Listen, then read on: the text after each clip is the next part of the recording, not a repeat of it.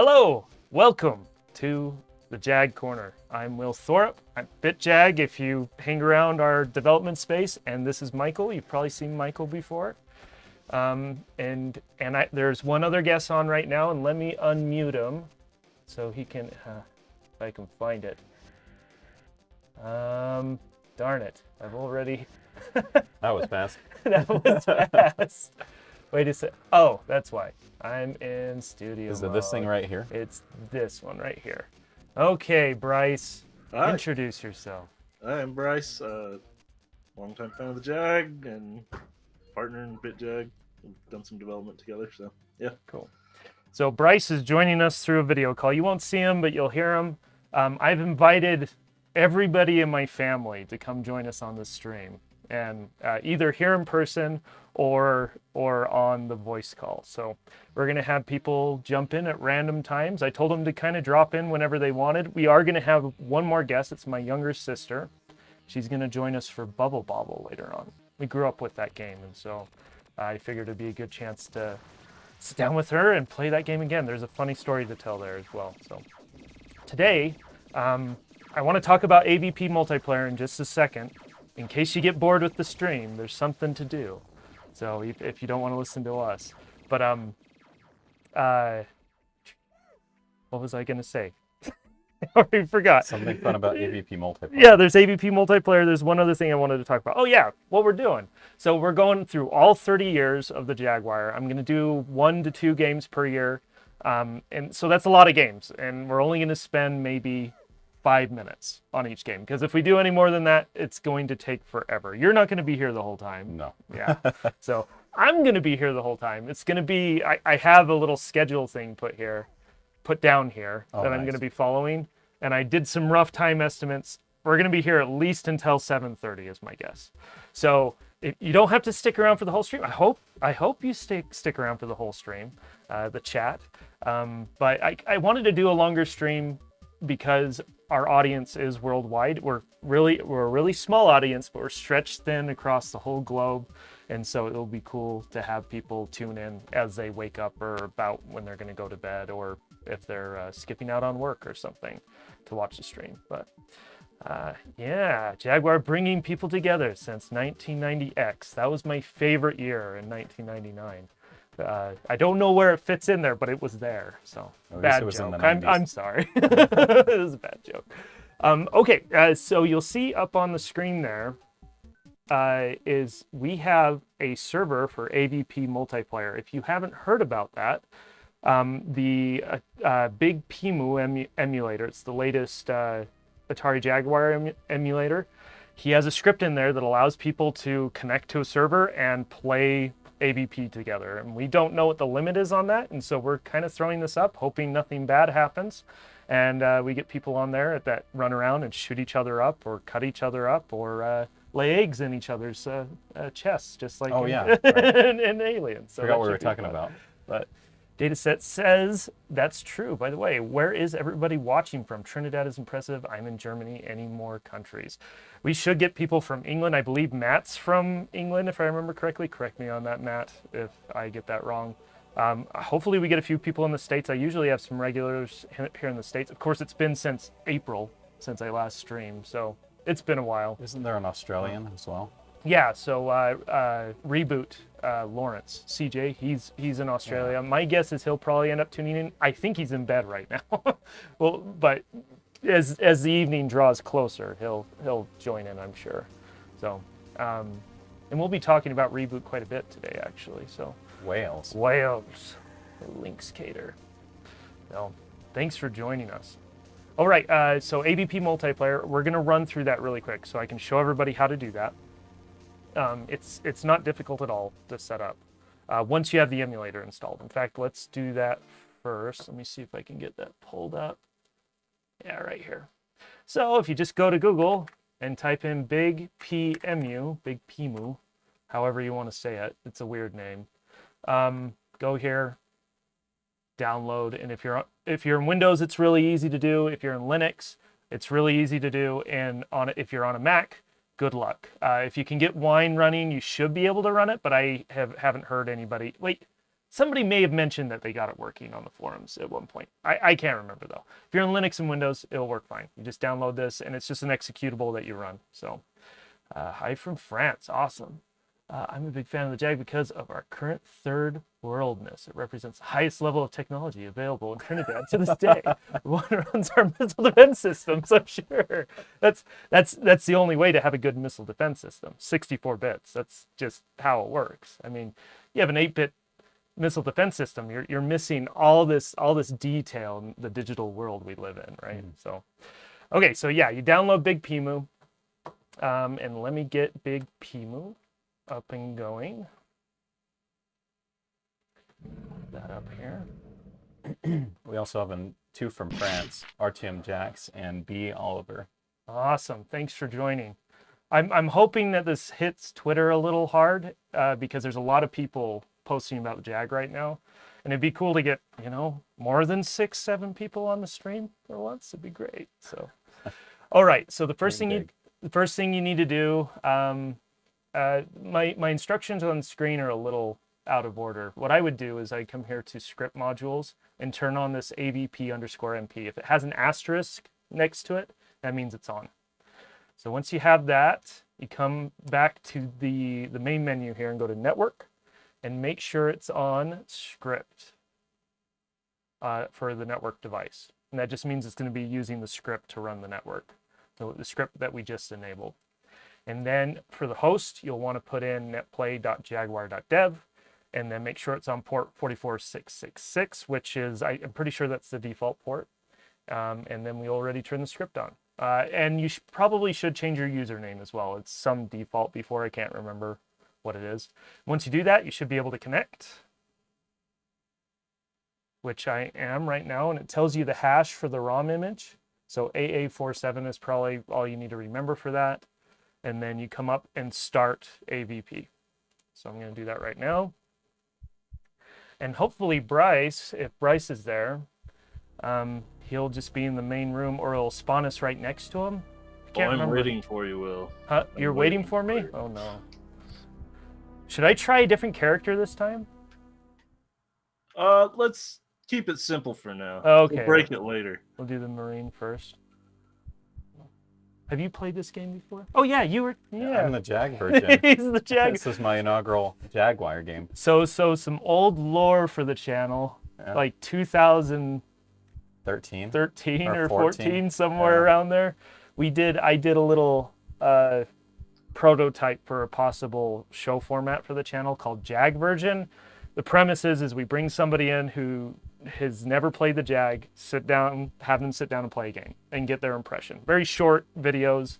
It's really just reaction content at the end of the day. We did that. Anyways, it's still up on the channel if you want to go look at it. I don't know if you're fine with that. Maybe we'll pull that down. Do whatever you want to do. I was a little harsh with the Jag, but yeah. I've grown to love it. So. No, it's fine. It's okay to be harsh to the Jag. I'm harsh to it all the time. It's part of the fun. So. Am I playing too, or is it just you and Bryce? If you want to play. Oh, no, that's fine. No? If you die, I'll take over. Well, the door's open. That's usually not the case. Let's see if we can find Bryce really quick. Oh, there he is. He has a gun. Die! This is going to take a while. Got a lot of hit points. Yeah, we have a lot more hit. Oh, he just walked through me. He's running away. Get him. There he is. Keep it straight. I'm out of bullets. Oh, I need bullets. Oh, he probably out of bullets too. Or anything? There we go. No, there's no. Okay. It's been a while. Die! Almost there. He's gone. Got him. Anyways. Oh, we call it the Iron Soldier Dome. That's good. Everyone like this video to help with the algorithm. That would be great. Wow, this emu is pretty sweet. Yeah, if you haven't tried the emulator yet, it just came out last year, and it will play every commercial release on the Jaguar, and I haven't run into any non-commercial game that hasn't worked yet. So it's really impressive. And Rich Whitehouse, the developer, he's been doing the scripting stuff that allows for the online multiplayer and all sorts of cool stuff. So Yes, I have this one too. The deadliest foe, as always, is the frame rate. It's gonna kill us. Oh, so there's a script for this game that actually unlocks the frame rate, so it runs a little bit faster. We have that disabled right now because we're not sure how that would work with the live others. stream? Yeah, with the live stream and the other script that's running with this. Anyways, we encourage you, if you have the emulator and you want to play along, Bryce will be in there to hunt you down, or you can go hunt aliens with them, aliens and predators. Yeah, there isn't a chat or anything, so you gotta, body language in this game with all like 2 actions that you have. So there he is again. Okay, Bryce, I'm gonna log off. Yeah. And Bryce will probably pipe in. I'll probably ask him to pipe in with comments and stuff as the stream goes on. All right, let's. I don't think there's anything else. There's one more thing before we get started. This is going to be a really long stream. I'm saving the best for last. So if you do leave the stream, make sure to come back and rewatch just the ending, around the ending. I don't know if I'll do chapters in this video because it's going to be so long. I don't know if I want to go back and do that work, but I have a pretty big surprise at the end of the stream. I will be posting on Twitter and the Atari Age forums too, so you may see the posts there for the big surprise. So Michael doesn't even know what it is. I don't. I probably won't know until you post this. Yeah, I'll probably talk to you about it later. So yeah. Okay, let's start with our first game, and I'm gonna let Mike play this, so you'll be using this controller. Sweet. And we are playing on a CRT. And I do have the Jag CD set up right now. Okay. Everybody should be able to see that. So is this the first released game ever? Yes, so this was the pack-in title for the Atari Jaguar. Have you ever played Star Fox? Oh, yeah. Because that's what everybody compares this game to, because Star Fox came out, I think, a year or 2 earlier. But, the audio... I like how capitals spell with a K. It's a very sci-fi. In very sci-fi. Uwol. Elope. Or is it elope? Elope, probably. Autobahn. I guarantee people lost their shiz in that morphine logo. Young me would have. I'm gonna go to Autobahn. That sounds fast. Autobahn. And to honor our German viewer. Yeah. Use the speed of the Tri-Griffin to round up all the supply pods laying abandoned in the valleys. Avoid kamikaze patrols. They ram you when you get near them. Okay. All right. Let's do it. So the pods, did they mention did they say yellow? I already forgot. No, I don't think they said what color. There's these yellow pods, and if you look at your map up there, they kind of point in the direction of the closest one. So you accelerate with the top, with A. Sorry. Oh no, what have I done? No. Oh, crap. Change the view. Okay, you're good. So don't worry about these small buttons, just these buttons. And then A accelerates, and C, so the lower one, should decelerate. So let's see here. I'm doing great so far. Wow, they have your canopy shatter and stuff. That's nice. Yeah, isn't that cool? So why can't I blow this thing up? You know, I just spoiled. Oh! You're hitting the building. Yeah, and you're getting shot by those rockets too. Oh, okay. Oh, this is gonna be really entertaining. Just these 3 buttons. That's all you need to worry about. Let me see if I can get you back. Okay, how do you? I don't know why your view keeps changing. Well, maybe that's all we'll do. I think we didn't do this for Jag. No, let's try it one more time. One more time? Okay. All right. Man. Embarrassing. Okay. Yeah, you just need to worry about those 3 big buttons. I'm gonna Don't worry about anything else. They tricked us with that 60 FPS rotating 3D polygon thing. The game is slightly less smooth. Not that bad though, even without. And gosh, I wish this heart icon wasn't there. SVP. This is nice, guys. Missed your streams. Well, yeah, like I said about a year ago, it should just be A and C slows you down, and then B shoots. Oh, yeah, there and I you can go go in reverse. Yeah, oh, that's nice. Yeah, it is pretty convenient. So, yeah, I haven't been doing the streams anymore. So a little life update.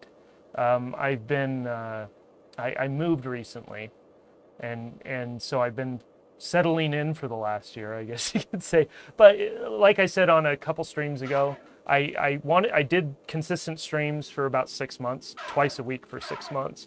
And I wanted to do that to find out if I wanted to do this, you know, a little more full time. And I discovered I didn't. And so the streams are going to be more sparse, but I am planning on continuing to do them as events come up or if it makes sense. I'll do streams when I release new software and stuff like that. And I'm planning on doing more pre-recorded content like the Towers 2 video I did a little bit before. So is their system pushing modern demo? Ooh, I can fly through that, right? I'm not sure what you mean, Kevin.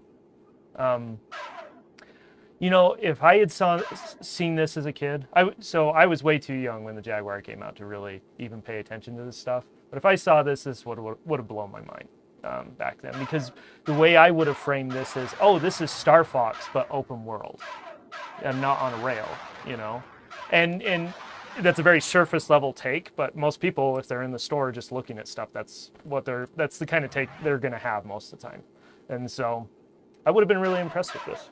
Did Star Fox come out first, or did this? Yes, yeah, Star Fox. I think Star Fox was at least a year, if not 2 years before this. Because they have these spinning rings you fly through, and it's very Star Fox. Very similar, yeah. So, I don't know what that does. Is that teleportation? I think it's teleporting you. Okay. Yeah. All right, Mike, we got to move on. Go ahead, keep playing. I'm going to grab the next game here. All right. Hopefully I won't mess up. I don't think I did a single objective, but whatever. It's fine. Just got to play them all, right? Any super system pushing demo scene sort of thing. I don't know if there's a... No, that's a lot clearer. Honestly, I think, in my opinion, there are two games that push the system probably as hard as they could have back in the 90s. And that is Iron Soldier 2 and Missile Command 3D. And the reason why I say Missile Command 3D is because of the VR stuff. Even though that was not widespread, it was designed for that. And the fact that it runs as fast as it does while being designed for that is pretty impressive. As for modern system or games that push the system, you're not going to find anything close to those two games right now. The homebrew development scene hasn't gotten to that point. I think one day, if things continue as they're going now, eventually you will see games like that again. I still think that's a ways off, but you will see that. In terms of if you want something demo scene, I know Reboot did a cool demo that had some 3D stuff. A good time to switch. Yeah, let's switch. Go ahead. Just keep your hand on there because this will pop up when you pull that console, the cartridge out. And so yeah, there you go. Right. You got it. You're gonna have your own Jag one day, right? No. There you go. You're good. You're good. You're good. Okay, cool. Yeah. Okay. You take this one. Okay, I'll take this one. I love this game. This is the best game ever. This is Trevor McFur and the Crescent Galaxy. You were looking for a system pusher, Kevin. This is it. They sold this for $60. The Jag would have impressed me very much in 93 and still in 94. Back then, I just bought a used 386 next to my C64, and the games on the Jag and on the PC were not that far apart. Yeah, and that's the way I frame it too, is the Jag, I consider it a middle generation thing, because they were trying to push a boundary that hadn't had enough time to cook in the oven. That was the worst analogy ever, but you know what I mean, hopefully. So, but we all know the Jag can do better than this. So a little story about this game that at least Mike doesn't know, and I imagine Kevin probably doesn't know this either. And it's this game was not developed originally for the Jag. It was developed for the Panther. And you've probably never even have you heard of the Panther? No, I never heard of the Panther. So the Panther was the console Atari was working on to fight the Super Nintendo and the Sega Genesis. It was a 16-bit console. And they started development on that, but soon after they started development on the Jaguar as well. They found another team or something. I don't know all the details. Maybe Found 32 more bits. Yeah, maybe they found 30. Yeah, they found 48 bits sitting in the 48 drawer bits, and pulled it out Hey, and we can said, make a 64-bit "Hey, system. instead of the Panther, let's call it by its real name, the Jaguar." You know, maybe it was something like that. Anyways, this game was prototyped on the Panther, as far as I know. I don't know how accurate that information is.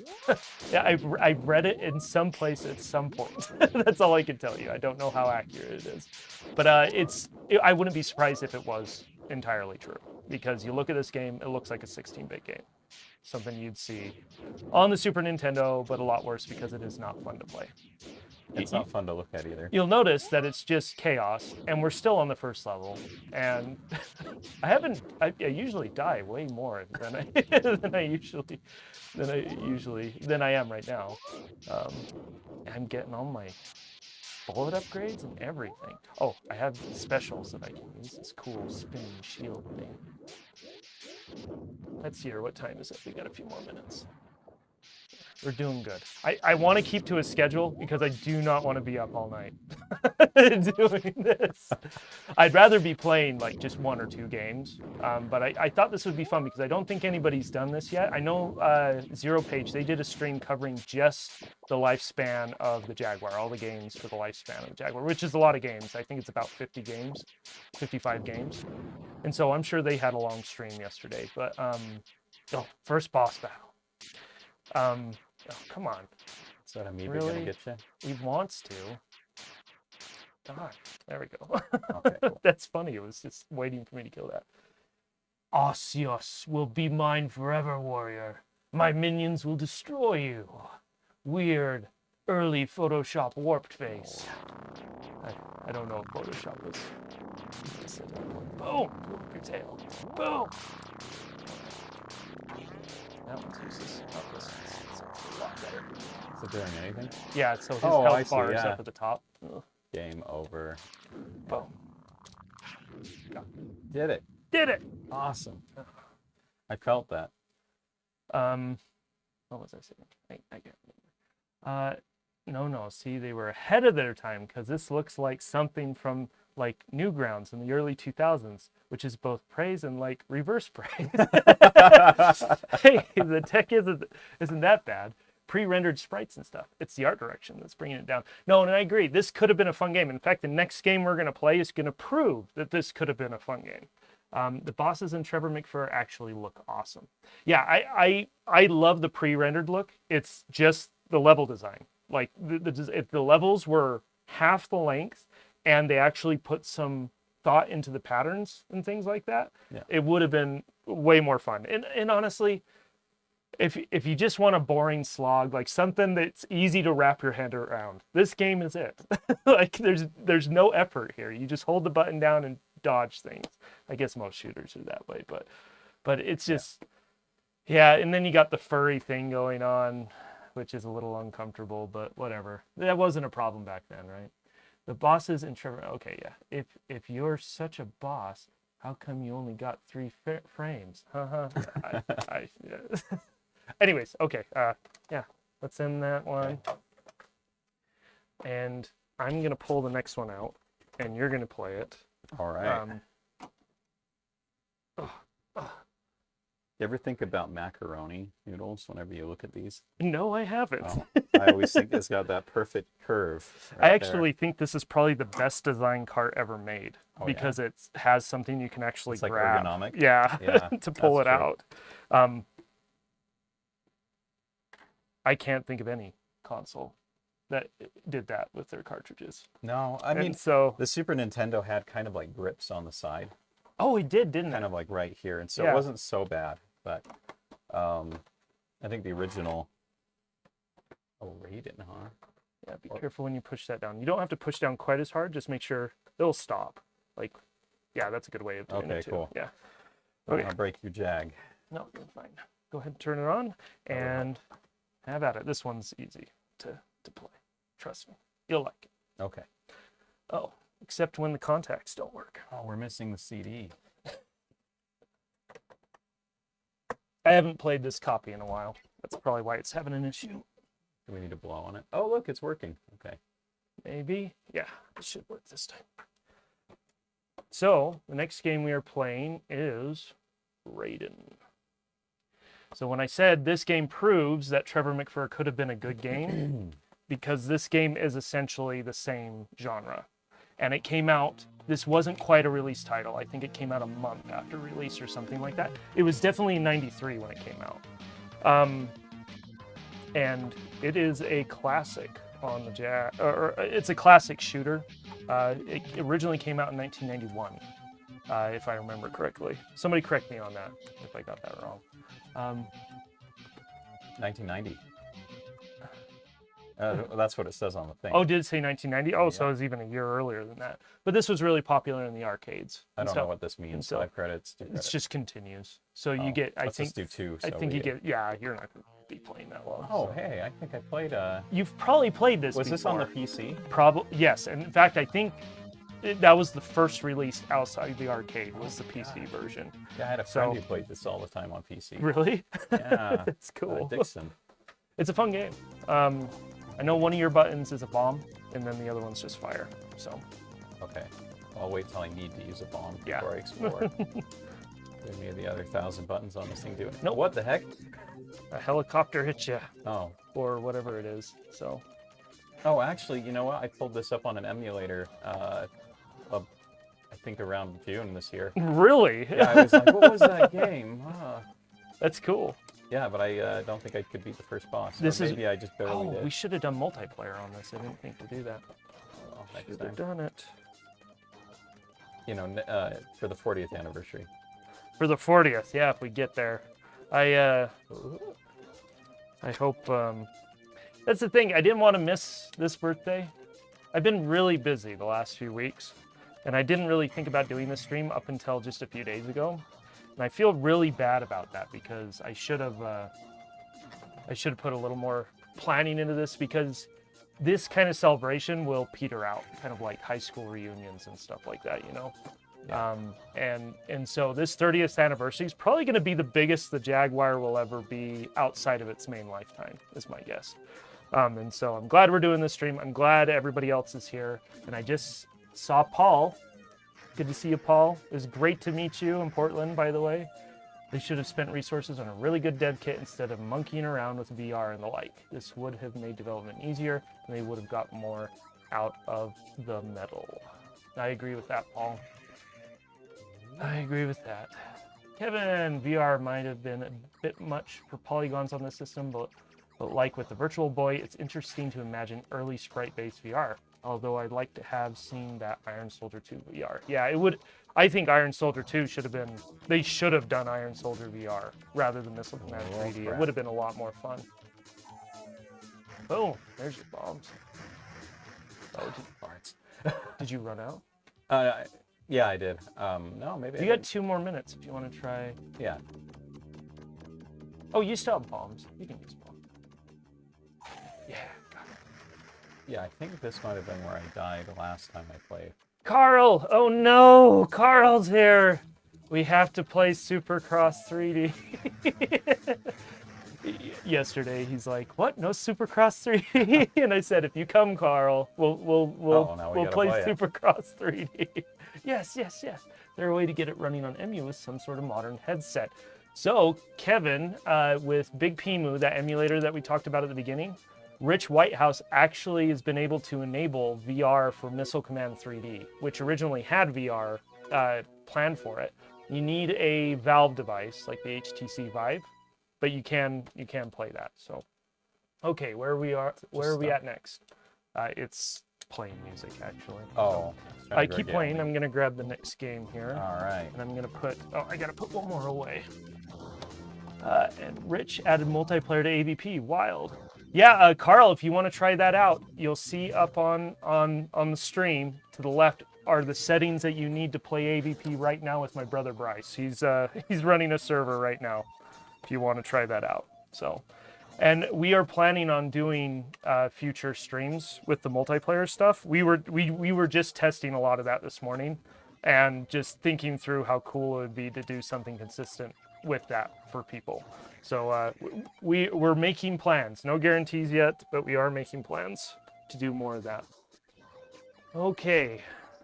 2 down, 60 to go. Wah, wah. Wah, wah. Did That you was guys- perfect timing, too. Yeah, let's do the next one. Okay, we are doing a classic here, and I'm sure Mike's played this one.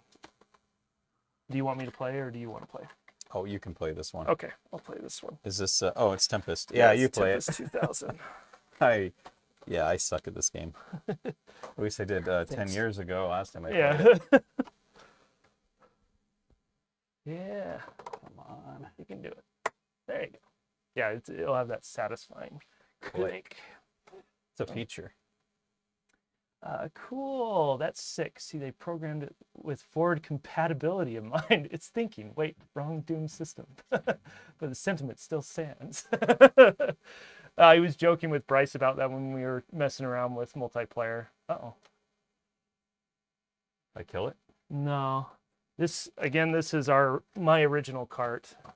And so it probably needs a good cleaning. But So running... you're just going to blow on it, right? No, blowing on it makes it worse. What?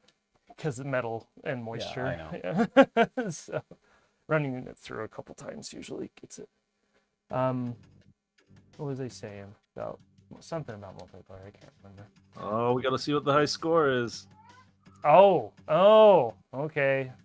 Let's see what the high score is. I forgot Bryce I is think I still have it. I can't remember. It's been a while. I think it's you, at least on the standard version. I may have beastly mode. We'll see here in just a second. So at the, what was it, the Retro Games Convention, did Bryce end up with the highest score? Yeah, was it me or you, Bryce? I can't remember.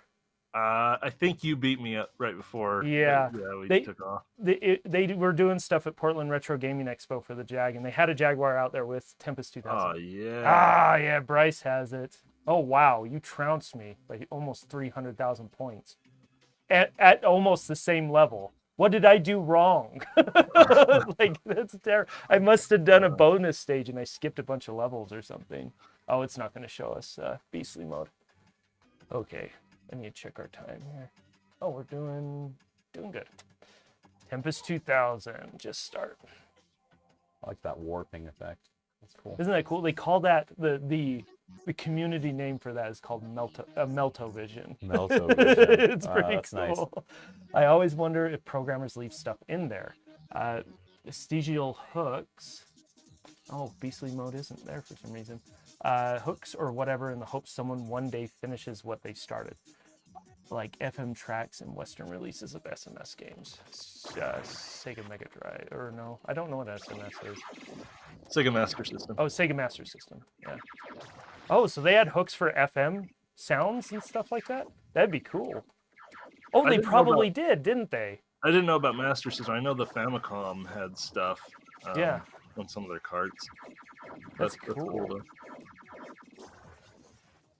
Anyways, this is the classic. I wanted to play this because, well, we may play AVP later. We'll see. It wasn't on my itinerary here, but I wanted to have at least one game that everybody talks about on the Jag on the stream. I wanted to give some games that are good games, but don't get talked about a lot.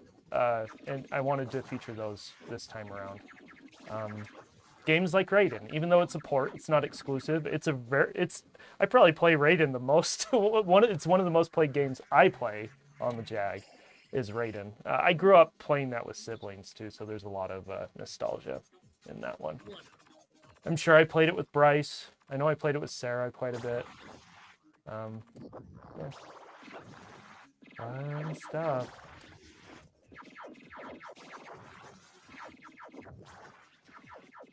You've played this before. Yeah, so played this at Portland Retro Gaming Expo. I'm pretty sure we ended up with the high scores. On the last day, or the second to last day, the Jag wasn't there anymore, so we couldn't check on it. I think they pulled it over to the competition. The Blockbuster was doing a competition. I think they were doing a lot of Jag games because of the anniversary. So. We could have brought it over to the dental hygiene section. Yeah, so for those who weren't at Portland Retro Gaming Expo, they had a little museum there for the Jag. And they had one of the dental units there. So if you're not familiar with the history of the Jaguar post merger, Atari merger with JST Corporation, They sold the molds to some dental company for the console shell, and they repurposed it for a dental camera. And somebody had that at the exhibit there in Portland Retro Gaming Expo. It worked. They had the whole setup there, which was really cool. Anyways, fun stuff. I thought it was really cool. I didn't know any of that before. Oh, you didn't? Yeah, but you showed me some of your videos, and yeah, awesome. Pretty cool that it got that purposes. And now the molds actually almost got destroyed. They back in like 2015. That's probably not right, but somewhere around there. The molds were, somebody had the molds. It was probably somebody who worked at the dental company. I can't remember the name of the dental company. But he's like, if nobody buys these, I'm just going to get them scrapped. And so Albert, I believe, and I imagine some other investors got the money together, because it's not cheap. Those things aren't cheap. I think it was a lot of money. It was in the tens of thousands, I'm sure. They bought the molds. And so those molds are still being preserved somewhere. They're probably sitting in a storage unit somewhere. But Carl has set them up to do new carts and new shells. I actually have a transparent shell that he did a run of when he bought the molds. So can you read some of those comments? Yeah, I was just going to ask, where did we leave off? Oh, no. Right. 3D dots. Yeah, those 3D dots. 3D dots remind me of the hard corpse game over access. Super Burnout is awesome, and that's Paul Westfall. Yeah. And then Harry Nyman. Sorry, I'm going to butcher your name. This is a great one. Looks really smooth. And then, for sure, Paul, that was some smooth AF scaling. I wish Jag had more stuff like that. Frig polygons, imagine 3D sprite worlds. I agree. So does anybody know if there is something like Jaguar Game Jam or something to push homebrew dev? So they do Zero Page Homebrew. I think they're the ones that host it. They do a general Atari competition every year. It's actually, I think they're getting ready for it right now. It's going to happen in the next month or so. I think they've asked me to judge that too. I'm not sure if I'm going to do it. I'm a little uncomfortable with that because I'm a bit of a public figure. And so if I was just, if I had a more private standing in the community, I think I'd do that more often. But maybe I should be doing it because I am more public. Easy scapegoat for people to yell at, I guess. Yeah. But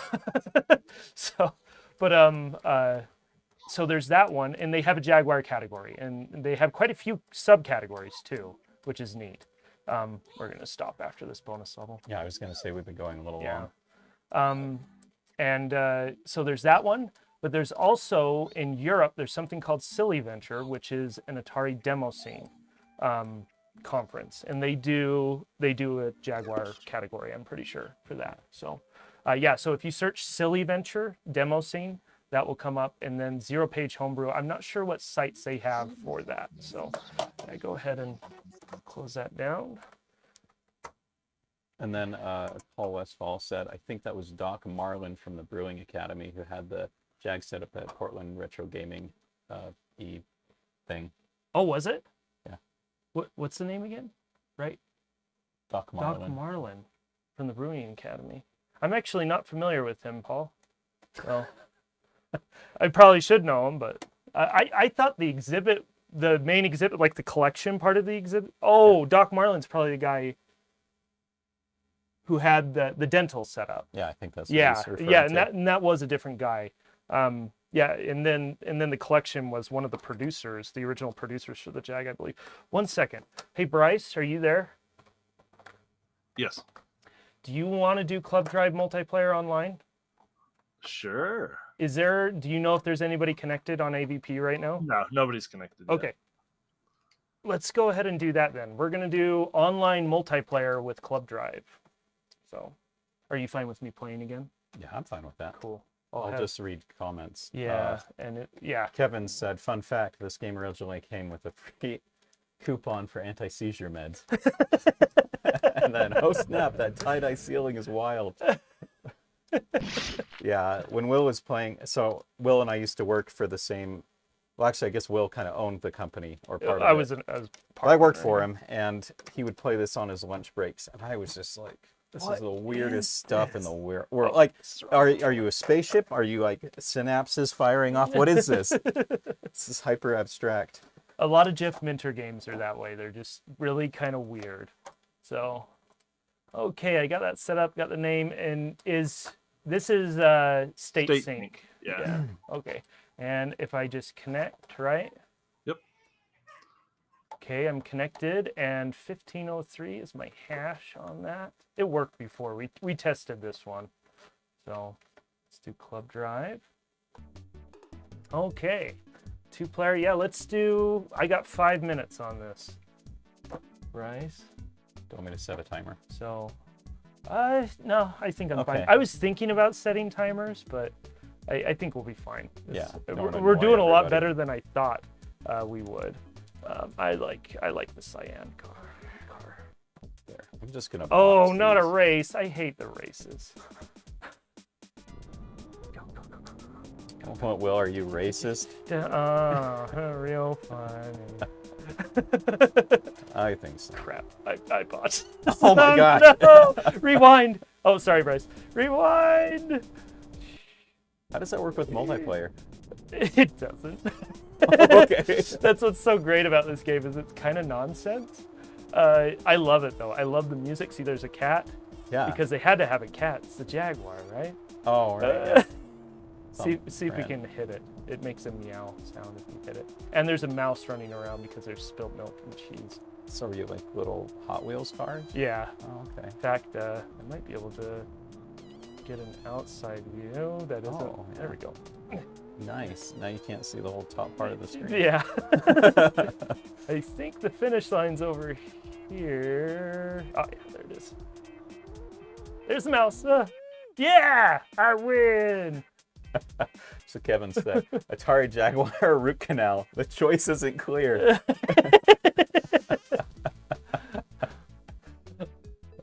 And then he said, I'll say this, I think for the most part, Jag games look totally different than other consoles. Not necessarily in a good way, but hey, unique. That is true. I feel like every console has kind of its own feel, like the Sega Genesis and Super Nintendo. Those were contemporaries when I was growing up, and even similar games just didn't. It's like you could look at it and be like, that's a Sega game. That's a Genesis game, or that's an SNES game. Whoa! Uh-oh!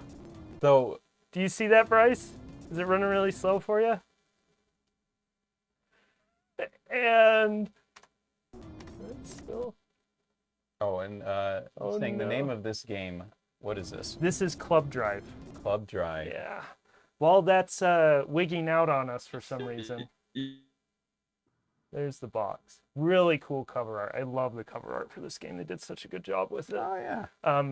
What, Bryce? What was that? Bryce might be gone. His either his internet connection. It looks like my internet connection's still good. Let me double check. Hello? Yeah, my internet Oh, he's connection back. is still good. You just said hello, so. Yeah. Hey, Bryce. Bryce? Hello? Hey. Hello? Oh, it might be our connection. My connection, actually. Huh. I don't know. How embarrassing. Do you have fiber here? Yeah, it's fiber. It's a gigabit connection. It shouldn't have any issues. This is a 7-hour stream, so you never know, though. Yeah. Bryce, we're going to go ahead and... Oh, no. There we go. Was it pause? I guess. Can you My hear me? I mean, it sounds like there's some latency with Bryce, so. Oh, I'm first player now. Can you Yeah. Cool. I think it disconnected. That's probably Yeah. what happened. Okay, we're gonna move on. That was cool though, and if our internet connection was a little more sure, it would have been even cooler. I just want to emphasize how awesome this is. The fact that you can play a usual local multiplayer game, 2-player, anywhere in the world now on the Jag. So we're planning on doing more streams with this in the future. So, anyways, yeah, Bryce, we're gonna just move on to the next game. So.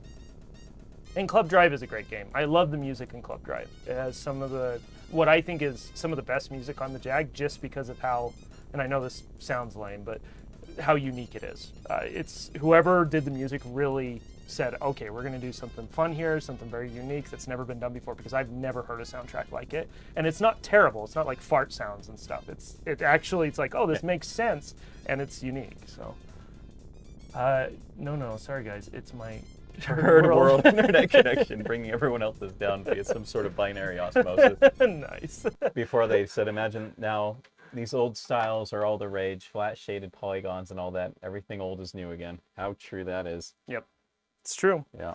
And that's the thing, like the Jaguar.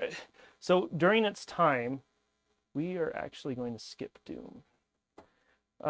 Because we're going to play it at the end of the stream. So that's your last. we are going to play Doom at the end of the stream, but it's going to be Doom with a different flavor. So it's not really a surprise, but for some like a knockoff Doom?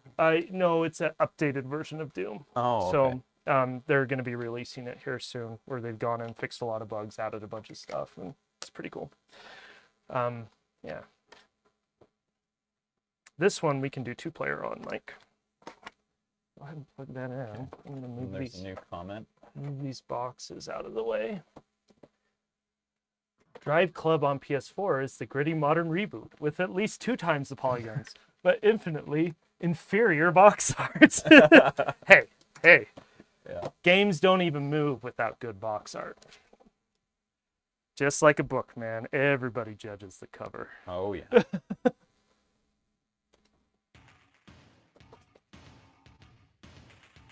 Okay, go to 2-player. Okay. We're going to do 2-player on this. And Oh, hey, we played this, didn't we? Ultra Vortex. have we done this one before? Your past live streams. Yeah. Yeah. This is one that Oh, I was think made we in, have done it Salt before. Lake, wasn't it? Yeah, and that's one reason why I wanted to play this one again, is there's a little bit of a personal geographical history I'll be here. the Rastafarian guy. So me and Mike are from Utah, which is a state in the United States, if you aren't familiar with that. Yeah, go ahead. That's actually a let's do theme that from one. Utah. This game was developed by a company called Beyond Games, which still exists as Wildworks. They did the Animal Jam games about a decade ago. But yeah, this was one of their first games. It was on the Jag. I don't think it was the first. They did some Atari Lynx games. But this place here that you see in the background was an actual location. Come and get me, Mike. My guy is so slow. Holy crap. But this distilled water factory was an actual building in Salt Lake, and you can find pictures of it online. They tore it down in, I think it was like 2015 or 2016. It's gone now, but somebody took some really nice pictures right before they shut it down. So, Come on. anyways, yeah, so this is pretty cool that way. I've met somebody who, I've only met one person that worked at Beyond Games when they were still Beyond Games. Oh, you got Yeah, me. I did it. Good job. Oh, a Rastafarian named Dreadlock. Of course. But without the K. Definitely a stereotype. Not getting away with this stuff nowadays. It's so funny thing is, ever since we played this, I still think of this person with the T-shirt that, like, with the opening mouth. Isn't that cool? Yeah, and it just, Really sticks out. yeah. Like, It's like, I still remember that. It's probably the most memorable thing in this game. I've met one guy that worked at Beyond Games. He's an artist, but he wasn't there when he did some sort of combo. Yeah, I don't know what I did. But I Oh, like it. man. I'll just keep doing that. Run away.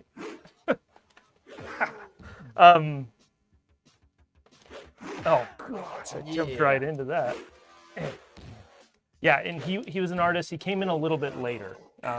And one of these days I would like to get over there and actually talk to him. But okay, has anyone ever sued companies for false advertising with overly sick box art, which represents like a green blocking game? No. You would have to. Those laws would have to apply to books too. And movies. And movies. Oh, Ultra Vortex. Nice. Kevin Ball. Fun fact: they tore it down because it was featured in a Jag game. Property values way down in the area. Wait, does that guy have 4 arms? The Yes. water he's drinking could use some more distilling, it seems. Fukushima's finest. Yeah, so this game takes place in some sort of post-apocalyptic universe. Utah. Yeah, Utah. We might get there. We live in it. Oh, you got... Annihilation. Yeah, so Annihilation, it's like Mortal Kombat, puts them in a daze, and then Yeah. if you do an uppercut, it usually Yeah. does something special. Did- So Is this the game that has the poopality? yeah, the poopality, So where you dumb. turn them into a poop or something. It's it's really stupid. We're done, right? Yeah, we're done with this one. Okay, now on to a good game. Actually, I think Ultra Vortex. I think it's fun. It's fine. Like, or yeah, it's good. I mean, a lot of people are like, oh, it's not even close to Mortal Kombat. But every time I play Mortal Kombat, I'm like, Yeah. they're about the same. I suck at them all anyway. So. Yeah, well, yeah, there's that too. I'm that way too. I've never really liked fighters, but I actually think Ultra Vortex looks really good. I think it looks way better than the first Mortal Kombat game. It definitely Way looks better than Shaq Fu. Yeah. Yes. There's a low bar. Yeah. Here, wait, does that guy have? Oh no. Here, dystopian future current events. Okay. Oh, I shouldn't. Well, I've been slowly putting them back up on the shelf. You know what you should have done is, had them all out. well, like have a pile that slowly builds up and starts Covering you the as camera. stream goes on. Smart. Look how much Jag we've done. So we're going from a decent fighter to a terrible fighter called Fight for Life, because you know it's going to be great with a name like that. Is life spelled with a Y? Oh, No, not oh, quite. it could be worse. Not quite that bad. So, are we getting audio? 1995. Oh yeah, we are getting audio. Good. Yeah, so this is they got the guy who did the camera programming for Virtua Fighter on the Sega Saturn to do this game, and let's just say his talents did not transfer over very well to the Jag. So, anyways, let's go ahead, 2-player mode. Yeah, I think they used some more of the Jag's power here. Every character has way more frames than What the usual, heck's especially going for on? these So I big clicked characters. it. Does Oh, it have a begin larger game. ROM size than usual? Okay, do we want a rolling camera or a static camera? Let's do rolling. That should give us a headache. All right. So I'm actually not aware of the size for Beyond Games for Ultra Vortex. It definitely has quite a few frames, so pick from all these awesome characters. I'm gonna be Pog because Pogs are in right now in 1995. Yeah, oh, that's true. Mr. I never put that together. That's probably why they did it. I'm Mr. G, totally not Mr. T. Ugh. Ugh. Oh, Wow. he hit me. We're gonna be here for a while, guys. We have like 1,000 hit points. Like, I don't even know. This is awful. I hate this game so much. It is so bad. Oof. It's one of those things, like, if they had actually made it mechanically feel good, it wouldn't have been bad. Wow. But- Look at that high kick. That's amazing. Boom. It's like a foot above his head. Yeah. And watch Here, out, you do gotta... yours, and we'll dance. It's Ugh. called Jag. What about the fun program? They didn't have those back in the 90s, unless they were in Japan. So, I like how that's the lowest you can crouch. Like, can I do a spin kick like this? I don't know. What's funny is Man, I can jump. Look at that. Whew. Oh wow! Holy moly! Yeah. It's actually kind of cool. It's kind of Matrix-y Yeah. looking, the way he folds up there. Whoa. You know, 64 bits of power. They probably predicted the Matrix on this console. Oh yeah. Well, you know, the Matrix could run on a On Atari Jaguar. yeah, I know, the whole Matrix. Like, Peter, good to see you. Wait, these MFers have texture mapping now.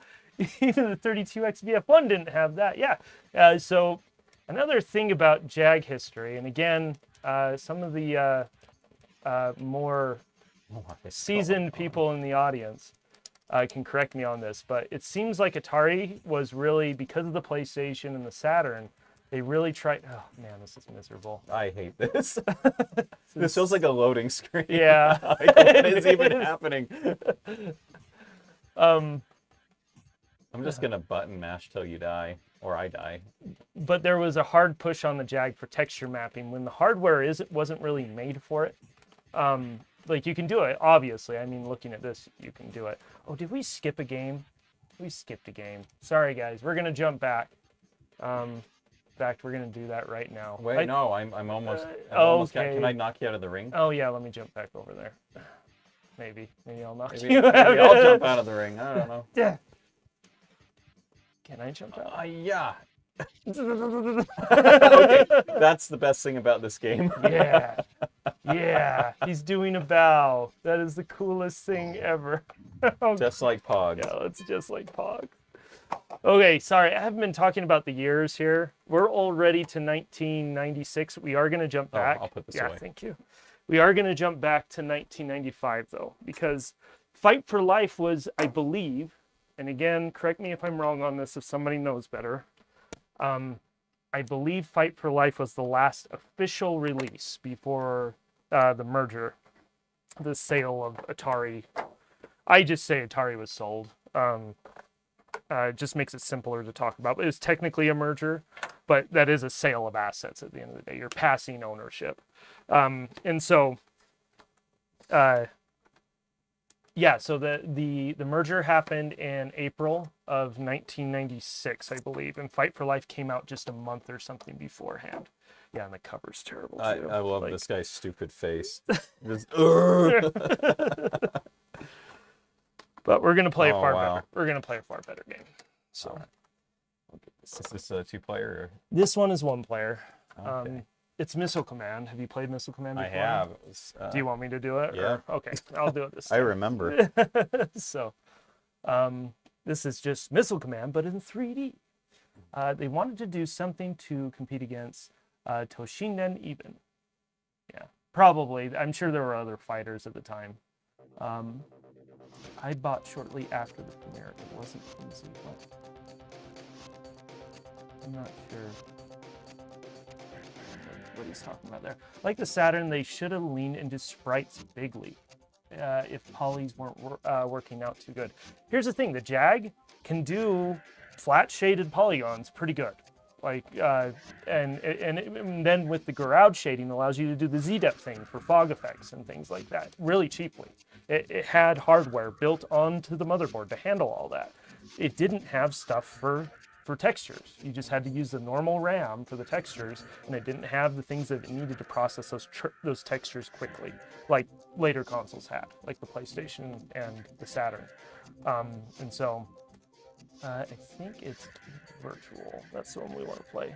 We'll just do normal. But you'll see in these later games, like 95, 96, they're pushing textures, they're getting performance out of it. Like you can do a little bit of textures in these games, but you'll notice all the hills back there. What are they? They're all flat shaded polygons. And there's a bunch of them. yeah, there's a bunch of them. And they work good. So, oh, this one's a little bit, this version. So this is the VR version of Missile Command. That's why it's lasers instead of missiles. And so you would have the helmet on looking around. Oh, They call that laser command. and there's a way to switch over to another turret. Yeah, so you have 3 turrets. And you can switch between them. I don't know if you remember at Thor Media, you were thinking about making a game called Big Armored Lasered Super Turrets. Yeah. It was based off of this, Oh, okay. basically. And so, Laser ammo. That's funny. yeah, you upgrade your laser over time, I think.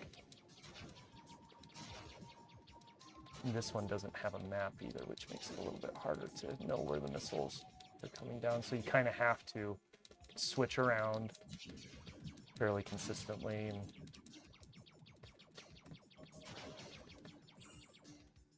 I wish they had a button that allowed you to rotate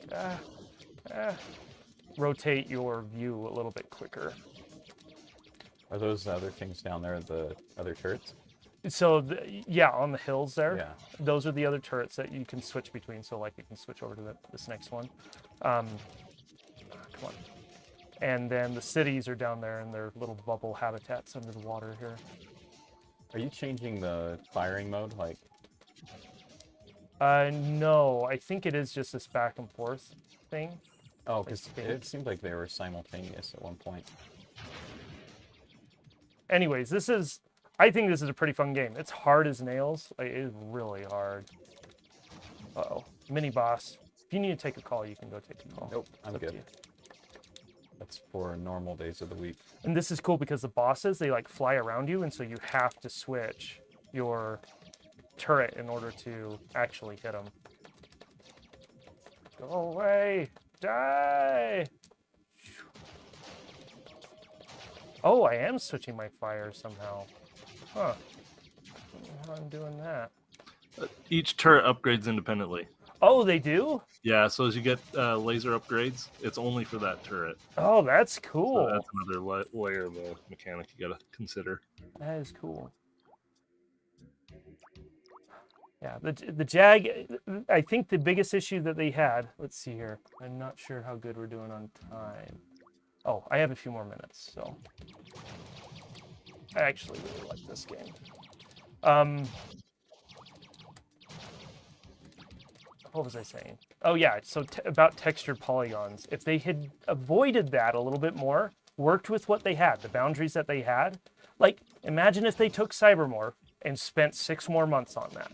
They probably could have made a pretty darn good game. But They did. It's called Battlemorph. yeah, it's called Battlemorph.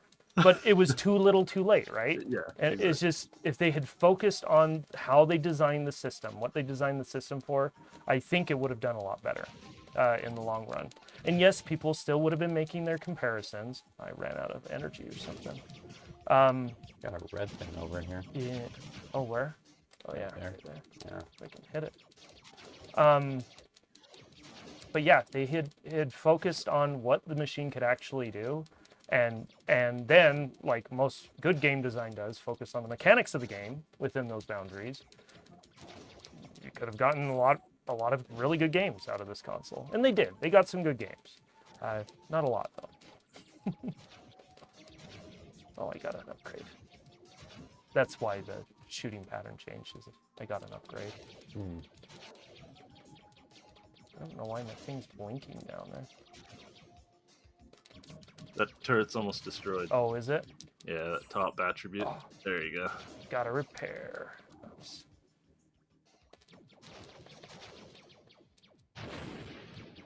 Just used a smart bomb. I'm like, yeah, finish this. Finish him. Oh, there's probably a boss coming. Where is he? There he is. Oh, it's a pickle. It's a big, giant pickle. You have to shoot him right in the head, too, I'm pretty sure. Oh, that's cool. Yeah, isn't that neat? And I think he comes over and electrifies things or something. I can't remember exactly what he does. There's something. So, are each turret upgraded individually, or? That's what Bryce was saying. Oh, okay. Oh, I'd forgotten about that. Oh, make him run away. He ran away. Cool. What's that exit? Okay. Okay. That's good. Let's move on. Thanks for packing those up for me. Oh, yeah. So, I didn't realize how much time that was going to take. Oh, it's got a cool box art. Yeah, they did a great job on that one. Here, let's go. Show Yeah, show I feel like the those camera back. lasers aren't quite right, but So, it's really cool box art. Airbrushed stuff, you know. yeah. Back in the day. I really, really like that one. They spent money on it. That is, for me, that's probably one of the best games on the console in terms of playability, so the fun factor, and what the hardware can do. I think, especially for the lifetime of the Jag, so between 1993 and 1996, it really shows what the Jag could do. So we are entering a new era of the Jag. So Atari has been merged with JST Corporation, and they aren't officially or not supporting the Jaguar anymore. But there were quite a few games that were still being worked on at the time. And the company that was publishing after Atari stopped publishing was a company called Telegames. And they put out some really fun games. And we're going to we're gonna play a few of those. So the first one we're gonna play is Towers 2: Plight of the Stargazer. And if you're in the Jag community, you know that there's been a re-release of this game. So the original developers, JV Games, they've gone back just this last year, updated the whole game, and did an actual license release of this game again through Songbird Productions. Oh, we missed Supercross 3D, Carl. We'll jump back and play that in just a second. Hey, we'll get 2 Songbird games in here. So, I should have remembered that. I didn't think about that. Reading comments. Yeah. Sir. Loading it. This is. I'm not sure which ones you've read or not. You're I was fine. kind of spaced out when Kevin's you were really talking here, and I'm glad you're. Oh gosh, I'm already getting beat up. Eat a club. Get him. Die. There we go. So right here. Okay. These might all rotate the camera. Look at JD Rockefeller over here with his crazy view point. Am I right over here? Come on. Dang, they're flexing both with the lightning and those rocks and the ripple effects. I don't think those hills are really 3D. Some chicanery is going on. How else could they ripple? Oh wait, I saw them, that heart icon's in the way, when you switch turrets, was it? So, there you go. Yeah, so the ripple effect, what they're doing is a scan line trick. So they can change when, how each scan line, when the beam's going down the screen, it adjusts, it has an offset to create that wavy effect, that underwater effect. And I imagine it's pretty cheap to do that because you're having to handle that timing anyways, and to get anything to show up on the screen. So pretty you'd see that a lot in games back then, the wavy effect on things, especially in the demo scene. You saw that quite a bit. So, Man, I'm just are these guys full of pudding? Seriously, like this, what, like chocolate red pudding, something? It's not blood. That's what they... Has kind of a cartoon feel to it, doesn't it? Yeah. I'm just running around hitting these guys. We're going to jump back to Supercross 3D here really quick. I do want to play that game, see if we can crash it. Because the last time I played it, we crashed it pretty easily. So, go in here. Yeah, this is quite the Wolfenstein 3D feel. Yeah, this is a dungeon crawler, and it's... I don't know if this is doing a raycast. It's probably doing a raycast like dungeon, like Wolfenstein. I was just thinking about the wall thickness, and like the doors are the same. They're all slide thin. back. Yeah. But really chunky blocks. Yeah, it must be Wolfenstein still. That engine. Now this is the kind of game I think the Jag could have done good. Yeah. No, dungeon crawlers. This is a great example. Another good example of what the Jag could do, using a very pseudo 3D engine to create the illusion of 3D. So, whereas the other 3D games we've seen, they were doing actual polygon mathematical calculations, where this engine isn't doing that at all. It's a 2D trick that they're doing. 2.5D. Yeah, it's like a 2.5D. It's not actual quote unquote 3D math is going on here. That's cool. So it's actually a 2D sprite, and it's shooting a beam out like a 3D engine. It's hitting that sprite, and then it says, according to how far away it is, draw it vertically.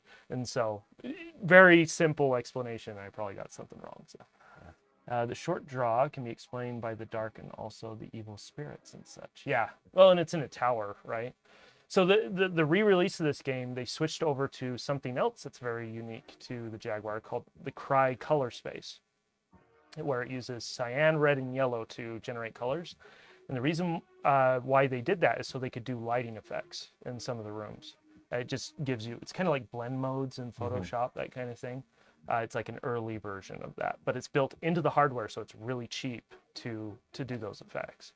And so the re-release of this game this year took advantage of those. So anyways, I've killed a few guys. I think you guys have gotten the gist of this game.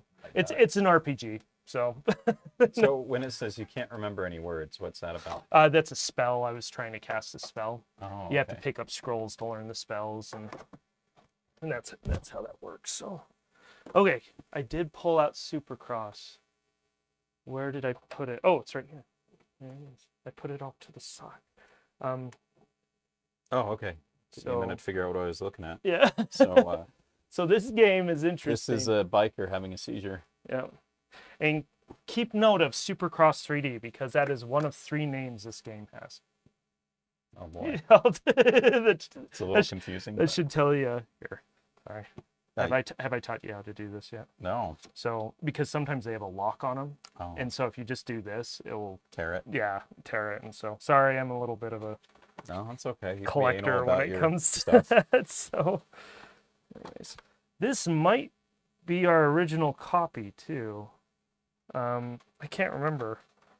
I'm kind of second guessing that because the box is in such good condition, but we may have never played it too.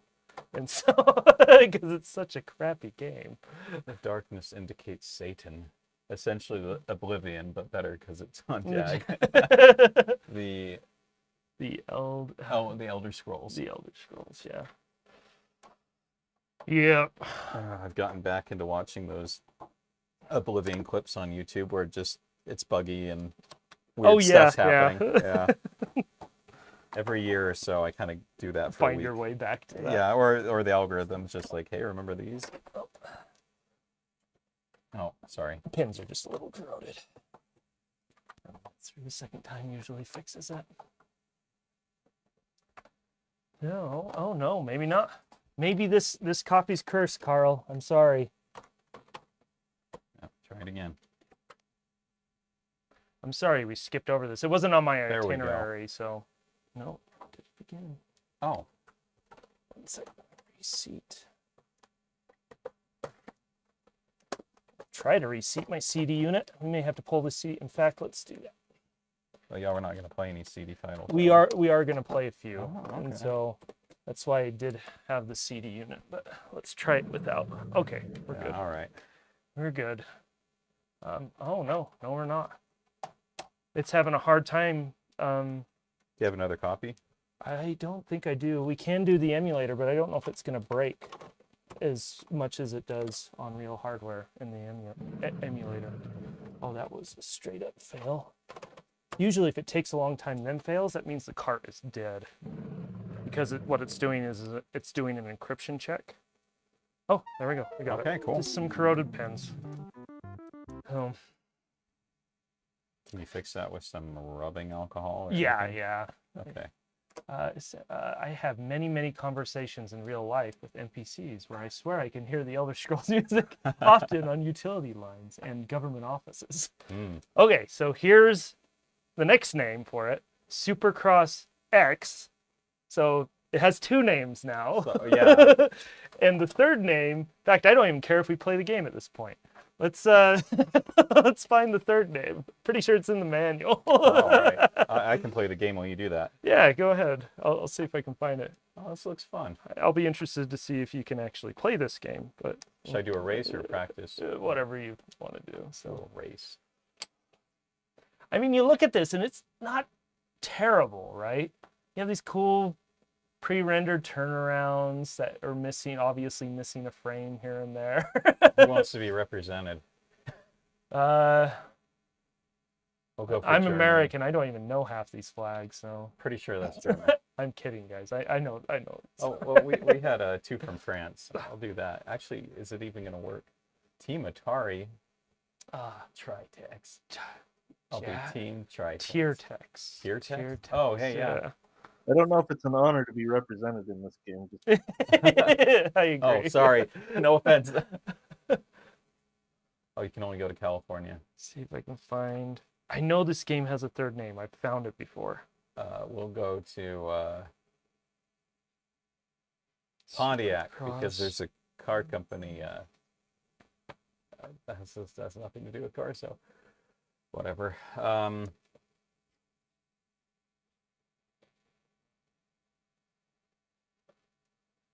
Yeah, don't care about any of this. Oh, I'm purple, right?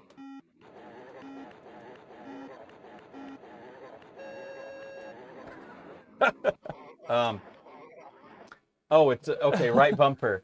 Go. That was Go, Mike. clear as go. mud. What the heck? Hey. Oh, okay. Hey, Bryce. Yeah. Can you jump on the phone with Dad really quick? He's having a hard time getting in. okay, yep. Thanks. Yeah, so my dad's gonna join us here for a moment on the stream. All right. We'll see how it goes. He has some stories because he's the one that was buying the equipment back in the day.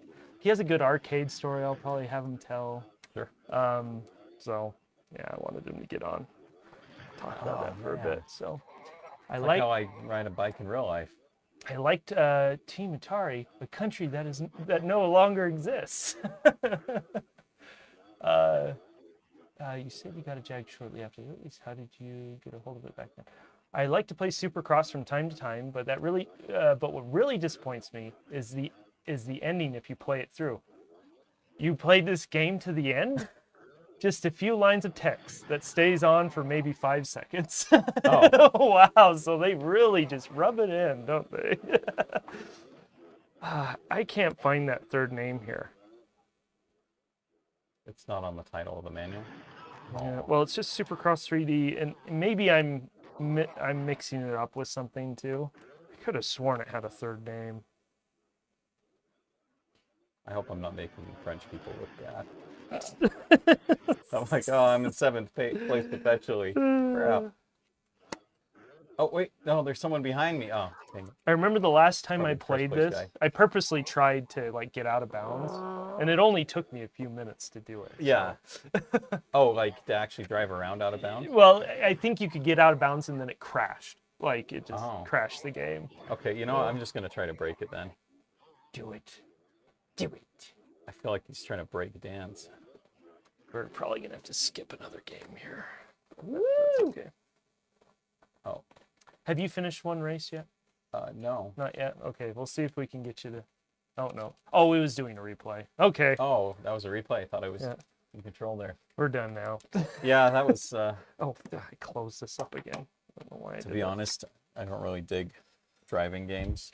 So Yeah. It feels exactly like every driving game I've Do ever you played. like Mario Kart or anything like that? The times I've won, so the I've liked it for maybe 5 minutes. And yes, I'm gonna have to put that CD back on here. Yeah, you're fine. I'm not worried about that manual. No, what? It's part of your collection, man. Yeah, I guess. Sorry, guys. I'm crossing the camera. I'm putting the CD back on. And I'm actually going to handle the CD here because it is. So CD units for the Jag are notorious for not living very long. And so and the fact that they're well over $1,000 now a piece for some reason. Like I'm being very, very careful with my CD units nowadays. I have a couple. I'm blessed to have a couple that still work. But and CDs are starting to die too, which isn't good.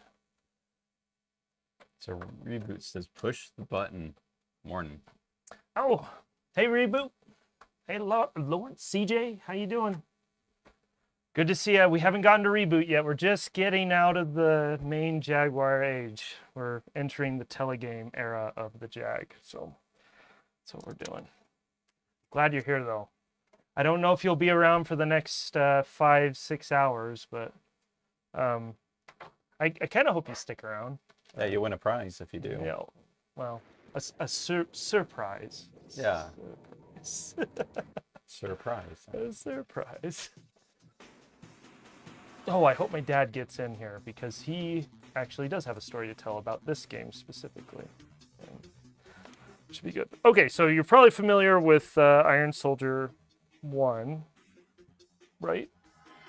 Me? Yeah. Oh, I thought you were Sorry, asking the it stream. was kind of the stream, but Yeah, then I burped, and then I'm like, I should. Yeah, ask I watched you Mike. play it when you were doing a playthrough of Okay. this and Iron Soldier 2, I think. Oh, so like a year or two ago when I. When Oh, I was did it that long ago? Yeah, Wow. at least a year. Yeah. But yeah, that was fun. It got me out of bed in the morning. I was like, oh, Will's Oh, that's right. I was probably doing a stream today. doing that way early. Too. Yeah. 6 a.m., something like that.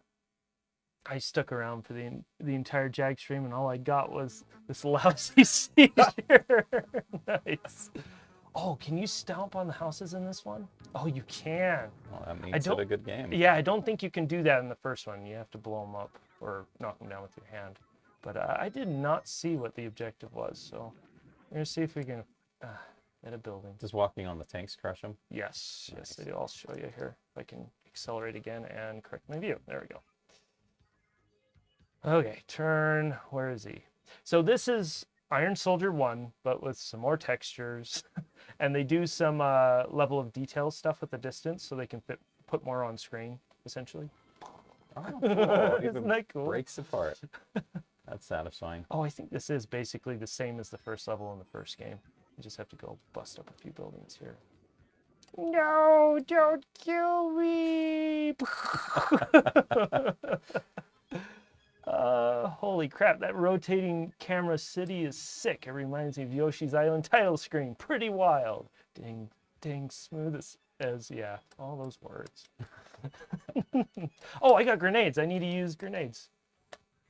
Like how they just fly up over the viewport of Yeah, the pilot. instead of him like throwing it. Yeah. Back up slowly. We'll get this one. There's that one. Accelerate. I don't know if these are the buildings we have to blow up, but I'm gonna act really like they fly. are. Can you hit helicopters with that? If you're really good, yes, you Okay, can. cool. I'm sure I've done it by accident. Oh, that's right. We have to kill this son of a gun. Let's see here. This is gonna take a while. We're probably not gonna finish this level. This is the problem with this game. These stupid walkers, they're just designed to run away from you. That's what they do. Oh, so they just frustrate. Yeah, and you don't go as fast as them. And so what you have to do is what they'll do is they'll hit an edge and then they'll change vector and then go kind of like those toy cars that'll hit a wall, or like a Roomba. They're Roombas with 2 legs. That's what they are. Toombas. Toombas. Like from Lion King.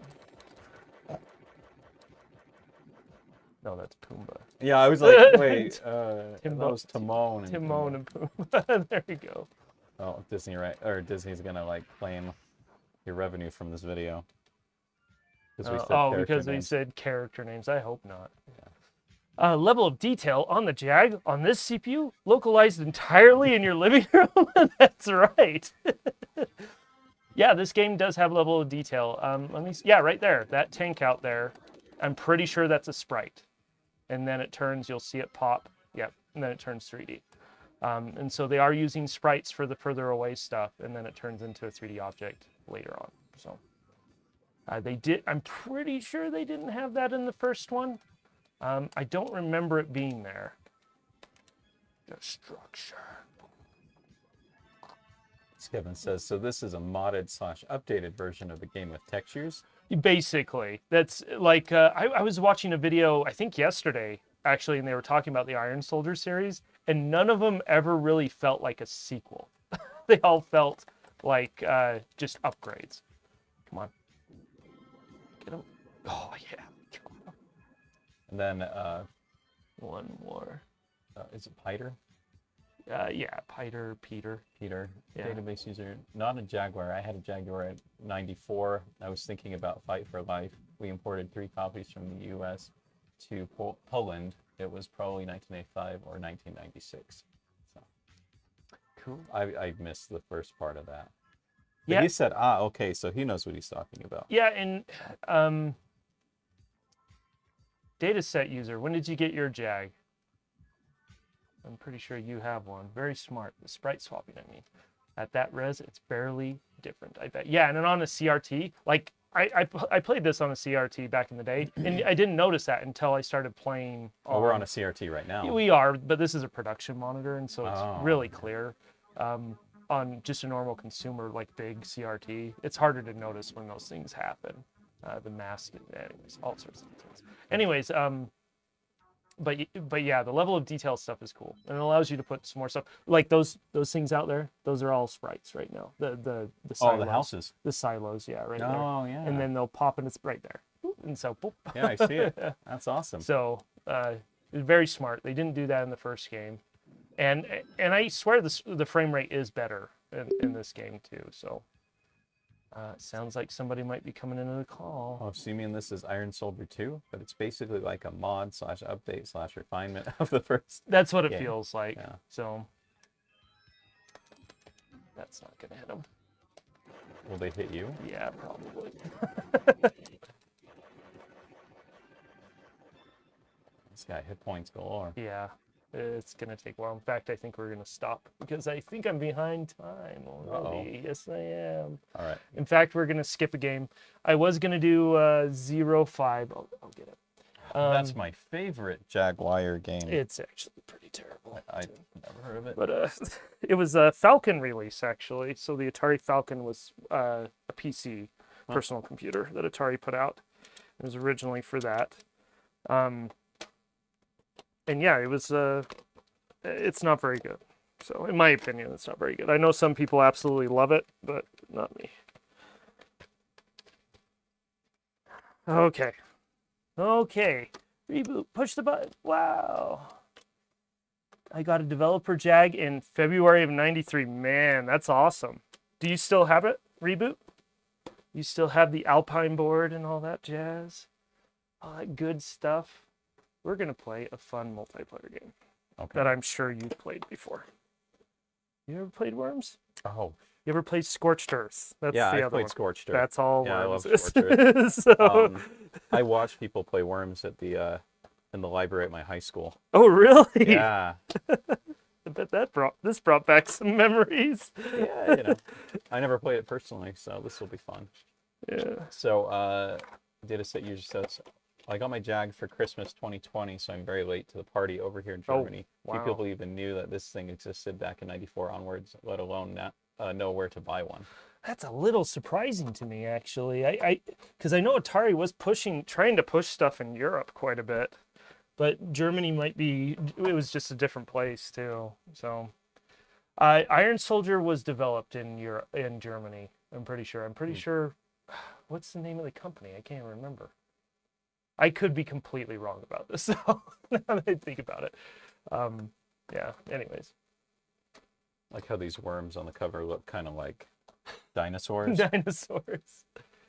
Kind of printed darkly too. Yeah, they're all red. Okay. I don't know many red worms. Team entry, worm options. Oh, maybe this isn't multiplayer. What does it say in the box? Team entry. Oh, this might just be one player. Oh, it's got to be multiplayer. Do team entry. Maybe that's it. Yeah. Captain. Ginger. Human. Next. Is this your call over here? Oh, team name 2. Human, yeah. No, I had to pipe the audio for the Jaguar into the voice call thing. Oh, gotcha. And so that's why that's up there. Let's see here. Next. Human. Ah, here we go. CPU good. So there will be 2. CPU good. Uh-oh. We might have somebody coming in. Which team is this, John? You see you, Bryce. Love you. Bye. Hey, Dad. Hi. It took me about 20 minutes to get in because none of your passwords work. Just so you know. They should have. Bryce worked for 20 minutes to get me on. Cool. Well, you're live. Everybody in the chat, this is my dad, Lance. Say hi. Hi. Thanks, Dad. I'm glad you're here. I wanted you to talk a little. We actually just finished playing Iron Soldier 2. All right. You like one of Iron my favorites. Yeah. Did you ever play Iron Soldier 2? I know you played a lot of 1. You know, I probably did. It's been so long ago. You know, that was like, what, half a century ago. Yeah, 30 years, a quarter of a century at least. I enjoyed playing the game though. That was a good one, and I remember the score was pretty amazing too. So that's cool. I wanted you to talk about a little bit about buying games for us back in the day. Like, do you have any memories about that? Like Christmas or birthdays or anything like that? Yeah, they were too much money. How much was Iron Soldier 2? Do you remember? Those games were running right around $50 a piece or so, 50 or $60. Wow. Yeah, and that was, back then that was a lot of money. Well, nowadays it's well over $100. I'm sure. Oh, I'm sure. Yeah. Yeah. So I am. Yeah, it's just, and that's kind of been the case with all really good video games. They're always expensive. So Yeah. Oh, that's Were there quite any the- other games that you remembered on the Jag? You remember liking? I'm just trying to think. Did you probably watched us play Tempest 2000 quite a bit? Yeah, and I played that quite a bit too. That was good because I kind of cut my teeth on video games on the original Tempest game. Where did you? Way back in the day, I'm just trying to think of what year it would have been. It would have been pre 91. We were down there. We were building a school down in, we were staying in Richfield, Utah. The school was in Monroe, but there was this little video arcade down in a basement room on one of the old brick buildings downtown, and it only had about 6 or 7 games in it. And it had 2 of my favorites. It had Tempest, the original Tempest game. Oh.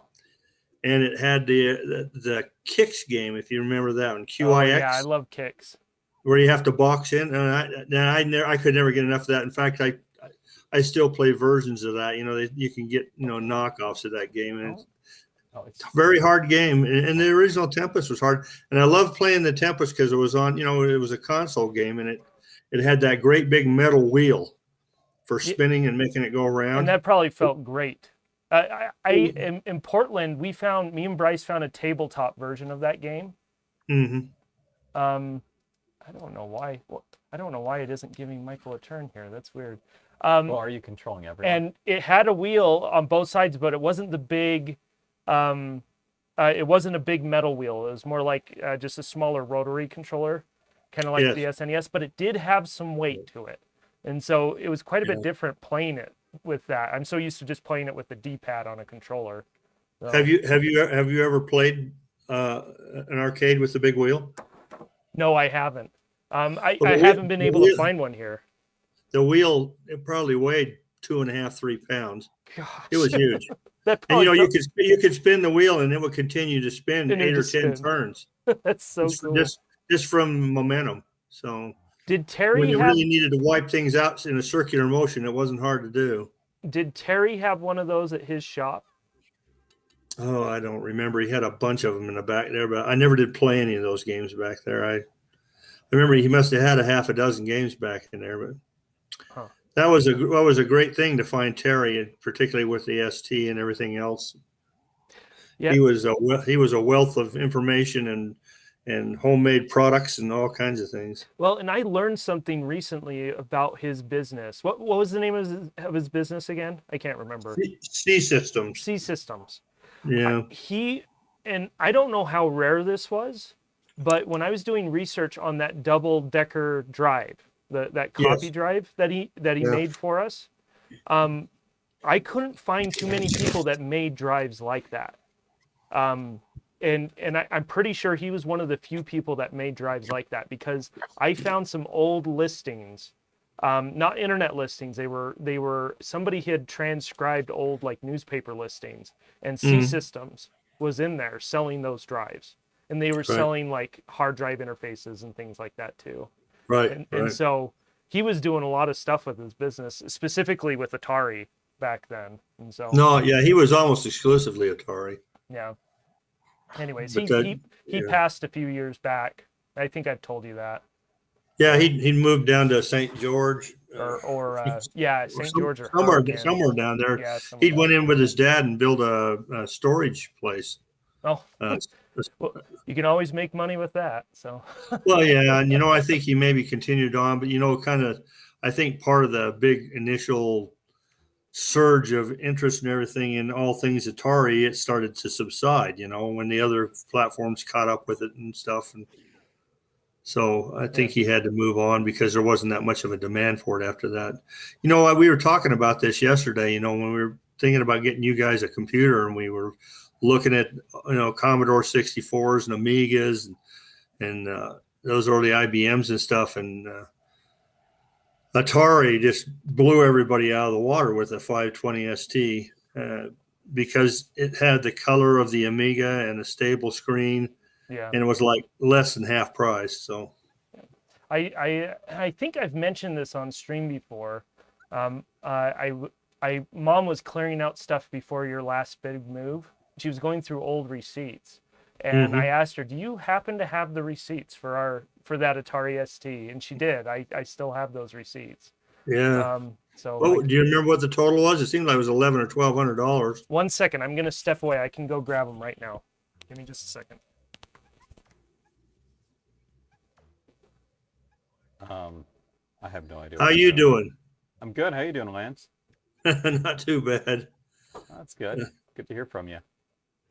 Yeah, it's interesting. You know, I have a Atari knockoff that Bryce made for me. I don't know if you've seen those things. He 3D printed a little case that looks like a 520 ST, only it's only about 6 by 6 inches. And he built this emulator out of I guess he used a Raspberry Pi or an Arduino. I don't know which. Probably a Raspberry Pi. Yeah, and I can play a whole list of Atari games on there, and then also he's got N64 games on there too. Oh, yeah, you play a lot of Pilot Wings, I know. I do. Yeah, So that's my favorite one. I got the receipts right here, and I don't mind showing this on stream. It's kind of you guys won't be able to read it anyways. That was from the Software Hut, wasn't it? Yeah, the Software Hut in West Valley, and right here it says Atari 520 color system for $895 with a Citizen 120D printer, which was, I think, $249. Yeah. And then an IBM cable, probably just the printer cable, for $6. Yes. And so it was a total of $1,066 US dollars. That's what I remember, you know, and that printer was a dot matrix. Yeah. Do you want to move on to a different game? Yeah, we'll need to move on here. I just wanted to see, no, it was all paid off at once, I'm pretty sure. Yeah.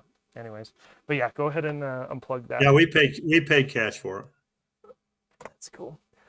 Well, Dad, I don't know. Is there anything else? I remember when the Jag first came out, it was really impressive, and you guys were nuts about it. You've been nuts about Atari since you first got the ST, so well, you grew up with that. So, and that was another thing I wanted to talk to you about, because some of my earliest memories, because I was only 3 or 4 years old when you and probably a few of my brothers were going to the Atari user groups at the one I remember was at Round Table Pizza, where they had a meeting room in the back. Yes, yeah, I remember the one guy came in the one time and he had a Falcon, a full Falcon set up there. That's the only time I've ever seen a Falcon. And those are relatively really rare too, the Falcon things. That was kind of the last gasp. Our chat says, "Hi, JagCorner's dad tries to discreetly waft weed smoke out nearby window." What's that? This is the chat. I don't know if you're following the chat, Dad, but it's. I don't know. How do I get to the chat? I don't even know. You could pull up the stream. I'm just gonna read it here. So. Okay. It says, Kevin says, "Hi, JagCorner's dad. Asterisk tries to discreetly waft weed smoke out of nearby window." and then Reboot said, "Will's dad has good taste. Hello, sir." And then Kevin says, again, asterisk again, this is an action. "Steals identity using 30-year-old receipts. Look at me, I'm JagCorner now." and then Reboot says, "Kevin, prove it, draw something." I draw stuff on stream every once in a while. So yeah. Kevin then says, "Was there any regret getting it so early on as I assume at full price, although I'm sure the memories are priceless and made it worth it?" Well, you know, Atari, and that's a good question, because Atari, you know, when you bought that system, everything was separate. You know, there was the keyboard. Keyboard unit was separate. The power supply was separate. The disk drive was a separate unit. It didn't have an internal disk drive. but the case was considerably smaller too on that first 520. You Yeah. know, when they went to the 1040s, you know, the case got longer and the power supply and everything went inside the Yeah, case. they moved that power supply into the system, which was The convenient. original system was kind of busy with cables and stuff and everything, and the newer ones were just a lot more convenient. So Yeah. That's cool. Yeah, I remember my memory of the just going back to the user group thing. The only things I could focus on there was chocolate pudding there. I remember that. I don't know why. It was a buffet. That's why. They always have chocolate pudding at a buffet. But then I remember seeing somebody had the VLM hooked up to that TV up in the top corner, the ceiling corner. The Jaguar VLM, the virtual light machine, running music. yes. And then everybody was playing MIDI maze on their STs. I remember that. So Well, I was really disappointed, you know, with some of the decisions that Atari made back then, which if they hadn't made them, they would probably still be a dominant player, you know, in the video game market. But well, and I was talking to somebody about it about the ST lines yesterday, and I can't remember the exact number, but it seemed like they had at one point with the ST they had well over 20% market share in the personal computer arena. And now that probably included the old 8-bits and stuff too. they did, yeah. There were as many Atari 800 and 1200 systems out in the schools as there were Commodore systems. And they were basically the same thing. Yes, they were. Different cases, Yeah. but don't say that to Reboot. He'll tear us a new one. But well, the C6, well, I know the internals are different and everything, but you know they were 8086 platforms, and schools bought them by droves. I mean, when I took my first computer class, my after hours adult computer class over at Kennedy Junior High, we were on Atari 800s. That's so awesome.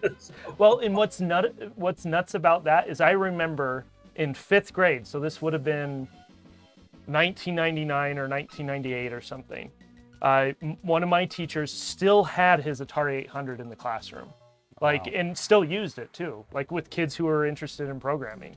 And so I agree with you. I think Atari, they made some slip ups, and usually older companies do that. Because by that time they were a quote unquote old mature company. They were 30 years in. Oh, and just they were one of the beginners in the gaming industry. You know, well, they invented the gaming industry technically. Right, so right. It's just Pong. Kind of with Pong and Pong. I was there for that too. I'm that old. Yeah. Oh. I remember when somebody bought the first Pong game. Man, we thought that was the most amazing thing.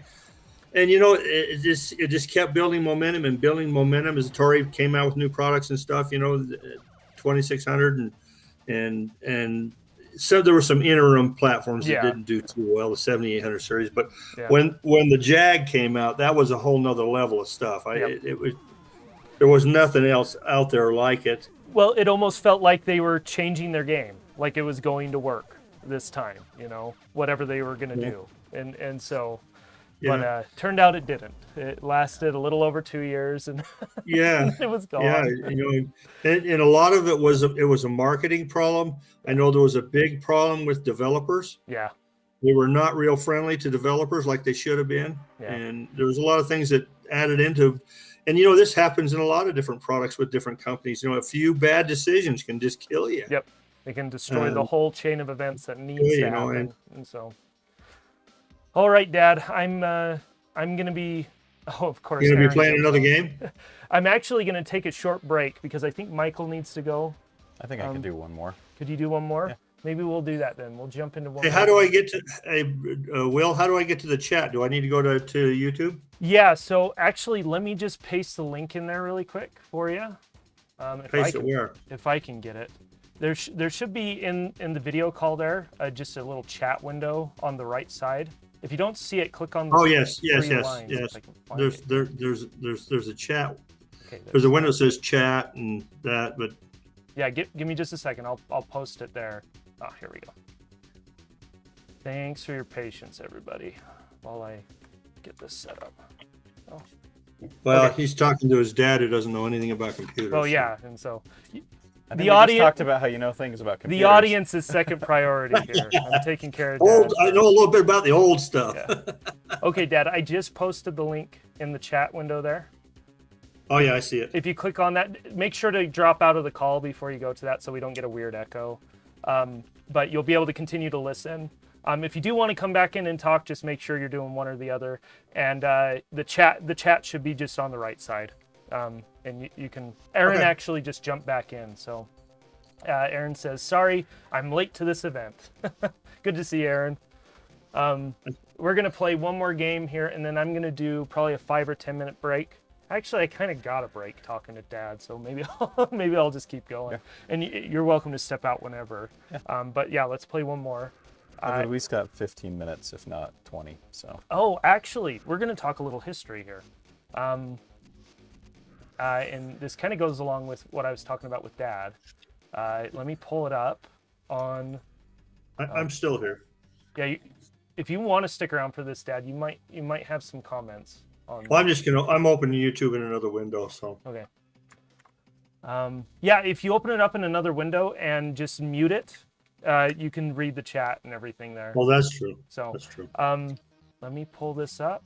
We're going to talk a little bit about what Hasbro did in 1998 with the Jag, specifically the Jag. So let me move over to the browser. And of course it's gone, so I have no idea what's going to pop up here when I double click on this. Of course it's my itinerary. It could be worse. There we go. Okay. So let me zoom this up so people can read it. So in 1996, JST Corporation merged with Atari, where it's basically just an asset shifting, essentially, and ownership. I call it a sale because essentially they sold Atari. Yeah. All the people that actually had any real interest in Atari as a brand, so selling video games, selling personal computers, they were gone. It was some other company making hard drives. That's what the company did, JST Corporation. That's what the company did, JST Corporation. Uh-oh. I think we're getting feedback. Yeah, I'm getting feedback, Dad. You'll need to mute that. Okay. Yeah, I'm getting feedback, Dad. You'll need to mute that. Yeah, it's really bad. I got it. Okay, I got it. And so they merged with JST, and later on they sold to Hasbro. They bought them up because they were interested in actually making games. And so having the Atari brand would be pretty important to that. Anyways, I believe it was 1998. Do they have this dated here? Oh no, in 1999. So I'm actually a year early on this. Yeah. So I made that mistake. So it's actually, oh no, 1999. I got it right. So in 1999, they put out this press statement because, and I don't know the details about this, and maybe somebody in the chat can clear this up a little bit.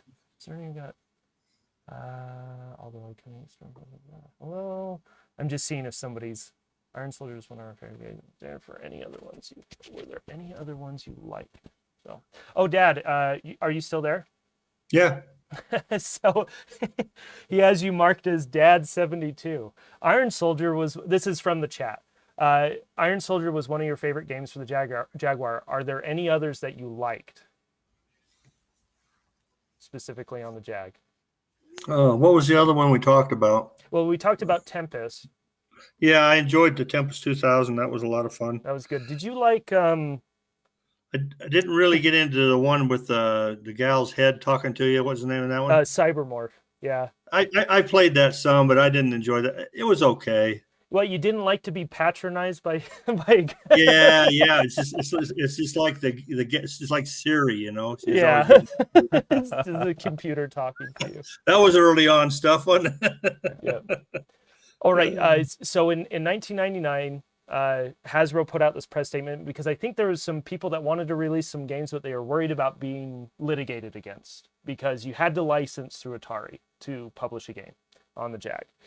And so they put out this, they called it Vintage in 1999. We're actually going to read this, Aaron. I want to read it. I know this is going to be a little bit boring, but this is a pretty important thing in gaming history in general, because I'm pretty sure no console, no platform has ever had a statement like this. And so that's why I wanted to read it. So I'm going to go ahead and read this. Hopefully I'll do a good job.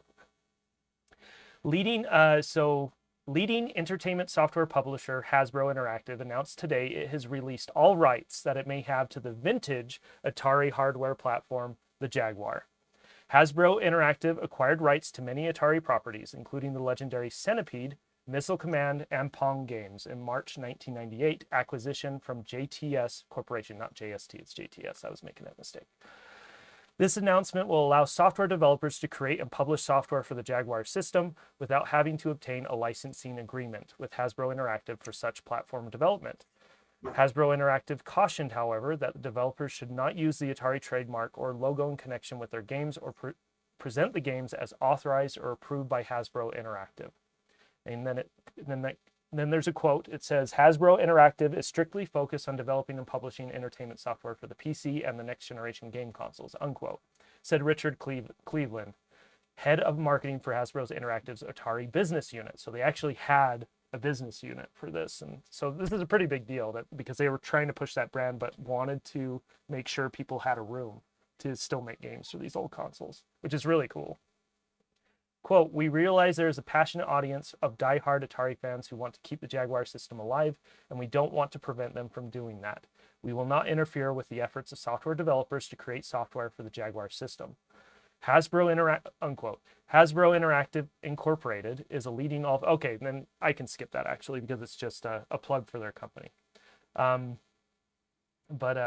Yeah, so I wanted to read that because this is for just gaming in general, this is a big deal because if anybody has followed recent history in any other arena, like Nintendo or Sega, those arenas where people are making new games for old consoles, they have problems. Nintendo will come after them and sue them. Because of this, that won't happen with people doing Jag stuff. Now it is the Jaguar. Nobody cares, right? Nobody cares about the Jag anymore. At least there's about 200 of us that care, I guess, but nobody cares. But this is from a gaming standpoint, I think this is really important because it kind of, and I'm going to wax a little poetic here, I think it kind of embodies that original spirit of Atari we're doing this because it's fun. We're doing this because we get high and get in hot tubs every once in a while. We do this because it is just fun to do. And Hasbro, they realized that was going on, and they were smart enough, their marketing guys were smart enough to make that space so it could continue to happen. And honestly, especially in hindsight, so we are 23 years away from that, and what is Atari doing right now?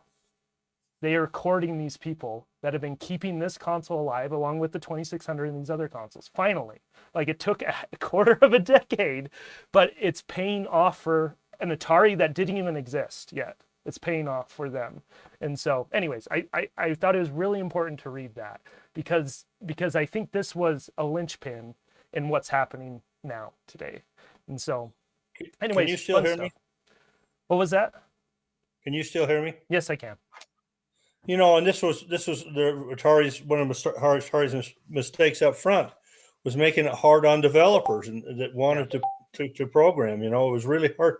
I remember reading. I know I've been around this long enough. I used to have a subscription to ST magazine. Yeah, and a lot of people were complaining that it was so hard to get a developer's kit. Yeah, from Atari. And what the tools you needed so you could start programming games and stuff. And so opening up, I guess to a certain extent, opening up opens up channels a lot for pirating software and stuff like that more, but I think you get more people doing it too, and maybe it makes up the difference. I don't know. Yeah, Atari was, and I can't remember if it was two different divisions going on, the computer division and then the console division. I think it was under the same company though, because they had split when Time Warner split up or something in the 80s when the crash happened. They split up the arcade division and then I think it was the home computer and home console division. Those were two separate things. And so I can remember Terry Hunt talking about this and being disappointed in Atari for not opening it up and making it more available to developers. Yeah, so. Well, with the ST, you got to realize the ST really struggled because of how open it was. They had a huge pirating issue. Oh yeah. And so I'm just wondering if some of that bled over in conversations and stuff at Atari, and so that's why they weren't as willing to just let people go hog wild with the Jag. Of course, again, could have developed a little bit of paranoia with them. That's true. Yeah, and they didn't have the tools that they needed to. But again, if you would open things up a little bit, these third-party companies would probably be more willing to share the tools that they develop to get their games done, you know, and just a lot of mistakes. But it's cool to see though over time. Back to this statement from Hasbro that even though all that bad stuff happened in the 90s, that things have been happening on the Jaguar nonstop, and I think this press release, it plays big into that. Because this is all before the whole retro craze we're in now. It's all before that. And so you had people like Songbird, and I've been learning some of these names. I had to write them down because I knew they existed. I just didn't know their names. Let me look them up here. I have a little thank you thing I wanted to go through. Yeah, Glenn Bruner, Kurt Vendel, who recently passed away. Kurt Vendel, he owned the Atari Museum, I think in Texas or somewhere. Somebody can correct me on that. But Songbird Productions is here. He could actually probably talk about this. In fact, I wanted to ask you this, Carl. So Carl is from Songbird Productions. Did you play a part? Did you talk to Hasbro back in 1999? I know you started your business probably right at that moment, is my guess, because I know the JagFest conventions were starting at that same time too. I'm just wondering if you may have played a part in them actually putting out this press release. Yeah, and so and I guess that, and I probably heard that somewhere, and that's probably why I even had the idea. But that's cool. And so you were there for this release, and it's been great the last week or so when I've been going through and just checking dates on things, and finding dates for some of the original homebrew has been really hard because the internet was kind of there, but people weren't talking and weren't thinking about this. And so the only way I could find dates for things was looking at old videos for JagFest from like 1999, 2000, 2001, and just to figure out when a game came out. But that's really cool, Carl, that you were a part of that. So you and probably Telegames, if I had to imagine, we're pushing for that. Because Telegames is still selling games as well. So anyways, cool. We've spent way too much time on this. But I did want to talk about it for a bit. Let's move on. Actually, no, we're doing good. We're just 6 minutes behind, actually. Oh, no, a little bit more. I wanted to let's play Protector. I'm glad you're here, Songbird, because that's your game. The Battlesphere team contacted Hasbro as well, as I recall. And that would make sense because that was a big deal. The Battlesphere was a big deal. We will be playing that one here in about 20 or 30 minutes. You want to do one more game? Yeah, I know you've been here. Okay. Oh, we're good. We'll do one more. So we are playing the original version of Protector. And this is, do you know what Defender is by chance? It's Not off the top of my head. It was an old arcade game. I know my dad will know what Defender is. But it's a side view, your spaceship, and these aliens come grab the guys, and you have to shoot them. Oh yeah. Like most people have seen that in some form or another. But did we pull the CD out? Oh, I don't think so. Here, Is there a button for that? Yeah. Oh, yeah. No, we're good. Ooh, there we go. Yeah. It's a reason why they break so easily. I always think they're of not designed well. Angry video game nerd. CD add-on. All right. So yeah, this is a Defender clone called Protector, and the Battlesphere. And Carl's here. He's the one that published this. I think you made this, didn't you, Carl? Oh no, Bethesda made this one. This is a Bethesda game, believe it or not. Wow. Protector is a game that I can't believe wasn't released back in the day. It had everything the Jag needed in a 2D game: rendered graphics, 60 FPS, big explosions, and fast gameplay. I wrote a third of the code for Protector, so it must have been an unfinished Bethesda game. And then, did you work at Bethesda, Carl? We're digging your history here. I've never asked you about this, so. Oh no, you didn't. But a lot of these games you go into and you fix up and get it to a point where you can release pick it. them up? So, you don't pick them up. You're just preventing the aliens from grabbing them. Oh, okay. So eventually these flying saucers will come down and pick them up, and you can actually shoot them. And I think you can save them and then drop them back down on the ground. Oh, he died. Oh, I remember this one. Yeah. Man, that laser is satisfying. Defender games are a lot of fun. So. What's that flash? Did you ever? It's probably a bomb, maybe. Okay. I think I used them all. So, Protector is awesome. Defender 2000, better than Defender 2000 in my opinion. Yeah, I do think this is way better than Defender 2000. So Jeff Minter, the guy who made Tempest 2000, he also made Defender 2000 right at the end of the Jaguar's lifetime, and it's okay. It plays well enough, but this feels a lot better. It's a little more zoomed out, so it's easier to play. Songbird said it was developed by a third party working under contract for Bethesda. Oh, That's wow. good. That's good to know. Because I was reading up on it on the wiki, on the Wikipedia, and it didn't have a whole lot of information about that aspect of this game. So that's good to know, Carl. Thanks for sharing that. Dad, did you ever play the original Defender in arcades? Yeah, Yeah. I remember this game. Yeah. And sorry to put you on the spot, but it'll allow people to laugh a little bit. Did Mom ever get after you on this one? For playing this one? Mom got after me on all of them. You know, back in the day, me and my two cousins, we'd go over to the arcade over there at West Valley Billiards and play that the tank battle game. What is it? Battle Zone? Battle Zone for hours, and I'd come home and she'd be so mad because I smelled like smoke. And Yeah. I spent $50, you know. Well, on yeah, I was quarters. about to say, I'm sure the smoke was one problem, but the quarters lost was probably the... We didn't have a lot of money back then, but I kind of got addicted. But she finally put her foot down, and I stopped playing it. That's good. This stuff's fine, but you have to keep it in perspective. So, yeah, we might have to. So be Olivier. There we go. We may play Skyhammer here. I'm a little bit behind schedule, so I might skip it. Oops. Um, Not the dude. for people who aren't, so they may die. Yeah. Yeah. So part of this game is you shoot them and you go down and you grab them and then put them back down on the ground. Yeah. So it took like me a a long claw time. machine. Yeah, you have to rescue cool. the guys there, Isn't that so they neat? don't Yeah, I fall. like that a lot. No. Boo. Uh, I love the particle effects in Yeah, this that's game. really it's fun. so neat. These spazzy guys. You keep playing. I'm going to grab our next thing. All right. I am so glad you're on the stream right now, Carl, because this is kind of the Songbird era, is what I call it. it's after basically 1998 to up to the skunk board, essentially, or about 2006. Like, don't get me wrong, Songbird. It's still the Songbird era. It never ended. No, it's just we've gotten bigger, right? The community's gotten bigger.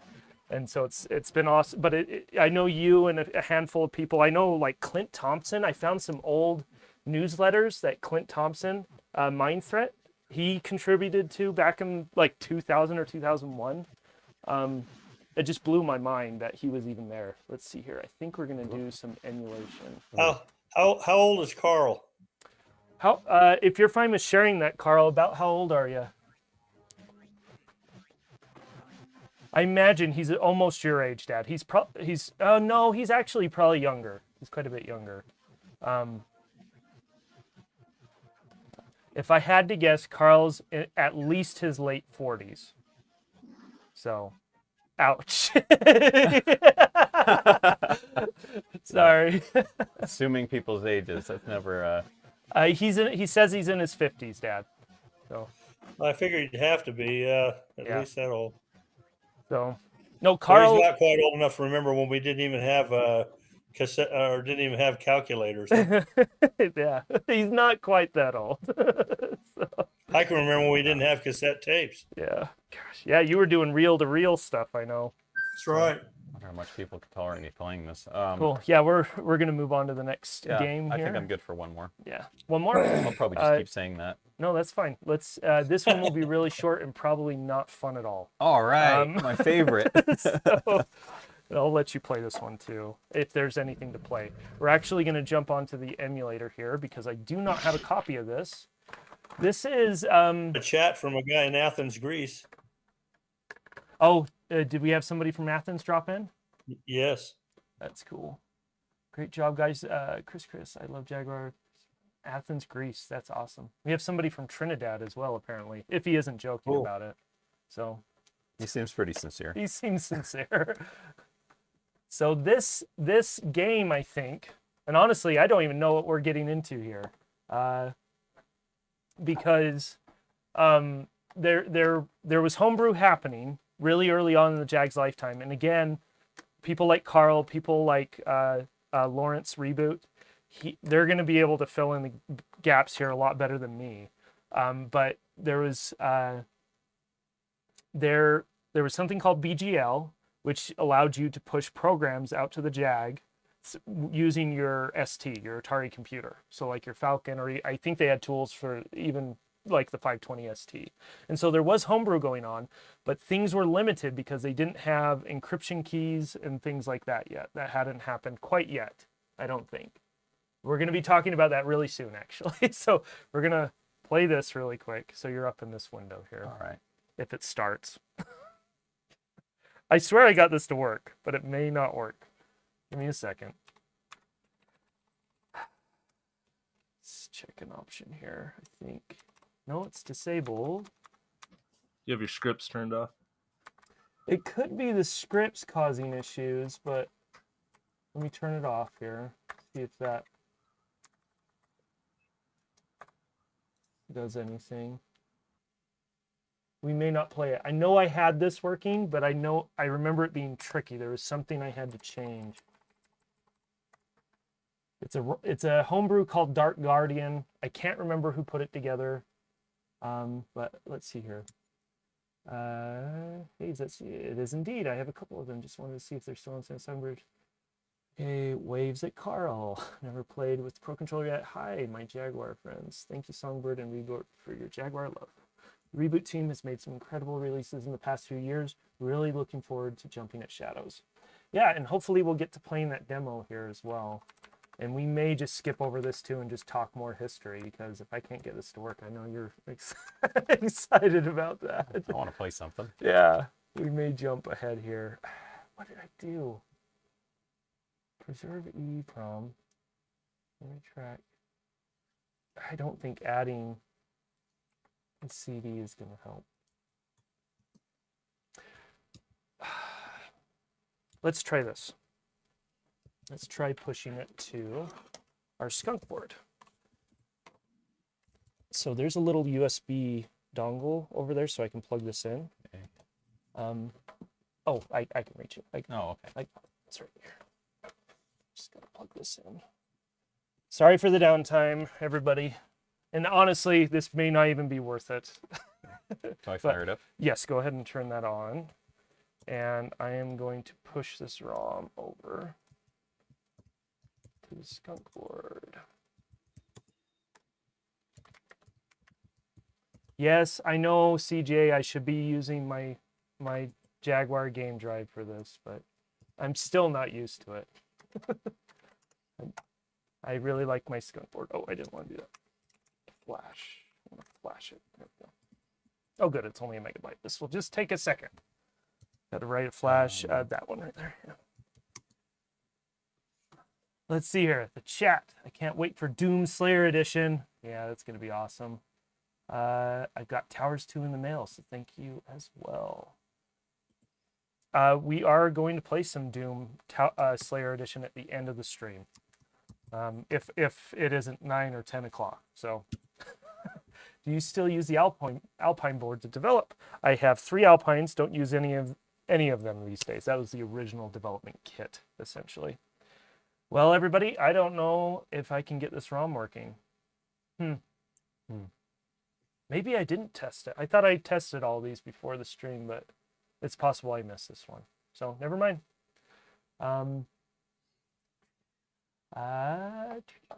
No, it's all cross-assembled on the PC and sent to an emulator or the Jag GD now. Yep, the card is really big, the Alpine card. Well, I mean, it's 0 buttons on it to push.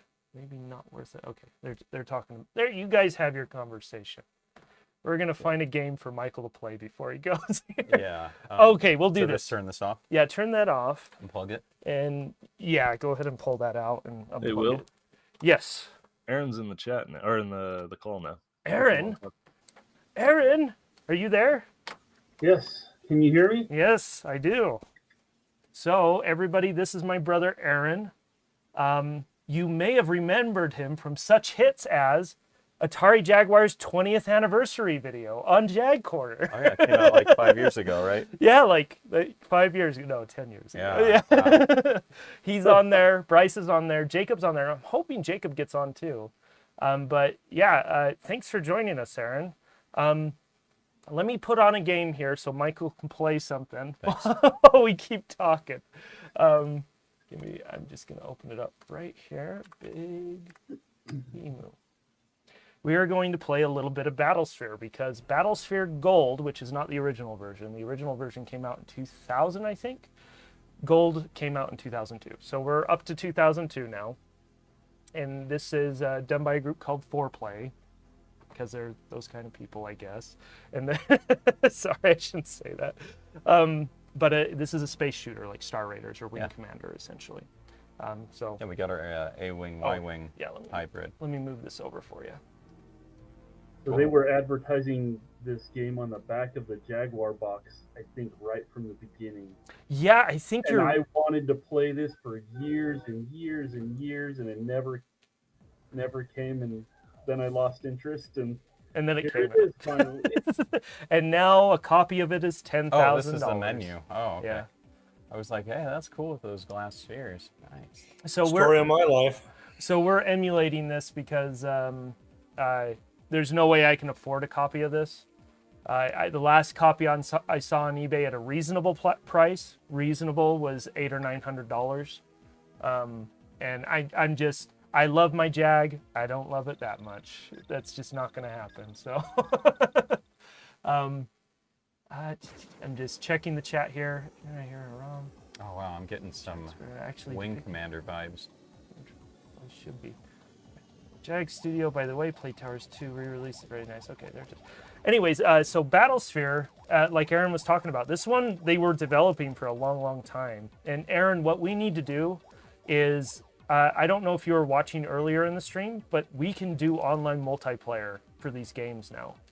And so it'd be really cool to do a stream with you and a few of the other brothers and maybe some people in the Jag community and do 16-player Battlesphere. I think that'd be a lot of fun. So I'll work on that. Cool. We'll at least play some 2-player Battlesphere at some point. So This reminds you of a real advanced version of Starglider too. yeah, Starglider, or do you remember Star Raider? Yes. Yeah, and I think that was the inspiration for this game was Star Raiders. So, but thanks, $800. Where did you learn to buy? Oh, the 16 player. That needs what, 8 Jags? So no, Kevin, I believe it's 1 player per Jag. So you need 16 Jaguars plus 16 copies of the game. So you're in well over $10,000 at that point, at this point in time, to play this legitimately. And that's why, and I know the developers would get after me. I do not feel any remorse emulating this at all. Oh, wow, Lensflare. I hope one day that this game can get re-released because I think it deserves it. It's probably the premier title on the Jaguar that nobody can play. And so I don't like saying it's the premier title because of that. Because what's the point of the game existing if nobody plays it? So it's just, yeah. I like the lens. I like the lens flares when you spin over. Yeah, that's towards really the cool. sun. Isn't that cool? Wish X-Wing had that. They're doing, so the Jaguar has and I mentioned this earlier in the stream, I don't know who was here before, so I'm going to mention it again. So the Jaguar has a unique color space that it handles color. So most, like modern computers, they use red, green, and blue, right? The Jaguar has hardware designed specifically for a color space called CRY. So cyan, red, and yellow, I think that's what the acronym's for. But What do I do now? you should be able to warp with option. Yeah, and what you do is you hover over a new area you want to go to. What's FF? I think those are fighters, bad guys. Okay. And then you hit option, you just hover over it, the place you want to go, and then, oh, it's one of these. No target, it takes you into a warp. Or maybe it's in the pause menu. I can't remember. You'll have to figure out. There's like a warp button of some sort. All right, let me try that. What was I saying? What was I talking about? I can't remember. Later songbird. Still have to figure out there's like a What? warp button of some sort. Alright. I think somebody's talking in the video call, but it's really quiet. So. Yeah. Oh, yeah. The Cry-Color space. Thanks, Kevin. What? And so the Cry-Color, I don't know all the ins and outs of it, and I'm sure CJ's gonna laugh at me here. The Jaguar hardware was specifically designed to turn everything purple. Thanks. No, it does that too when you overlay Cry, right? It gets up into those higher ranges, and the values for those pixels, they overflow and everything goes purple. So I'm familiar with that. But anyways, it allows you to do some blending effects. So the lens flare there is using the advantages that come with Cry-Color, essentially. Allows you to do glowing effects. For example, Reboot's game that's coming out, Jumping in Shadows, it uses a lot of that for like lamps and attacks and explosions. It looks really cool. And this kind of goes back to the conversation we were having about the Jag's strengths. That's one of them, is this cool effect that no other consoles had at the time. Anyways. Sorry, I can't remember. It's been a while since I played this. And it is kind of a complicated game. Once you get used to it, it's fine. It's like jumping into Wii. Hyperdrive aborted. So whatever button you just pushed. Yeah. Insufficient energy. If I need to find a target, you have to wait how. for this to recharge. It's going to be a little while. Oh. So. Okay. I'm not sure how you target the system you want to go to.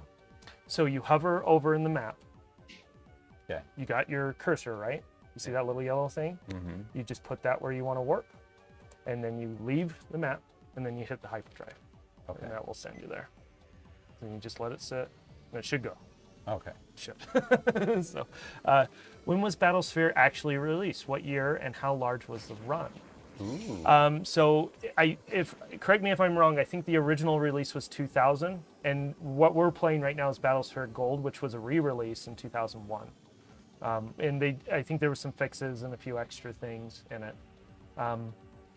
When you type Starglider like that, I can hear the music. Starglider. It was amazing they could get that game onto one disc. Oh, no, yeah. That, and wasn't Starglider 2 on one disc as well? It was. Yeah. Amazing games. Oh. Kevin says, is that similar to the Genesis Shadow and Highlight, which I also don't understand? I believe, and Reboot says, I believe Shadow and Highlight and the Genesis uses dither. This is different. Yeah. There's some sort of, like, the way I explain it to people in the modern world is how I explained it to Mike earlier. It's, if you're familiar with Photoshop or a paint program, there's something called blending modes on layers that allow you to multiply one layer on top of another, or add it, or screen it, or overlay it. And that's kind of what the Jaguar is doing. It's not the same thing, but visually there's some similarities there. So there's a lot of words you don't hear too much anymore, like anti-aliasing and stuff like that, trying to get rid of jagged lines on that lower. Yeah, res. it's because it's just expected now, right? Oh wait, is red good? That may be your base. Well, I've got red crosshairs here. Well, it could just be the targeting. Well, that just means you're on target. That's all that is. Yeah. Oops. The reason why is because, you have to shoot ahead of things to hit them. Yeah. This will actually indicate that. Oh, when green is bad in this game. Oh. Is it? Yeah, I blew up a starbase. Oh. Whoops. Oh, well. Thanks. Sub Reboot will look out for your new game. Yeah, I played the demo for Jumping at Shadows again yesterday, and I'm like, I'm so excited for this. I'm not a huge fan of platformers, but I'm like, I think this one's going to be good. It's going to be really good. It definitely doesn't feel like a 90s era platformer, but I think that's why I don't like platformers. It's because I've never been a fan of Super Mario or Sonic the Hedgehog. Like, they're fun, they're okay, but I've never had the incentive to actually finish one of those games. Anti-aliasing is a decadence we can all afford in this economic climate. Simply remove your glasses, have a drink, or smear Vaseline across the screen. Same effect, more cheaper. That's good. Are you having fun yet? Yeah. Okay. Just a little bit of a learning curve, so. Lance says, playing some of these games, it is easy to shoot yourself in the foot. Yeah. especially if you haven't read the manual. Does this ship have? So He's right on me. I don't know how to adjust my speed or anything. So you have to hold a button and push up and down to adjust your speed. And that's represented over here. So hold down A and push up. Hold down C and push up. There you go. Oh, there we go. I don't know what that means. And you might be able to use the number pad too, but it just means you're going faster. That's your velocity. And Oh, okay. one's your velocity and one's your... Because there's velocity and speed, right? So I can't remember the difference. I can't remember my physics class well enough. Yeah. But one is at the moment and one is where you're going to, basically. So I just a vector. realized if you look at the HUD, it looks like a skull with an underbite. Like you've got the navigational Oh, circles. And it's like, yeah. I can't unsee that now. Sorry.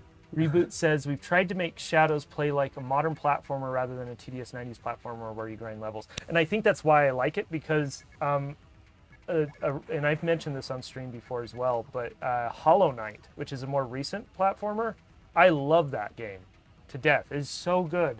It is so good. And what's cool about jumping at Shadows is it has a lot of those. It feels, the controls feel tight. It's a little more methodical in how you move through the world, and I like that. It isn't a game of memorization, like you said. So, Lance, sort of, how many read the manual before trying out a new game? Not me.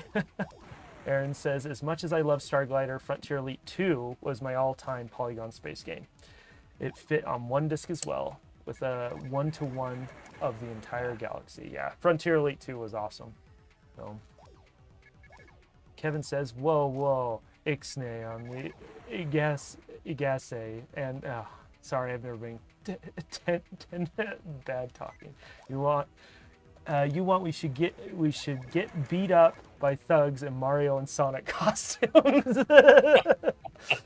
I had no problem dogging Mario and Sonic. They're good games. Don't get me wrong. They are good games. The way I know that is they make millions, if not billions, of dollars. That's how I know. They're just not my cup of tea. So if a guy in a Sonic suit wants to come hit me with a baseball bat, so be it, I guess. So. Famous last words. I think they're the ones that lose in that situation because they're wearing a Sonic suit. My kids loved Frontier Elite as well, says Dad. Yeah, Frontier Elite's so good. Reboot says, and both SG2 and Elitel have work in progress. Yeah, I remember Elite 2. You dropped that at one point, and I pulled that down. It was just the intro, if I remember right. But yeah, that was running on the Jag. It'd be so cool to have Elite 2 on the Jag with mouse support. That'd be awesome. So I'm sure there's some issues there with Frontier development, so they may not like that. Maybe one day, pester them enough with fan mail. Whoa, just run into him, Mike. Well, it works. I'm trying to figure out how do I link up my firing or change my fire mode. There is a way to change that. I pushed a button, made it all together. Yeah, which I hate. It might be option. It's like playing X-Wing again. Oh no, that's no options. The map. Mm. It was one of the number buttons. Oh, there it is. Oh, that changed your weapon. Yeah. Lance says, I had a bunch of kids come trick-or-treating this year in Mario costumes. I'm sure you did. Mario's so big right now. Cool. It's huge. Oh, you did it. Or finished it. Or I died. Or I don't know what happened. You got Wesley. Oh. I wonder what that references. I don't know. Wesley Crusher. Oh. Shut up, Wesley. I've been trying to get in contact with Mr. Barban for years to get permission for it. And also Virus. Oh, that's right. You did that port of Virus as well. The official Elite 2 cart release would be amazing. Yeah, that Frontier Elite. So the older version of Elite. Like Elite Dangerous. Yep. That's yeah. Anyway, sorry. Fingers crossed. They didn't try to beat me up. Okay. Cool. All right. Well, You ready to go? I'm going to step out for just a bit to walk Michael out. So I don't steal his stuff. Well, I just really wanted to say thank you for coming. So. Yeah. Thanks for coming. But fun. I'm going to put the audience on hiatus for just a bit. Enjoy the taking a break screen for a couple minutes.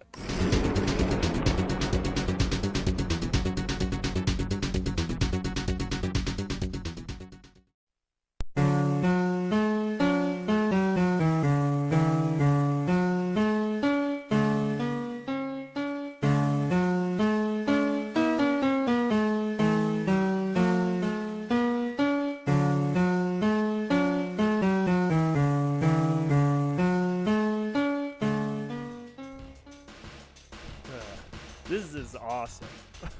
The whole water buoyancy thing is really cool. Where does this game score on JagCorner's 64-bit scale?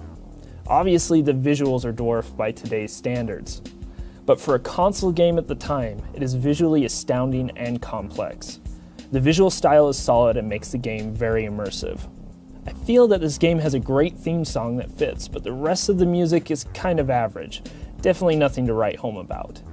As for the sound effects, they help in creating immersive gameplay, and it all just fits. The only problem I have with this game are the occasional slowdowns, but after you get used to the controls and you start destroying everything in your path, they are hardly noticeable. The controls are one of the strong points of this game. Maybe a bit intimidating at first for some players, but are easy to learn and quick to master. You will be taking down choppers and stomping on tanks in no time. If I had to do the math, I would give this game 52 out of 64 points. We got the Atari Jaguar, Simply and everyone, put, it was this cool. game It is had awesome. cool commercials going on, and do the math, 64-bit, and we didn't realize how demeaning they were. We were Atari fixated, Atari freaks. We loved it. My memory. So yeah, we're gonna. Oh, that's cool. The backgrounds are different for each world here. So, Wilco Ladens, he asked if there was some differences here, and I had no idea that the backgrounds were different here on this menu. So they change depending on the world that they go to, and so this kind of noise or cloud texture that you see here is there are some rocks later in this world that have this texture. So each of the worlds must have a unique texture to look at. That's cool that they went through the trouble to build those. I almost want to go into each world now and see what the background is. Maybe we'll do that at the beginning. Your main buttons are going to be A, B, C, and D, and I think A is selects. So if you, go ahead and select. A does? This one way over here? Yes. Oh, I'm gonna be biased and go for the Predator. Awesome. Since he's the coolest. Why isn't he wearing his mask? That just ruins the whole thing. Oh my gosh. You are on the Predator ship. I was expecting like a 2D side scroller. Holy, oh my god. I'm gonna puke. Someone threw up all over the screen.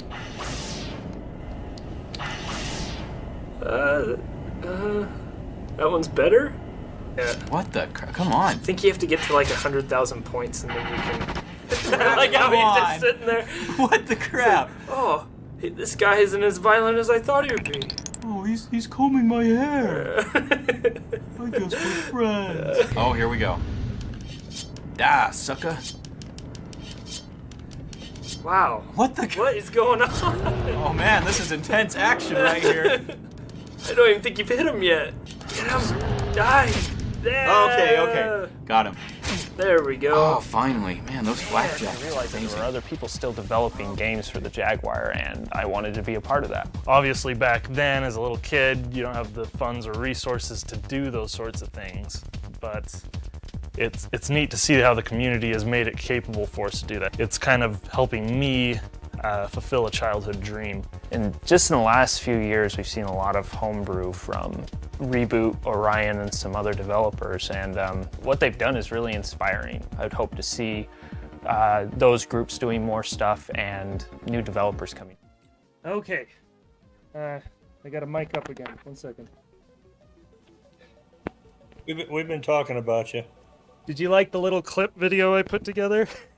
Yeah, that brought back that one of my favorite games on the Jag was Alien versus Predator. It's a good game. It's the only one that actually got me scared while I was playing. Wow. Well, when you see the movie and you get all keyed up with the movie and everything, because that movie, you guys don't realize that now, but that was a pretty traumatic movie. Yeah. The first one and the second one. I mean, it was a cliffhanger. And it was something totally new, too. You hadn't seen in a monster movie, so. They're fun movies, though. Yeah, my only experience for years was just that game. So, so there's one other history thing I want to talk about here, and then we'll get back to games. I'm going to turn this off. Was there anything? Oh, it was already off. We were emulating. That's right. Close that. Okay. Amen, brothers. So the Tom processor is slower than RAM. Okay. I'm not going to catch up with the chat. That's going to take too long. but I'll try to keep up with it from here on out. So one other historical thing I wanted to talk about was this, and if Carl is still here, he can chime in the chat. But I wanted to talk about this because it has to do with homebrew and homebrew being able to be made and distributed on the Jag, like just making it more accessible over time. And Songbird put out this press release on their very old webpage. It happens to still be up for what he called the Jag-free CD bypass support cart. I think it was a cart, or it may have just been a CD where you put the bypass CD in, and then it skips the encryption on the Jag CD, and then you can put an unencrypted Jaguar CD in and play the game, whatever the game is. And so on the CD player? Yeah, into the CD player, because the CD player, and I don't know all the details here, but it does some sort of encryption check on the discs. It's probably a checksum or something. And so if your disc hasn't been properly encrypted, it won't play. And the reason why people were making unencrypted discs at the time is because they didn't have access to those keys yet. They were still lost at that point. And eventually they do get found, but not quite yet. We're in 2001, actually 2002. We just did Battlesphere, and now we're in 2003. And so I'm just going to talk about that right now, since we're talking about history, and then we'll play a game. Let me jump over to it. Hopefully it'll come up. So on November 12th, so almost exactly 20 years ago, in 2003, Kurt Vendel, again, a huge name in the Atari preservation community group. He's just a huge name when it comes to preservation for the Atari sphere. He got his hands on the encryption keys for CD encryption. And oh no, this is cart encryption. I think the CD encryption comes later. Sorry, that's my fault. Or maybe they did find the CD encryption. I can't remember. You can tell that this is a duct tape production, so please forgive me. So these are the cart encryption keys, which are important too, obviously. And if you want to go, I'm not going to read through all this, but they talk a little bit about here. There's actually a write-up. And did I copy the link for that? There's actually a write-up. Did I copy the link for that? Somebody's has my audio going. It's coming through the voice call. It needs to be turned down or put headphones on. No. Anyways, there's a so Glenn, what's his name? Glenn Bruner. He did a write-up, and I don't have the link for that. I thought I had it. He did a whole write-up on the story on how he got those keys. They were on a stack of floppies, basically, that were being passed from company to company, and he was able to get them. And so we were really lucky to get those encryption keys, because otherwise it would have, I honestly don't know if we ever would have gotten those keys so we could do legitimate games without having to use modded systems or bypass carts or bypass CDs in order to play new games on the hardware. So I don't want to dive too much more into that because it's obvious I don't know what I should know about it. But I wanted to touch on it because it's really important for the homebrew scene, which in the next about 5 years is going to explode on the Jag. So, okay, let's play a game. This one is called Painter, and it's a very early homebrew. This is probably our first example outside of Dark Guardian, which we couldn't play. It wasn't a planned for release for the Jag, and so I would consider this one of the first homebrew games for the Jag. And it's actually a pretty fun game. It was released on the ST, I believe, and maybe some of my family here will recognize it if they happen to have played it. Give me just a second. Start up Big Pimu. Guess I should have just loaded it normally. Painter. Oh, let me get that. Let's play large up. There we go. So this is kind of a mix of kicks, which Dad, you mentioned that earlier. But it's kicks with a pattern. So you have to follow this pattern. I'm the little mouse guy down at the bottom, and the ghost guy is trying to kill me. And I have to try to stay. I'm not good at this game, and I have to outline the whole thing. I don't know how It's long. like it's like a spin-off of Pac-Man. Yeah. Yeah, it's kind of like Ghost Very meets, similar to Pac-Man. it's like Ghost from Pac-Man meet Kicks. Yeah, sort of. Ah, darn it. But you got the little critters too, so. Yeah. Oh, I see. And you make boxes up. I see. Oh boy, he's gonna get you. Well, that's fun. Darn it. What's the name of this game again? It's called Painter. Like to paint something. There's someone who paints something. So. Huh. There's no audio in this game, at least this version of it. And honestly, I need a different controller, the D-pad for this. I'm blaming it on the controller. I'm totally a great gamer. So, anyways, that's Painter. I'm not going to spend too much time on that, but this is kind of one of the first examples of homebrew outside of planned releases for the Jag that we have. Now, did that come on a cart or was that on a disc? It was probably a disc, if I had to imagine. Hello, return to Slam Racer. And maybe CJ can tell me whether or not this was a reboot in the chat, if this was a cart or a CD release. It was definitely a CD release at some point. I've seen them floating around, but it's kind of hard to tell if those are new CDs somebody's selling or if they are original releases. It seems like when I was doing research, the little bit of research on this, I did read that there was a limited release of like a few CDs of this, but it says there are carts made by Gordon and also a release by Gatsby. So there have been multiple releases of this on cart. So I do not have a copy of this. I'll have to track one down here eventually. I wonder if Gazty would put one together for me.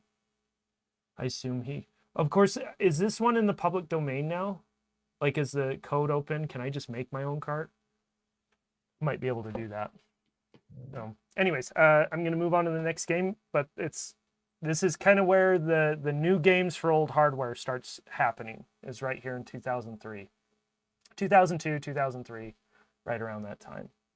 The next one is this isn't a game. It's actually called, it's like a preview disc. That's the best way I can explain it. So let's see here. There should be music. Return to Slam Racer. There are carts. Send me the file you couldn't get work. Send me that file you couldn't get working. Okay. 1 second. I'm going to send that Dark Guardian file that I had over to Reboot. See if he can get that working for me. I'm trying to remember where I found that. Probably just found it on Jaguar or something.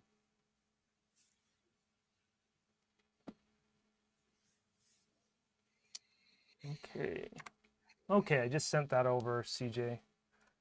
Okay, so this next game, let's see here. This looks like it was burned to a CDR. This does not look like a press disc. And honestly, I don't know if this is the original release. I remember, because I'm sure somebody's making bootleg copies of this at some point. I remember when I was looking for a copy of this, I was trying to find the original release, and so I'd like to trust my past self that I did find that, but looking at this, I'm not 100% sure. It does have a leaflet in here, but that could be mimicked pretty easily. So, oh, video game gallery. It's probably a bootleg. I don't know for sure. So, past Will wanted a copy, and so he got a copy. Okay, let's start this up. Uh-oh, I'm not getting a signal. Good. Why is that?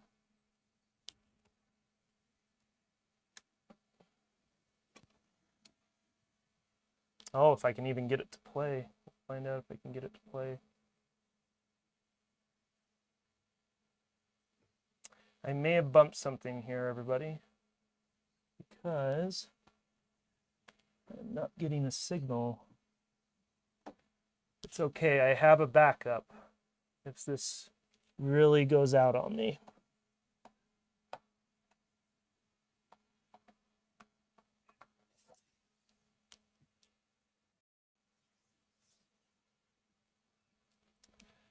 Let's This. There it is. It's supposedly coming through. There it is. Okay. This game may not load, or I may need a bypass on it. It could be unencrypted. I did not think about that. And I'm trying to think if I have a bypass disk. I think I do, actually. Get the chat up here again. I lost you guys for a second. Yeah, this may not work, but you notice up there at the top, the time is different.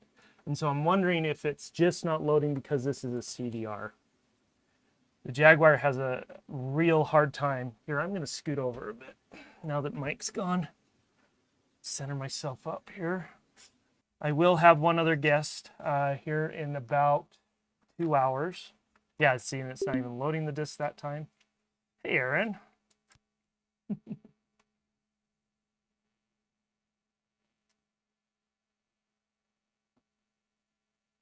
Yeah.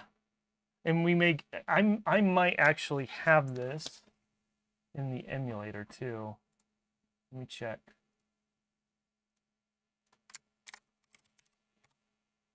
Oh, I do.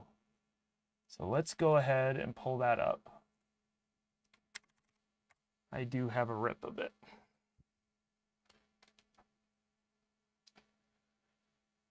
Okay, so this is loading. I did dink around with this a little bit yesterday or the day before, and honestly, I'm not sure how to get to everything. Oh yeah, there's a cursor. So there's like a, I think it's like a screensaver or something, and I think this is gonna crash. I think I remember testing this in the emulator and it crashed. So see how far we can get here. Oh, and it isn't rendering properly either for some reason. But there's a dolphin. I do not know the history about this, so maybe somebody can fill it in the chat. I don't know if the frame rate will be high. Turns out I was an FBI plant all along. Will come with me without fuss. Charge pirating ancient games nobody cares about anymore. So, yeah. If somebody wants to come after me, I guess they can. It's one of those things that a judge will laugh out of court, because if they're not making money off of it, there's no point. And I'll frame the cease and desist letter. So, a shame I didn't know about a Jag CD for VLM back. I didn't own a Jag CD for VLM back in the day to listen to my CDs. I'd probably used it.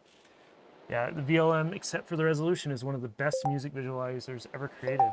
Yeah, I adore the VLM, and it's so cool that Big Pimu has that emulated now. In fact, Aaron, I need to show you one of these days how to run that on your computer. I actually just figured out how to stream audio discs through the emulator so you can actually use it on your computer. It's really cool. Punishment. Hard labor. Playing 4x3 games stretched to widescreen. Never. I'd rather die, Kevin. Okay. So, yeah, that one's kind of boring. And I'm debating whether I should even... let's reset it here. Because there's a few things here for us to look at.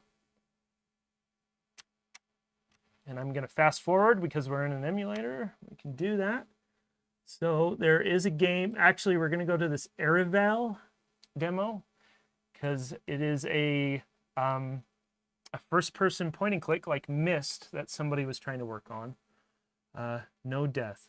Only oval-shaped circles. Feel the burn. So yeah, this is it's a lot like Myst, where you can walk around.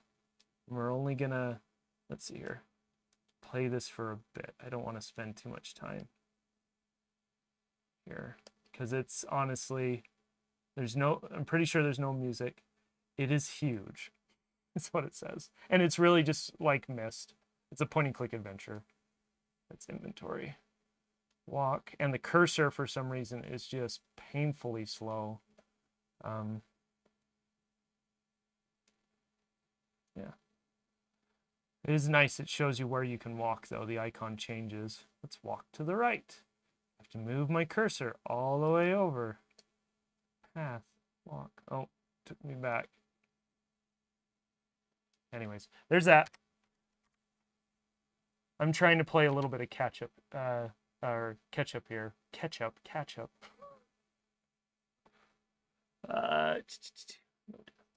And then there is a game here that's a little bit more interesting. Oh, this is made by Lars. Isn't he a little notorious in the Jag community? Maybe CJ can chime in on that. Seems like he's caused some hubbubs in the past. Start game. He's using a cursor for everything. So this is just a number. Oh, sorry about that. In fact, I'm going to put this other one on. This is just a number guessing game. And so you just type in the numbers. You type in, or sorry, a pattern. Essentially a number guessing game. You type in shapes, number 4. Hit the button. It tells you how many colors are correct, how many symbols are correct, and then you go through, and you have a certain amount of guesses. And I'm not going to do it because I'm not good at this. So, early homebrew, isn't it awesome? Okay, let's move on to what's next. Okay, something a little more fun. Something made by or published by Songbird. And this game did not get a lot of love back in the day, which is a little unfortunate because the first game that came out in relation to this game was called Smash TV. And I believe this game is technically a sequel to it, if I recall correctly, and somebody can correct me on that, but I've not seen this game before. Yeah, so that is just a collection of demos, essentially, what we just looked at, and the collection is called Ocean Depths. And I wanted to show it because it shows those early, what was happening, what could be obtained in those early years with the limited tools and everything that everybody had for Jag development back then. And the fact that you were dealing with a lot of people that didn't have a lot of experience coding, which is still something that happens today as well. And that is part of the homebrew culture for any system, is that you'll have people that are really, really experienced at doing a thing, and then you'll have a lot of people that, like me, I fall into this category, that aren't as experienced, that want to make a thing. And so they pick the console that they have nostalgia for, and they start making stuff for it in hopes that they'll make something good or great. And that's where I'm at. I'm probably a little bit further along, but anyways, this is kind of a comic book style. The world is ending. There's these games that people participate in and kill each other in. If you remember Smash TV, it was a twin stick shooter. This is kind of the same thing. It's not flip screen though, I don't think. So bombs destroy mines and barrels, destroy General Akub's army. Anyways, yeah. And so when you hold down the button, your character stays in one place. But this was another game that Songbird released. Oh, I didn't even see what got me there. That was weird. What is this portal over here? Oh, it's just a warp code. Not going to use that. Can I gotta probably fill it in. Oh, there we go. Oh, it kills me. Of course it does. Ugh. Okay, we're going. We're moving. Oh, that was a bomb. I'm doing great, guys. But yeah, so Songbird, over the years, they've gotten a lot of games that were originally planned for the Jag and finished them up, tidied up the code if they needed it, and got them to a complete state so they could get released. And then he published them. So, and I don't know if Carl's still here, but if he wants to chime in on this, that'd be great. So, save these people. It's a run and gun. American flags, that's great. Oh, there was another bomb there. I don't recognize any of the art in this, so. You're surrounded. Be prepared for total carnage. If I can point the right direction. Gosh. There we go. Turn around. Yeah, you really do need 2 sticks to play a game like this. And I doubt, I'm not 100% sure, but I'm willing to bet that you cannot use 2 Jag controllers on this. I'm having the hardest time just turning around, so. Oh, use the shoulder buttons? Oh, we got to try this again. I am using a Pro Controller, so I should be able to use it. So, whatever. I didn't get the list. We're going to try this one more time. Because I did not know you could use the shoulder buttons. Oh, pause. Landing in desert. Oh, I didn't even pick that up. So, shoulder buttons. Oh, so you can go to the sides. That's cool. Still have to push down if you want to. Was the game just killing me because I wasn't moving? Is that what was going on? That is nice, though, the shoulder buttons. Hey, suddenly this game's a whole lot easier. I guess I should read the manual eventually, right, Carl? Oh, come on. There we go. Oh.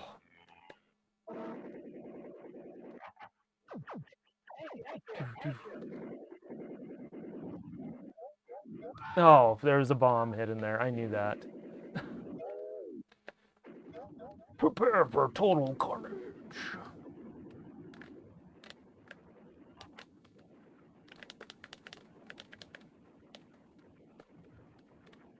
Oh yeah, this is way easier with those shoulder buttons. Wanted that weapon.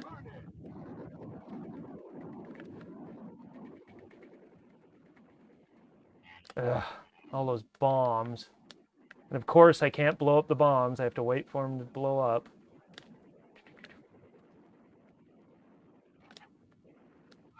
Oh, was there a bomb there?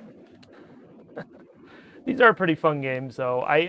So a more recent one that I played is Xenocrisis, which is a new game for old platforms and new platforms. And that's probably it. Yeah, game over. And that's a lot of fun. So it's cool to have a game like this on the Jag. I'm glad the Jag did get this. So press C for missile strike. Yeah, I'm gonna move on, Carl. Got to keep in mind. I'm so far behind on my schedule, I think. Let me take a look. 3:51. Ocean Depths. Yeah, we're like 10 minutes behind. But do you know if a sequel of Club Drive will be done? Boss fights only. Oh, for boss fights only. Love Ikari Warrior style games. And yeah, and it falls into that category, doesn't it? Stage 1 boss. That's cool. I don't know if a sequel for Club Drive was ever planned.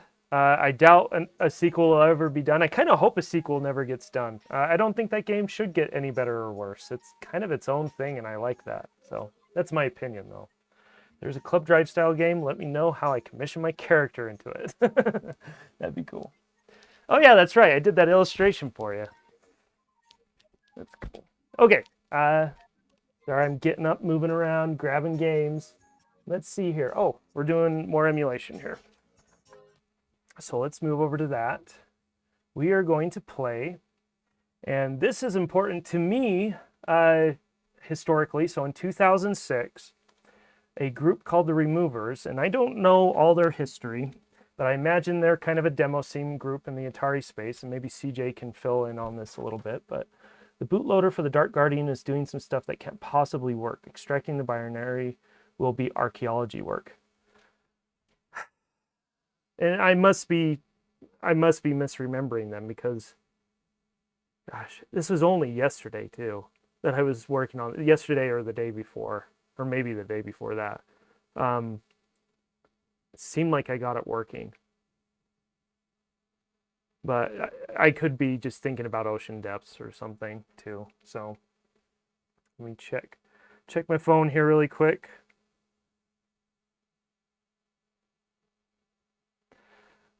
Bryce had to step away. He's dealing with a cold, and that's fine. He needs to take care of that. But if you do want to get on the Jag server, it's still running. I have the details for that right there. If you want to, a couple of you want to get on there and shoot each other up, that'd be fun. But just shooting him a text saying thank you. So there is a demo called The Assassin, which is the same game that does boot. Oh, so maybe I'll pull that up here really quick. The Assassin. Atari Jaguar. I may actually have that somewhere. 1 second.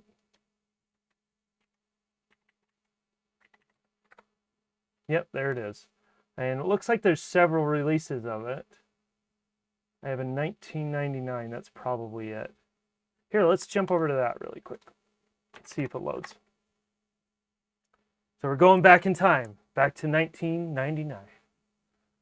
So, do we know what the first thing considered a homebrew title for the Jaguar was? Well, and that's kind of a hard thing to pin down, like the way I define it. Yeah. Oh, yeah. Oh, is that from 1995? Wow. Yeah, I didn't even, in my research, I didn't even find that. I'm familiar with JagTris, but I didn't realize it was that early. And the Wikipedia articles are very unreliable. I learned that pretty quick. So, well, that one is not booting. Let me try. I got 3 files here. See if any of these work. This one says Assassin Demo Part 1. There's got to be something up with my... I'm going to run a reset really. I don't want to run a complete reset though, because I don't want to reset my controls. I wonder why it's having a hard time. Does Jetpack count if I wrote it as a weekend thing to learn the hardware? In which case, 1993. Sure. I'm fine with that too. It's hard. The way, here's how I define it. You don't have to agree. It's fine if you don't agree. So I think it has to be after 1996, after April 1996 when the merger happened. So at least that. And then, well, gosh, see, and this is really hard because that includes the games that were planned for release that did get released, like through Songbird and stuff. And so it's hard to nail down. So maybe it's that. Maybe it is that game. It's brewed. If it's home brewed, right? Maybe we go with that definition. Maybe that's a good definition. I don't know. I wish I could get these to work. I'm a little worried that nothing's going to work now. I'm just wondering if I accidentally bumped a setting here. I'm not seeing anything that's out of or abnormal. I don't think the script stuff would cause a problem with the network stuff. I wonder if I need to force a load address on these, like 4,000 or something.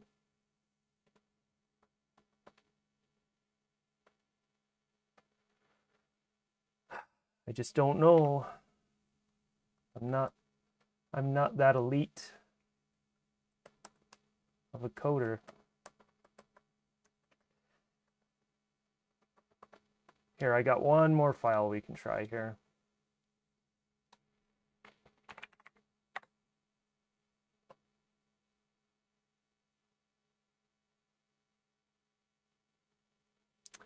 I'd like to see checkered flag rework, frame rate controls, AI fix, and resold in cartridge form. I'd definitely buy. There's a patch version with good controls. I'd like to try it. I was talking to Bryce, and we were thinking about maybe spending some time figuring out how to get analog stick support in that game, so it at least drives a little bit better in the emulator, but no, wrong. People keep saying that. There's a patch version with slightly less bad controls. Yeah, and it's slightly better. that checkered flag patch. It's a rough game. It's a really rough game. Slightly less bad checkered flag Redux. Like the name. Great name. Well, let's see here. That one's 900K. This one is 261K. My guess is I need to set a... oh, I know what I can do. There is a really cool tool, and we'll get to talk about it later, called Jiffy, made by Reboot, that can sometimes patch these files in such a way that they'll actually run easily. Oh, can I drag and drop? I can't drag and drop. This works. Open path. Homebrew. Let's try... Let's try the big one. So 982, that one. Thanks for your patience, everybody. I'm really glad you're here with me going on this crazy adventure of mine. But what is the drag and drop wizardry you speak of? Yeah, I know. I'm just like Wine. It's cool to see that Wine and Linux can actually support some drag and drop with some old Windows applications. But I realize not all of them do. So let's see if it'll give me a ROM file that will work.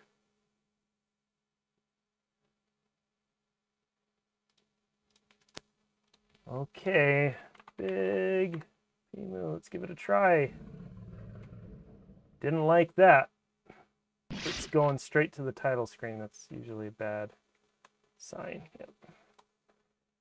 Try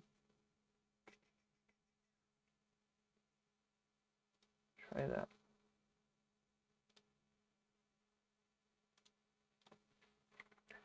Big Pimo. Try this one. There it is. Got it working. Okay. Lost my heart in darkness. Lost my mind in pleasure. Lost my love in lust. I don't something. Written and directed by James Garvin. Programmed by Bad Kid, Tim Wilson, and Jim Crike. I lost a spreadsheet of all the details as a keeping about my Jaguar collection. Was a bummer. LOL. I'm one of the few that actually tolerated checkered flags. So wished it ran as good or at least much closer to virtual racing. Yeah, a lot of wishes there. One thing I really like about checkered flag is the music. I think it has great music in it. Very good, especially for an early release on the Jag. Very good. So 1999, and Reboot is saying this is the same thing as that Dark Guardian thing. So he said it took a while, but we finally have the second demo together. It's still fairly incomplete as there are some things we have to work out. So there will be another demo release, which we hope will be a bit more polished. Though you'll notice that our lack of an artist really shines through. There are a lot of things I had to sacrifice, but I'll make up for that in the next demo. Okay, I'm not going to finish that. What are we looking at? Oh, well, that is just going off screen for some reason. Maybe we should try this on real hardware. Is it worth our time, everybody? Should I do this? And there never was. Yeah. Well, I'm a little guilty of that too, Reboot. So, I'm hoping to get Crescent Memories out one day. Heck, if I get that out one day, I'll be happy. At least I got Flappy out, right? But, it looks like it's some sort of stat-driven game, maybe like a text adventure kind of thing. I've never seen this before. This is brand new to me. Came out in 1999. So, anyways, and it looks like there's some problems with it, at least in the emulator. It's possible it works on real hardware, but I'm not going to spend the time. So we got to look at it. That's some really early homebrew. I think you're seeing all of what it has. Oh no. Oh no. Okay, cool. So we checked that out. We went back in time. Now we're going to jump back to 2006 and play Atomic Reloaded. 30th anniversary. And I know this one works because I ran it through Jiffy as well to get it working. My guess is that these are just binary files that they need information for what run addresses essentially. And it's probably just 4000 on most of them, but I don't have the time right now. I'm waiting for this game. Put me on the list. There's got to be a list for this, right? Somewhere on Atari Age or Jaguar Sector 2, right? I love the concept idea you had of an RPG using Shining Force style battles. Yeah, and I would love to still do something like that too, because I think the Jag is more than capable of doing a game like that, where you have a few 3D objects for platforms, you have a parallax background, and then you do 2D sprites for all the characters, which is what, yeah, like Shining Force did that, didn't it? The only Shining Force game I played, I think, is 2, and they did something similar to that. And it's similar to the games like, what's the other one? Fire Emblem. it's nothing new. The where I got my inspiration for that was Golden Sun on the Game Boy Advance, because that's what I grew up with. And so, and I remember when I was getting into the Jag stuff, I'm like, the Jag should be able to do this without a problem. So maybe one day I'll put that together once I get a little bit better at the code thing. I've been tempting to start writing stuff for 3D, but I know that's a bit of a rabbit hole.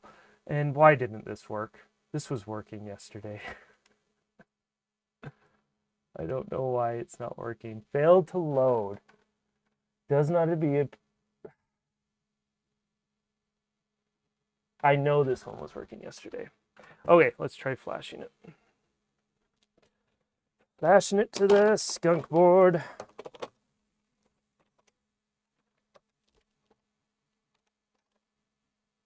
Oh, I gotta pull that out too. Get it up on here. Yeah, I know I had that working in the emulator yesterday, so I don't know why. There's some option I've changed. I don't have time to dig around with for it, so we're gonna give my skunk board a try. What I should have done to be extra prepared for this is I should have thrown everything on the Jag GD as well, just to make sure. That's okay. We'll get through this. I'll get through this. I promise. We'll get through it. How big is this one? Yeah, it's only a megabyte. I wonder what it would say about this if I brought it back in. There it is. There's probably a CDI for this game. Yeah, there we go. There we go. It's working. We got it. Intermission music playing while the skunk board flashes. Oh, and I have intermission music too, I'm pretty sure. Yeah, I could turn that up. So the reason why I wanted to show this game is the Removers made this game, and soon after, or right around this time, I can't tell you exactly when, I believe they released their first version of the Removers library, which is a set of tools written in C, or that requires C code in order to make games for the Jag. And I wanted to bring this up from a historical standpoint for the Jaguar in general, but also for me personally, because this is what I started on in about, when was that? About 2014, I think. 2013 or 2014. Oh, wrong controller. And this is just a puzzle game, and I was playing this first puzzle the other day, and I could not beat it. Lots of respect for Seb of the Removers, yeah. No, Seb is, I've only talked with him a few times through email with questions, and then on GitHub, I think I've talked to him a couple times, and he's really great to talk to, very supportive when he has time. He's really busy, and I imagine he probably gets emails all the time, or maybe not. I don't know. Don't ask me. I don't know. Yeah. If I really put my mind to it, I could figure this out, but it's getting this H piece down. There's a trick to it. If I send that one up,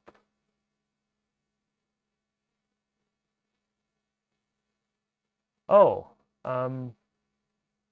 need to get everything out like this. There we go. Let me go like that, like that. There we go. I did it. Awesome. So it's a puzzle game, and I believe he did another release of this called Atomic Reloaded, and I think it's a part of the Jaguar collection, if I remember right. And I think we are going to talk about that. I don't know if I have that up on the shelf. I know I have a copy somewhere, but my brain's too smooth for puzzles. They slide right off. Nice. But okay, so this is the, I think according to the Removers website, this is their first homebrew release using their tool set. And so and I've been using the library for 6 years now, or no, since 2014. Yeah, it would be about 2014. So almost a decade now. And I finally feel comfortable in it. And CJ, he's been trying to get me over into Jag Studio, and I've been slowly putting my feet in that water. and one day I'll make the move. But I really do enjoy the Removers library. I'm comfortable with it. That's why. So yes, the music was awesome. Oh, was there music? I couldn't even hear it. I can't even remember. Oh, you're talking about Checkered Flag. Yeah. Yeah, Checkered Flag had really good music. So okay, let's keep moving. I'm so behind schedule at this point. Maybe I shouldn't care anymore. But let's see here. Oh, I did miss one. 2007 Frog Feast. I'm not going to go back to it. That was a Removers library. That was probably the first one. And there was some. It was interesting reading about that because there was some controversy over that game when it was released. I think somebody actually tried to take somebody to court because the first batch of the game was bad. I'm not sure though. Maybe Reboot remembers or somebody else remembers. But I think the Wikipedia said that somebody actually litigated against whoever made that or released that game physically. And I believe they did send out new copies to people eventually. But so where we are now. Oh no, Frog Feast is after. No, we're gonna do Frog Feast. Sorry, I keep changing my mind. I thought I got ahead of myself. I didn't. So I'm gonna get Frog Feast up here. Frog Feast. Are we doing that on? I think we're gonna do that on CD. Let me get that real quick.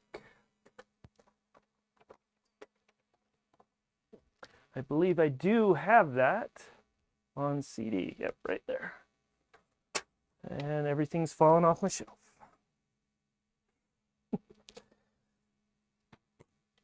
So here is Frog Feast. Don't know if you can see that. Yeah, you can see it. And this is a Songbird version of it. Or no, it isn't. Well, I think it is Songbird, but I bought it. It looks like I bought it through B&C Computer Visions. Back in, I can tell you exactly when, if this has a date on it. I bought this one pretty early on. Oh, darn it. It doesn't have a date on it. It would have been before 2018 for sure. Probably a lot earlier than that though. That was in the the darkness years after Sinister and before Reboot. Yeah, it's really interesting going back and looking at those forum posts between, about 2000 and about 2000 and 2008, before the skunk board became a thing. There was a lot. I'm just going to put it simply because I don't understand everything that was going on. But there was a lot of feelings being thrown around. I'll leave it at that. Reboot, push the button. Bought Last Strike today from Atari Age. Yeah, Last Strike's really good. Is that on my itinerary? That one, I don't think it is. I do have Gravitic Minds on there. We are definitely going to play Gravitic and Rebooteroids, so we're getting there. We're moving a lot slower than I hoped, but we are getting there. Okay, CD in the drive. Push the power button. Push the button, right? Push the button.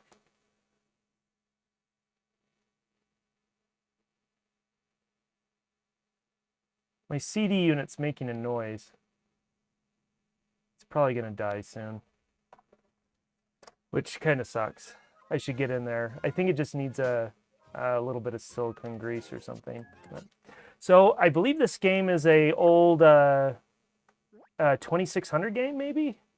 Oh, do I have to hit a button again? Yeah, I did it twice. Nice. Oh, too early. Gotcha. It's actually a pretty fun game. I enjoy it. Very simple concept.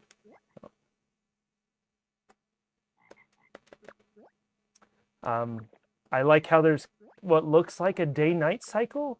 It's been a long time since I've played this, but it's a fun game. Yeah, frogs and flies. That's what it is. Yeah. I don't think I've ever played the older version. I've seen pictures or a video or something somewhere at some point. But yeah, I have played it on the Jag though. Not quite. Is there any music on this one? Oh yeah, there's something, isn't there? Turn that up a bit. Oh, there's just sound effects, it looks like. So Sorry, I can't really hear much of anything because of the way I had to pipe the audio from the video call into the stream. I think I can hear it now, so. Oh, yeah. Uh-oh. Do I fall in the water? Oh, that's fun. That's cool. Will be reviewed in my print magazine. Wait, Peter. Or Piter. I've met you before, haven't I? So. Oh, yeah.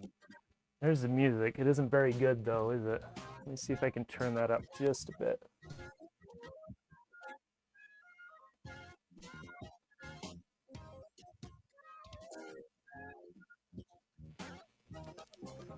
Yeah, sorry for the not so great audio through the Jaguar. It was a necessity in order for the people on the video call to hear it. Of course, maybe I'll switch because I don't know if there's anybody on the video call. All my family's left. They ditched me. They ditched me. With Jag Studio, people's already creating a 3D game or demo created. Yes. Sporadic has.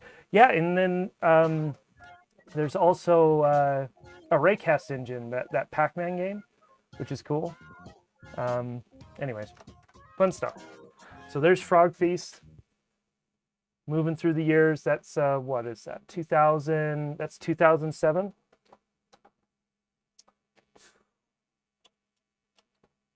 It's a long time ago, guys. 2007. I was a young man that year. Okay, Frog Feast. What's next? 2008. Okay, so I don't know if this is going to work out well. I'm going to let the audience pick a game, any game, and we're going to play it because 2008 is the year that we got the skunk board. And if you don't know what a skunk board is, it's just a cartridge for the Jag. I'm going to keep this as simple and as layman as possible. There's a cartridge for the Project One. Oh no. That's available, isn't it? It probably is, right? I don't even know if I have that. Reboot. Project One. Atari Jaguar. Let's see if I can even find it. Reboot. Wonder if I do have it in my archives. Project. No, I don't have it there. Project One Reboot News. There it is. I think I found it. Anyways, it's a cartridge that allows you to flash programs to it, Jaguar programs, and then you can play it on your console. So that's a very simple way of putting it. But the reason why it's important, the reason why being able to do that is important, is it made coding on real hardware really, or a lot easier than it was before. Because before that, you had to either burn a lot of disks or you needed to mod your console for BJL. I believe you had to do a mod. I've seen pictures of it. So correct me if I'm wrong, Reboot. But, are you trying to talk to me on Discord? I think you are. Somebody is. Oh yeah, there it is. Thanks for sending that. I'll pull that down. Oh yeah, there's the ROM. I guess we're gonna do Project One. We'll see how far we go. Did you think I'd say Superfly? It would have been awesome if you had said Superfly. That's okay. We'll do this. Because I don't know if I've ever played it, to tell you the truth. I know of its existence, and I've probably seen a video at some point. But let's see here. Where are you? Project One. I'm going to just drop that in here once it opens. Project One. Turn on our Jaguar and our skunk board. We sure do know how to name them here. JCP-F Project One ROM. Flash it. Full disclosure, I describe this as how not to make a game. Oh, I'm sure it's amazing. It's basically the prequel to Gravitic Minds, right? It's the prequel everybody wants. One of these days I need to do a stream of some of the little programs I made when I first started. pretty embarrassing. I mean, the first version 0.3 of Flappy McFur was pretty embarrassing. I'll probably get a copy of that somewhere. I don't know if that's even... I probably still have it on the webpage. Did he say? Debug. I can't read that. This was before I knew non-cardinal angles existed. Ooh, I like that. Press the button. Welcome to Project One. There's several rumors being spread around about us online, so we thought we would clear things up here. We do not condone the piracy of currently supported titles in any shape or form. We're not responsible. Okay, yeah. Typical stuff. Don't read the weird. Ooh, I like that. That's cool. That takes me back to the ST, man.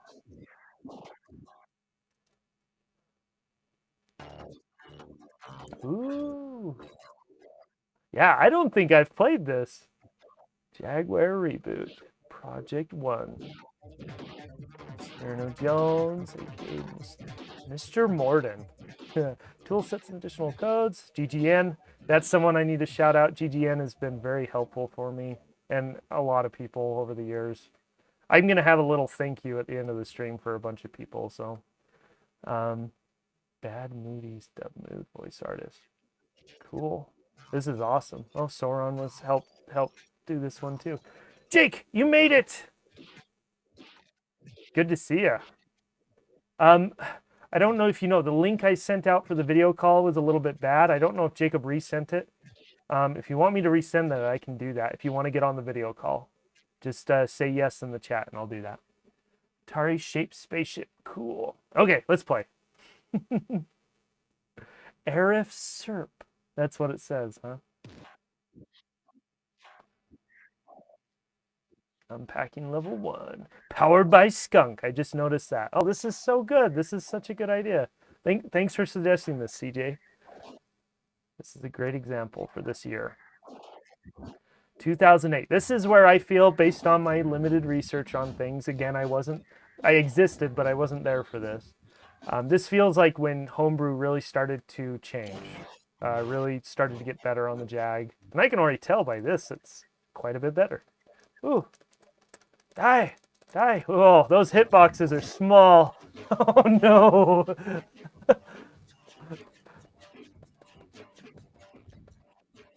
Oh, and I don't have to press the button. I can hold it down. Oh, man. This is going to be bad. Are you using Cry-Color for this? It looks like that fade out. There's a gradient, a spherical gradient of some sort.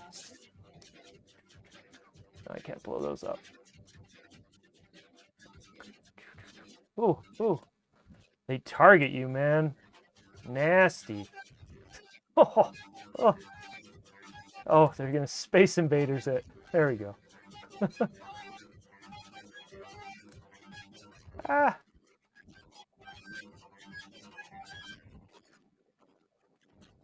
Got it.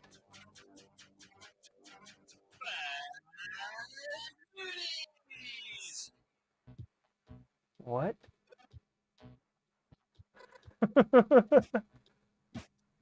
I just hit pause and that happened.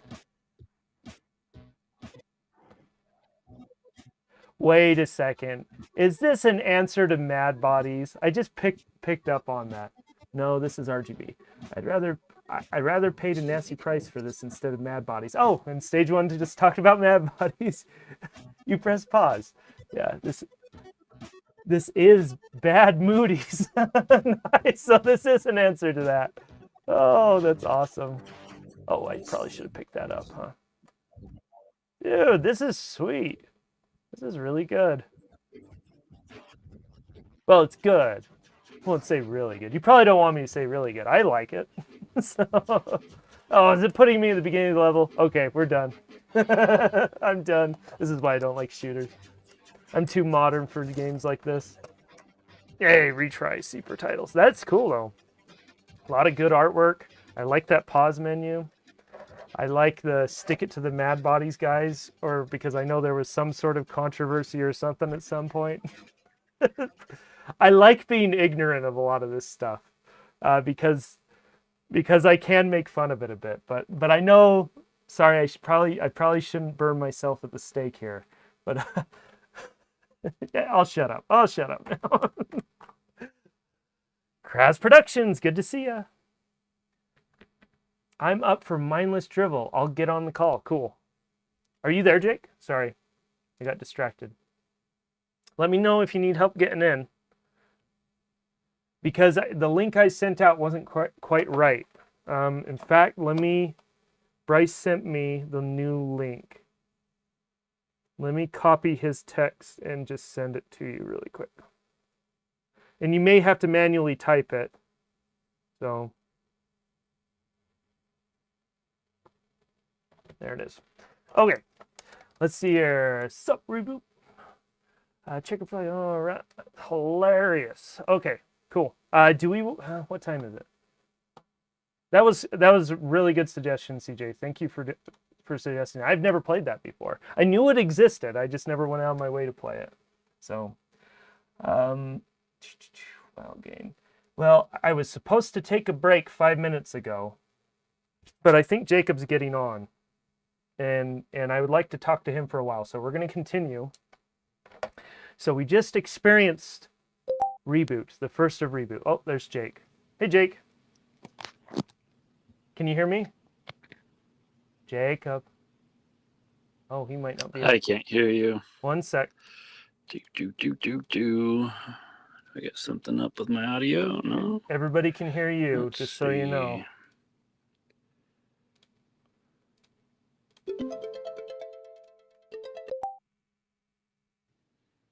Can you hear me? Oh, that's exciting. Can you hear me? Oh, yeah. There I am. Okay, so you guys have met Jacob before a long time ago in a video for the 20th anniversary of the Jaguar. And you were on, we did, what was it? Brutal Sports Football a few years ago for Thanksgiving. I think you were there for that as well. So Jake's been on the stream a few times. He's another brother of mine. He's a little bit older than me. Any word on the McFur game being made? 20-something. Well, that's old. Yeah, so 10 years ago, he was in our little anniversary video. So the McFur game, so we did our 2016 release of that game. I only made 100 copies of it. I didn't want to solder any more carts myself. That's why there aren't more. But I am planning on releasing a new game called Crescent Memories through Atari Age. And it won't be a limited run thing. You'll be able to get your copies. So, and hopefully next year that will happen. We'll see. I know I say I have that goal every year, but it is making progress. So, if I feel like it, I may show you some of the progress I've made just over the last few months. So, I've made quite a bit of progress, especially compared to the previous year. So, it's getting there. Yeah. Really? Somebody was selling Flappy McFur at a convention stage 1 boss? Did you see how much? Wait, do I want to know how much? Yeah, that's the one I meant. Crescent Memories. Yeah. Yeah, Kraz, I'm working on I'm still working on it. It's gonna happen. So unless I die. Oh, that's the only thing. Still can't find a hard copy of Flappy McFur. Yeah, you'll be hard-pressed to find a hard copy of Flappy McFur, and I apologize for doing such a limited run on that. I was getting my feet wet with a lot of things. I learned to solder on that project. I learned a lot of things. It was an educational thing for me, and that's why it was so limited. But I want to make sure people get a copy of it. That's why I'm re-releasing it through Atari Age. So please do not spend more than the $40 I sold it for. Like, I know that won't ever happen. Just don't do it. It's not worth it. It's Flappy Bird, for crying out loud. So, but it was on a live stream on Twitch, so couldn't make out the price. Darn it. That is crazy that it showed up at a convention, though. There's so few copies out there. So, but anyways, what I'll probably do when I get Crescent Memories released, I'm going to release that first version for free. And I may not even lock the ROM. So if somebody does want to make carts and sell it, they can. If people absolutely want that version of the game, it's an inferior version of the game. Like, would it make sense? But we'll see. I don't know. I haven't made up my mind. But so Jake. Hello. Jacob. We talked to Dad about Terry, about Iron Soldier, a little bit about Tempest. What's your favorite game on the Jag? Hey, question for you. Is my video being shown right now? Not live. Oh, good. I'm just gonna turn it off. That's wise. I've got bad. I'm sitting here on an install right now, so it's kind of not the funnest background in the world. Okay. Thanks for dropping in, Kraz. We'll see ya. Okay, Jake. Sorry about that. The interesting thing about us and Atari, I was just thinking about it. I think Dad actually indoctrinated us more to Atari than our own religion. Oh no! I don't think he meant to, but yeah, at the he end kind of of the did. day, like I mean, you for sure, you're way more zealous about Atari than anything else. Yeah, I'm so messed up that way. I really am. But I think about it with my own kids and and how addicted to screens they are, and I'm like, well, it kind of makes sense. Yeah. That was like our screen growing up. I mean, we had a TV and everything, but yeah, our screen growing up was an Atari 2600 and Atari ST 520 1040. Never got to the Falcon, but we got the Jaguar, right? So yep. it's kind of interesting to think about it from a important standpoint within the family, but I think it was kind of an accidental indoctrination by our dad. Yeah. And I've carried the religion. Yeah, it's kind of interesting with having my own kids and just seeing how they respond to things and what's important to them, and a lot of it comes down to the media they consume. Yes. So. Yeah. I don't know if you noticed yesterday our Thanksgiving get together. So we had just the emulator open with Club Drive. Yeah. And like 5 or 6 of our nieces and nephews sat there and played it for like 3 hours. Club Drive. Like I'd look back and I'm like, oh, they're still playing it. And it blows my mind that those games still work. And you're right, that Dad did kind of indoctrinate us with the whole Atari thing. And because he really enjoyed it too. And so I've tried to turn it into something other than nostalgia. It's been, and I've talked to you this about it. The Jag specifically has been a vehicle for creative projects for me. So yeah, I've always wanted to learn to program, and so I'm like, well, if I'm gonna do it, I need to tie it into something that'll motivate me. And so the Jag was an easy answer for that. And that's why I'm going to stick with it, because I've found that I really enjoy coding, and doing it on the Jag is even better. And so I've done coding outside of it, but it's not quite the same as doing it on the Jag. There's something novel about it. But if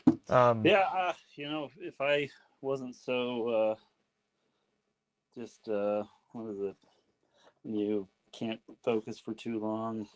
You jump from one thing to another. Is that ADHD or is that ADD? It's one of those. It's horrible because it's like there's so many things I'd like to do, and I get something in front of me. I'm like, oh my gosh, I got a great idea for this thing, and then 2 hours later, you're done. I'm on to something else, and like I recognize it, so I kind of hate it when I get good ideas now. Yeah. I'm like, I hate you. You'll never finish that project. Yeah. So I don't know. I'm actually thinking of going and getting on some medication for that too, to see if I can be more focused. Yeah, buckling down on a project and finishing it is a lot of work. And I've been doing the Crescent Memories thing. It's coming up on, well, it's past 7 years at this point. And I'm like, I gotta finish this, because it's not even about finishing the game anymore. it's about saying to myself, you can actually finish a big project like that. And so, and honestly, you shouldn't beat yourself up too much about that, because some of the most creative people, they do that all the time. They start on something, they move on, they iterate. They call that iterating. And then they eventually do get to that project that they were supposed to work on and finish. And so, anyways. Well, you finish up Crescent Memories, and then we'll take the assets from the Creature from Jekyll Island. We'll make the point-and-click adventure. Most boss point-and-click adventure on the Jaguar ever. So. It's on my list. I got 3 or 4 projects where I'm deciding right now. So, yeah. So, and I got a lot of work done on other things too that I could pick up and continue working on. But yeah, it's one of those things. Maybe I should just start over. Reboot says, Rebooteroids took 7 years to finish. Don't beat yourself up over it. And then Peter said, I use my TT, my Falcon for work, Jaguar for fun. And then Stage 1 Boss says, you got to release Crescent Memories so you can start the next Jag project. Yeah, exactly. And that's the other reason why because I like the idea of Crescent Memories, because there's a, and I'm going to get a little artistic here, autistic and artistic.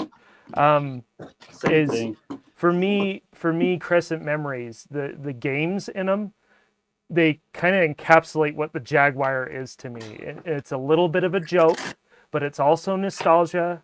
It could have been this big thing with 64-bit power, but it wasn't. And in a way, it symbolizes all these little weird culture things around the Jag. And I want that to exist in a finished form and for people to enjoy, both for the game, but also as kind of a piece of art too. So that's because I'm an artist. It's going to be a piece of art. It isn't just going to be fun. It's going to be a piece of art. I'm pointing at you, audience. You're going to find meaning in it. And I'll guarantee it. I'm joking. No, you won't.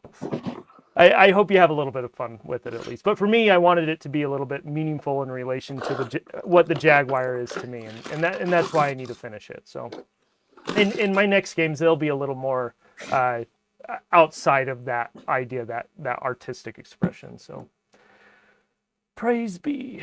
I like the art side of it. I bought the collector's version of Flappy McFur with the prints. Oh yeah, that's cool.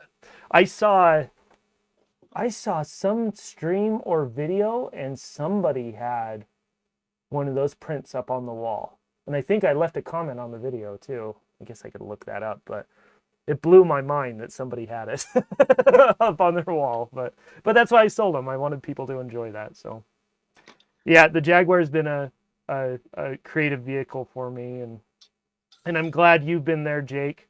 You've been a source of inspiration. Like you and Michael and Bryce, I consider you guys, when it comes to idea generation, far more creative than me.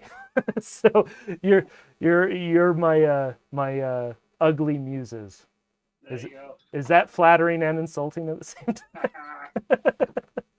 So, but yeah, no, and it's been great sharing it with you guys too. So, I miss the days when we were running our business and we had a Jaguar in the front room and we could waste our time instead of running the business playing Jag games, and it was fun. I enjoyed it. Run our business very well, but we played some Jag games. Played some Jag games. So, no. Oh, okay. Well, are you at work right now? I'm just putting together that studio for that client that should have said no. Cool. Cool. Well, I'm going to keep playing games. You're welcome to stay on the call and comment. I'm going to throw on. We are to 2009. We're slowly making our way through. We're only 7 minutes behind. Doing pretty good. It's called Orion's Atari Jaguar Collection. If I can find it. Oh, it's right there. It's staring right at me. So Orion, he isn't in the scene anymore. Not the Jag scene anyways. He's still making homebrew though. I believe he just released some games, one of his Alice games on the Game Boy Advance. So he is still making games, and he still has his Jag games up on his website. I think he sells some of them, and some of them are for free. And this copy of the Atari Jaguar collection, which is just a collection of little programs I think he did to cut his teeth on the hardware. He did a last run of it on cartridge right before he stopped making Jag stuff. And so I made sure I picked up a copy of that.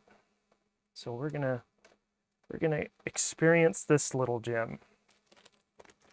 I think he does have a full-blown game on here too, if I remember correctly, but most of them are just little demos.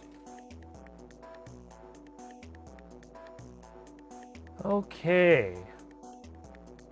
How do I select? Oh, it's probably the number pad, isn't it? So we'll do the first one. Osmosis 3D. This is a game where you have... we don't have time for that. Let's just play. Unpacking. Yeah, so Orion, he's I wish I knew him a little bit better. I don't know him very well, but he seems like a very talented coder. He's trying to do the kind of the freelance thing with his code. Put together some good games. We'll be playing at least one more of his games, if not two more, before the end of the day. Yeah, two more. I think we're gonna do a Lansar and Defender. What is it? Escape 2042. Yeah, I think that's what we're gonna do. So, oh, that's fun. Man, that looks like a video. I'm not sure, but this one has polygons in it, because that's what we want on the Jag, right? Nothing but polygons. Okay, let's play. So I think we're supposed to collect the little diamonds. And that's it. Congratulations, you won. You won the level 1. I believe Orion is French too, and so English is definitely a second. Oh, whoops, is a second language for him. A bummer, his RPG never released on Jag. Would have been the first JRPG style game on the system. Oh yeah, that's right. He did do a JRPG, didn't he? You lost your ball in the infinite space. Okay. Oh, it's 3D. Oh, that's cool. I must have played this before, but I totally forgot about this. This is really cool. You can rotate the whole 3D scene. So if I go like that, okay, yeah, I'll be safe if I go that way. And then we rotate, go that way, up, and then down. Cool. Fun. This probably got its own release. What? If Reboot's still on, do you know if this was on the Jaguar collection? Jaguar collection? Seems like it was.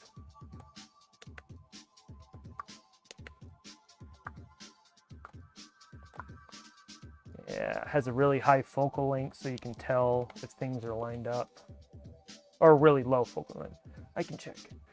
Oh, thanks. You don't have to check. If you don't remember off the top of your head, I would appreciate it, though. It seems like it was in the Jaguar collection. I think that was one of the first homebrew things I bought. Yeah, Escape 2042 is pretty good as well as a platformer. We'll get to that one here eventually. Yeah, this is a fun game. Okay, I'm going to see if I can exit. Doesn't look like I can exit. So let's start over. I want to do at least a couple of these demos. So definitely seen some talent doing some homebrew here in 2009. Got Reboot showing up and then Orion. Let's do, I think that's Atomic Reloaded actually. Oh, let's do this. He has this Tifa model. So, Atomic Reloaded, Beebris, Diam Jag do the same. I wonder if it's Diam Jag that I'm thinking of. Oh. It has the Final Fantasy Prelude song on there. We were watching FF7 Tifa's 3D model. 554 triangles, real-time generated by the GPU. And listening to FF's Prelude real-time generated by the DSP. Code by Orion, sound generation algorithm by Zero Square. So this must have been when Zero Square was developing his engine, his audio engine, I imagine. I don't know that for sure, but can I do anything with the model? It is struggling, man. Those flickers are happening on real hardware. That isn't like an issue with the stream. So, oh, I think Jacob left. He was in the middle of a job, so. Okay, that's it for that one. And let's try one more. I'm interested to know about the releases of Alice's Mom's Rescue on the Jaguar. The first cover was interesting. Oh, yeah. I got a copy of that. It was an interesting cover. I kind of wish Fiverr existed back then so he could get some help with that cover. Oh. Oh, Jake's in the chat now. No. Thanks for talking for a bit, Jake.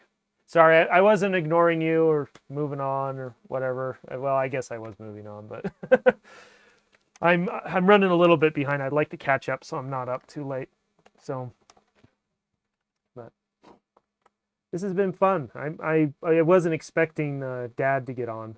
I'm sure he would have gotten busy or something. Oh, this is kind of fun. Seem to be... Can't go any further north. I can go south, though. I wonder if this is a tile engine. He obviously is measuring stuff up at the top. I wonder if one's like the 68K, one's the GPU, one's the DSP. So, oh, you can shoot. How many bullets? As many as I want, it looks like. Can I do anything else? Oh, I can go back to the main menu with option, apparently. That's good to know. A little bit behind. Story of my life. Time pilot-ish, without enemies. Yeah, I think he was just demoing something. These are all little demos. He has a little platformer thing. Let's check that out.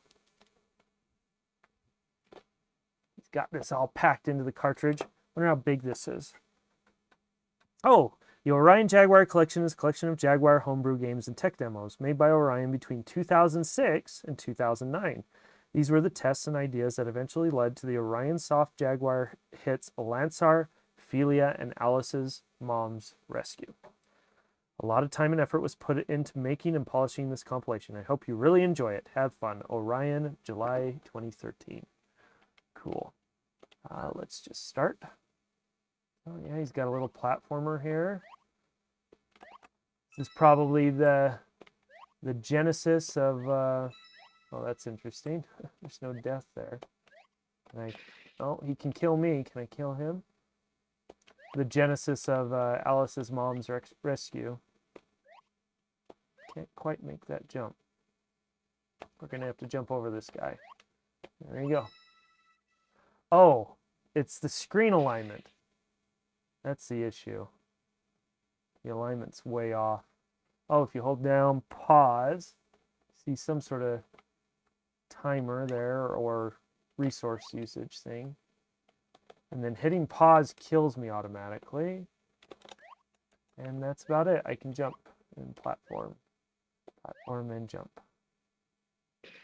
Oh, there's something down there. I can't see it though. It's off the screen. And that's it. Game over. Here, let's adjust the screen a little bit. Catch a liana with A. Does anybody know what a liana is?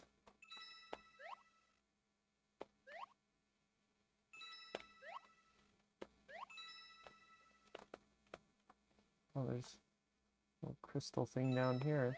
Oh, maybe I won't get to the end. Come on, Will. Oh, there's a hole or something right there, isn't there? Can I go down it? Nope, I can't. Do I have to get that diamond? Yep, I do. Let's go get it.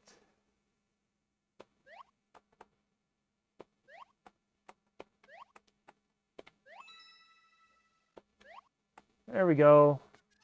Well done! In a crazy weird font with color clouds in the background. Okay, cool. Enough of that. Looks like there isn't a way of backing out. One more. We'll do one more.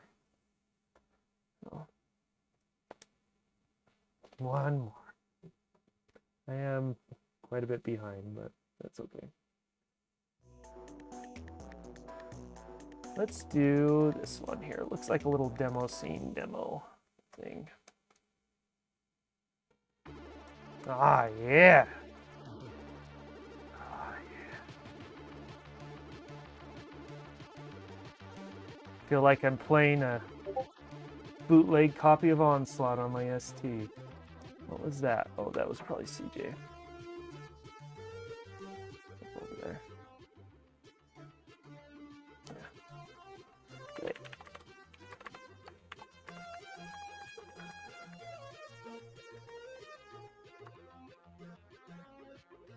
Cool. We are there. Yeah, it's a fun little demo. Sorry, I was chatting with CJ there for a bit. He was just making sure I was ready for the Slayer presentation at the end. So, okay, we're done with this. Let's move on. Get this one put away here. And our next one is Beebris, which is Reboot's Tetris clone. And we're going to be playing it on... Oh, this has a little manual. I guess I could have looked at that, huh? We're going to be playing it on... or off of the rebooted cartridge, which came out in I think that was 2019 when we released that one. Get that out. And I like me some Tetris. Tetris is a great game, and if I recall, this version of Tetris is pretty good. So we are now in 2010. So we just got through 2009 with Orion's Jaguar collection. And now we are in 2010 with Beebris. Pull out my copy of Rebooted. This is an awesome looking game, by the way. And I'm not saying that just because I'm the artist.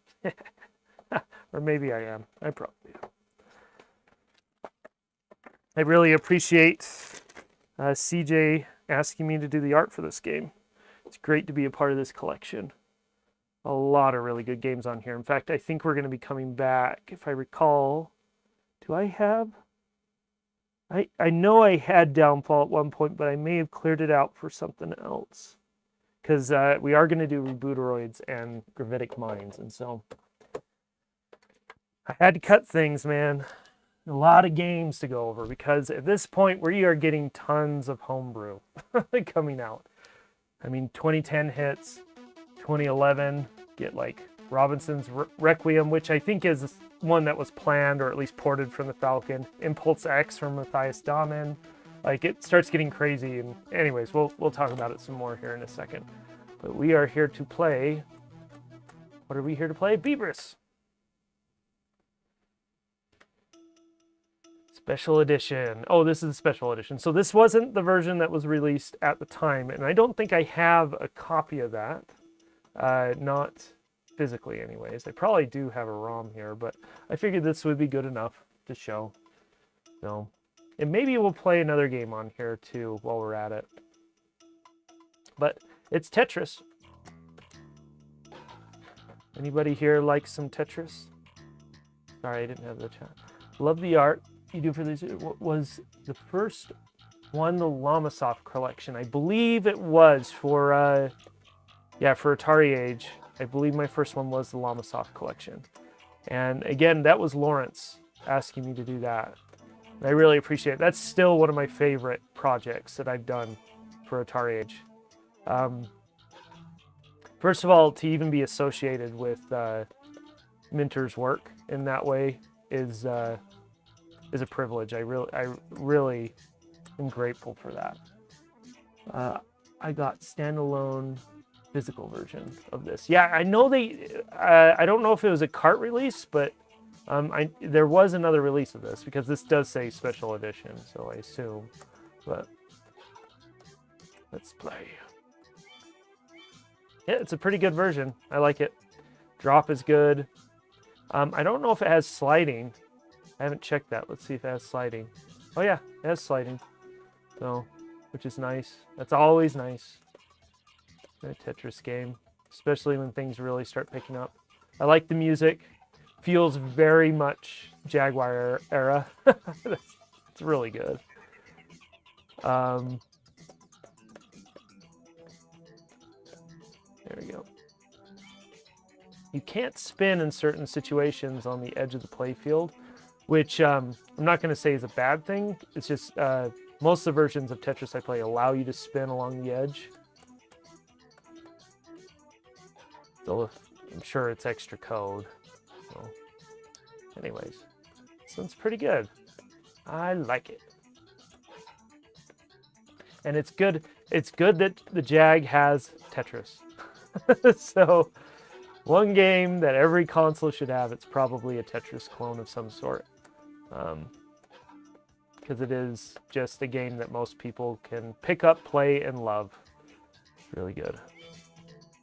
And I'm not doing good at it. Of course, I get a line piece right after the moment I need it. Guess I should use some... We're not going to do a whole round because I'm moving too slowly. In fact, I'm going to see if I can back out. I think I can't. I can't remember if I can back out completely. Yeah, I think you have to restart this one too. Oh, let's see here. You completely nailed that box. It is amazing. Thanks, Reboot. I really enjoyed it. The collage was a little unexpected for me too. I'm like, how is this going to come together? And it came together. It came together really well. I like it. We got a little bit of everything in it, and it's readable. It looks nice. I like it. It was awesome when someone described that Llamasoft box as looking like a cool pack of cigarettes. I didn't hear that. That's awesome. That is so cool. Reboot. This had its original release on CD. Then it's on the Jaguar CD, but Rebooted is the first time on cart. Okay, yeah, it seemed like there was a CD release somewhere in the mix there. This was my first port, as this was originally an ST game I made many years earlier. Oh, so it's your game too. The port was. That's awesome. Many years earlier. And we hid Grid Runner and told people on April 1st, so nobody believed us. Oh yeah, that's right. I remember that. We hid Grid Runner on Llamasoft, on that Llamasoft collection. It's really good. Yeah. I forgot that was on April 1st. Yeah. Probably nobody believed it until somebody posted a video, I'm sure. Or maybe you said something on the forum post. I don't remember. That's so awesome, though. I'm going to play one more.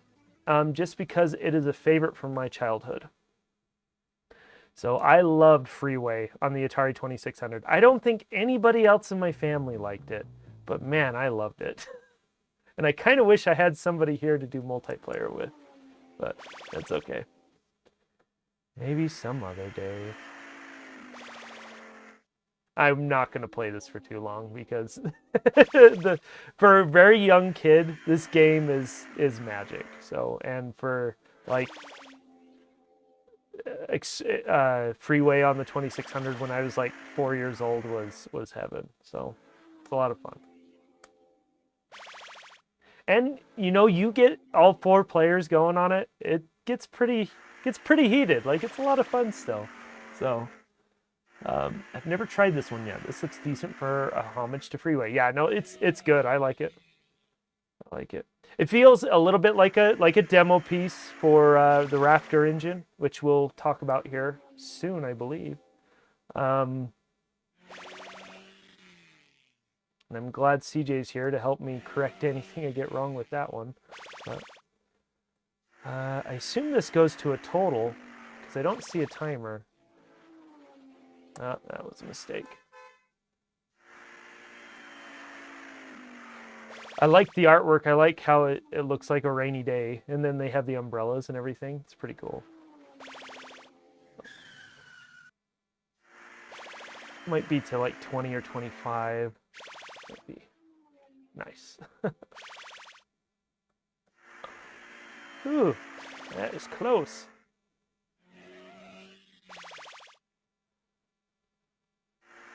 We'll go to 20 and then we'll stop. If I can get there. There we go. Okay, we're done. That's fun though. My favorite game on the 2600s was Zonox. Double-ended, Ghost Manor, and Spike's Peak. I don't think I've played any of those games. Ghost Manor sounds familiar. I may have played that one at some point. I don't know though. Oh, it did have a timer. Maybe it's off screen a little bit or something. But anyways. Yep, love Expressway, love Freeway. I'm very thankful Reboot made that game. That's very much tying the Jaguar to the 2600, right? I love that. I love that stuff where it's like, oh, full circle. It's kind of fun. Okay. Anyways, that's enough of Rebooted. We may come back to this because it would Full Circle Rocketeer is a lot of fun too.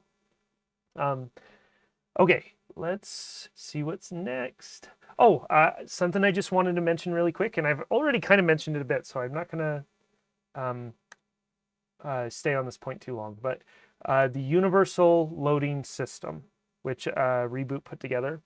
And what that was is it allowed you to convert your ABS binaries to a CDI image that you could burn as CDs at home with CDRs and just play on your Jag. And so it's a pretty important tool for that time to get people used to the idea of, oh, I don't have to just play my original Jag games. There's more software coming out that I can enjoy. And so it's an awesome tool. As you can see, I still use Jiffy, which is just a Windows application that does that conversion for you to make ROMs or make these files a little easier to play. So I don't have to type in address codes and stuff like that. And so huge thank you to the Reboot team. I don't know if that was just CJ that worked on that or not, but there might be an about. There is an about. Oh yeah, there's a ton of people here. CJ coded the ULS booter, so the Universal Loading System. GGN wrote this program and the ROM booter. Neo did the name dropping and tested the dang thing. SH3 drew the lovely pixels for the logo, dropped even more possible names, and did even more testing. JCP did Tercy. JCP by Tercy, so that's the guy who worked. Oh, I forgot to mention Tercy. He's the one that worked on the skunk board. Huge thank you to him. Like, I wouldn't even be doing JagDev without the skunk board. So, and low_IMP by, Joe Britt, 42 Bastion Chic, Johnson and Zero Square did some work there too. Please note you are using this program at your own risk. Reboot will not be held liable for any loss of data, etc. So, there's Reboot. It's fun at group events, but not so much fun single player. Yeah, and usually I'll pull it up at family parties. I'll pull up Freeway because the kids, especially the younger nieces and nephews, they just love it. They get loud and they're laughing and they just absolutely love it. So, there was a timer at the bottom. I'm wondering if I might need to fix something here so I could see that, or maybe I just wasn't seeing it. My favorite game on 26. Oh, I missed those comments. Sorry, Reboot. Making CDs was incredibly tedious and always wasted CDs generating the keys. Yeah, and so the ULS solved that problem. Because before that, Matthias Dauman had converted the CD encryption tools that existed to something that you could just run on the Jag, but you had to waste one CD to encrypt your final image, essentially. So I remember doing that. There was a time where I did a few of those. So, Stage 1 boss. I love collecting for this system, but I can't seem to maintain the release order history for these games. Don't worry about it. Just enjoy the games. We have enough of these people, turning this, what's supposed to be a fun hobby where you're actually playing games with people and building relationships with people, that kind of stuff. They're turning it into an investor's hellhole, and I don't think anybody really wants that. So just enjoy the games, and one way you can enjoy that is just buy the games when they come out, and as they come out, and support people that make the games. So it's good to play the old games, and if you can get them. Like, I completely understand the idea of playing on real hardware, but it's getting to the point where the prices are, like, for most average people, it's ridiculous. You can't do it. Like, I'm priced out at this point. I was very fortunate to get my collection pretty much done before everything went crazy with prices, and so and I just don't suggest, because you can really waste a lot of money on a lot of games that aren't good. So don't get hung up on the trivia. Just have fun. Yeah. And I guess I'm a bit hypocritical on the stream right now, right? Because it's kind of a trivia stream. The point of this stream, the reason why I wanted to do this stream was for one reason.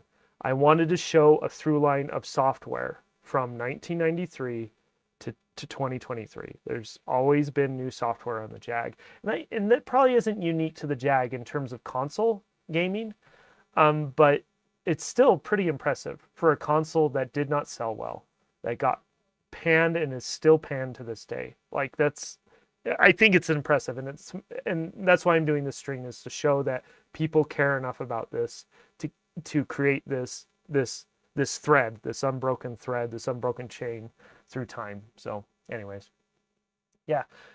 Stage 1 Boss says, yeah, I like the stuff I own on my Jag to be legit or from sources releasing them. eBay can get filled with junk sometimes. Well, and that's the other thing. And this is what really sucks about the pricing is you're going to be seeing a lot more bootlegs pop up over time. And this is why I don't encourage people to collect anymore. It's because they're probably going to be buying a bootleg in the future. They're not going to be getting a real copy of the game because they just didn't make as many of these games as they did on other consoles. And so your chances are they'll just get lower and lower over time. And I would hate to be the person that spends $1,000 on a copy of Checkered Flag and it's a bootleg, in like 20 years or something like that. Like, nobody wants to be that person. So why even risk it when you can play the games? Yes, not legitimately. I understand that. But a lot of these games are getting so old that if you're, I just hate the idea of somebody bootlegging getting all that money and lying about it. So I'd rather somebody lie and play the game to have fun than lie and make money off of people who think that they're getting the real thing. So, plus, some of the bootlegs are done bottom of the barrel and have horrible edge connectors and don't do voltage conversion. Yeah. So, yeah, you have those issues where you're actually probably damaging your hardware by buying bootlegs. Yeah, what a mess. What a real mess. Oh, this is why, and I know me and CJ may differ a little bit on this. Like, Big Pimu is, for me, such a huge thing because it's finally, you can play all the games on the Jag almost as good as real hardware. It isn't as good. It isn't. It's still problems. Like the example I bring up with people is Ultra Vortec. You play Ultra Vortec in emulation, you obviously can tell it's not cycle accurate emulation because the music is completely destroyed. But the game plays, and hopefully that will improve over time. But I think from a preservation standpoint, that's some of the best work that's been done for the Jag in a long time. Big P is amazing. I'm 100% on board with Rich in the end. Yeah, sorry, I don't want to put words in your mouth, CJ, but yeah, it seemed like, or no, I know what it was. We were just talking about the scripting thing and how that doesn't carry. You mentioned something about how that doesn't carry over to the console, and I can understand that. So. And I use it for development myself. Yeah, and that's that's the other thing about this emulator is it's made development so much easier because you can trust it a lot more than you could Virtual Jaguar in the past. Which do I have that on my itinerary? I think I missed that. So I'm going to talk about that right now with Seamus. I think GGN's involved with that. I think you're involved with that, CJ, with Virtual Jaguar to some extent or another. I don't know the details, but that was an amazing tool to have and a big reason why I got into development because I didn't have a skunk board to begin with.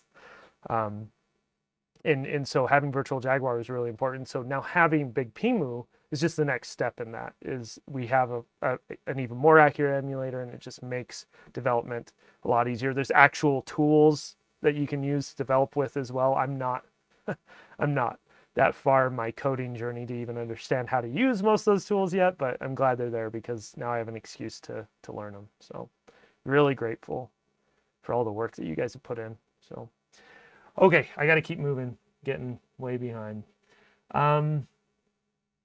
So we just talked about the ULS. I'm going to skip Robinson's Requiem just because I don't think it's a very fun game. But I am going to mention it because it's another Songbird release. It's an orphan child that got brought in, cleaned up, put on a nice suit, and released by Songbird. I'm glad he did that. I still use VJ sometimes. It has some things BPE doesn't. So, yeah, and I don't even know what those would be. It seems like there's been a few situations when I've done stuff. I'm like, I should boot this up in Virtual Jaguar to see what the difference is. While coding, but I can't tell you specifically where that happened. I can't remember. But anyways. Yeah, Robinson's Requiem, it's a slog. I'm sure it's a lot of fun if you really get into it, but it's just not for me.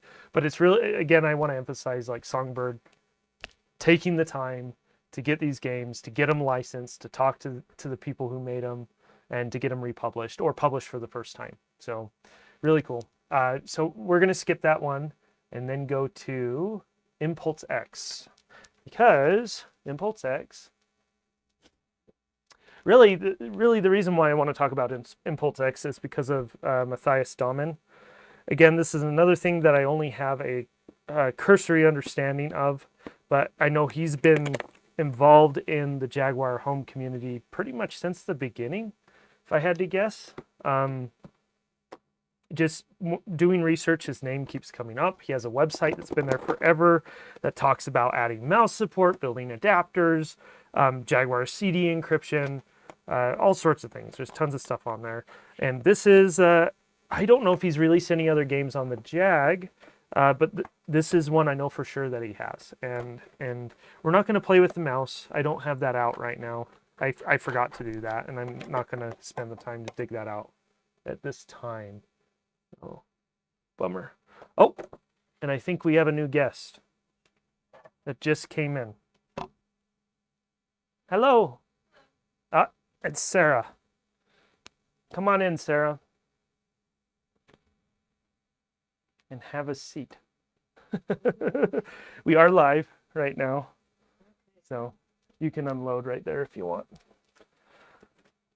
And I'm getting another game booted up here. So Sarah's my little sister, and we are getting slowly to the game that she came over to play. In fact, it's not for a while. How much time do you have? All the time, because yeah, I'm well, you're here a little bit early too, so have a seat. I can wait. Have a seat. Unless you don't want to be on camera right now, it's up to you. I'll hang up. Okay. You can play some games too. In fact, if you want to play this one, I'll let you play this one. It's you know what Breakout is, right? It's the thing at the bottom, the ball goes down and you hit the blocks. Yes. That's basically what this is. So Cool. yeah. And you're in. Oh man, I remember this one. Oh, let me get you mic'd up. Okay, just on your collar. There we go. Oh, killed me. Did I kill you? So me and Sarah are just a few years apart. So I grew up, she was the sibling I grew up with. And we share a lot of gaming memories. Yes. So growing up, really little. So we have a lot of memories sitting in the kitchen at this desk right here that's in the background. I still got it. Playing Atari ST games. And we're going to, spoiler, we are going to get to Bubble Bobble, which is an Atari ST port done by Reboot. I was addicted to that game. Yeah, she was so addicted to that game that I got frustrated one day, and I guess we're going to tell this story now. I got frustrated one day, and I hid that disc, or I may have destroyed it. Like, I can't remember. I don't think I would have destroyed it, because I did enjoy the game. I just hated it. It was the only thing you wanted to play. Yeah. so that's our story there. Well, we can talk more about that, I guess, a little later. Yeah. Did you play Jag games a lot? Yes. What did you play? I played,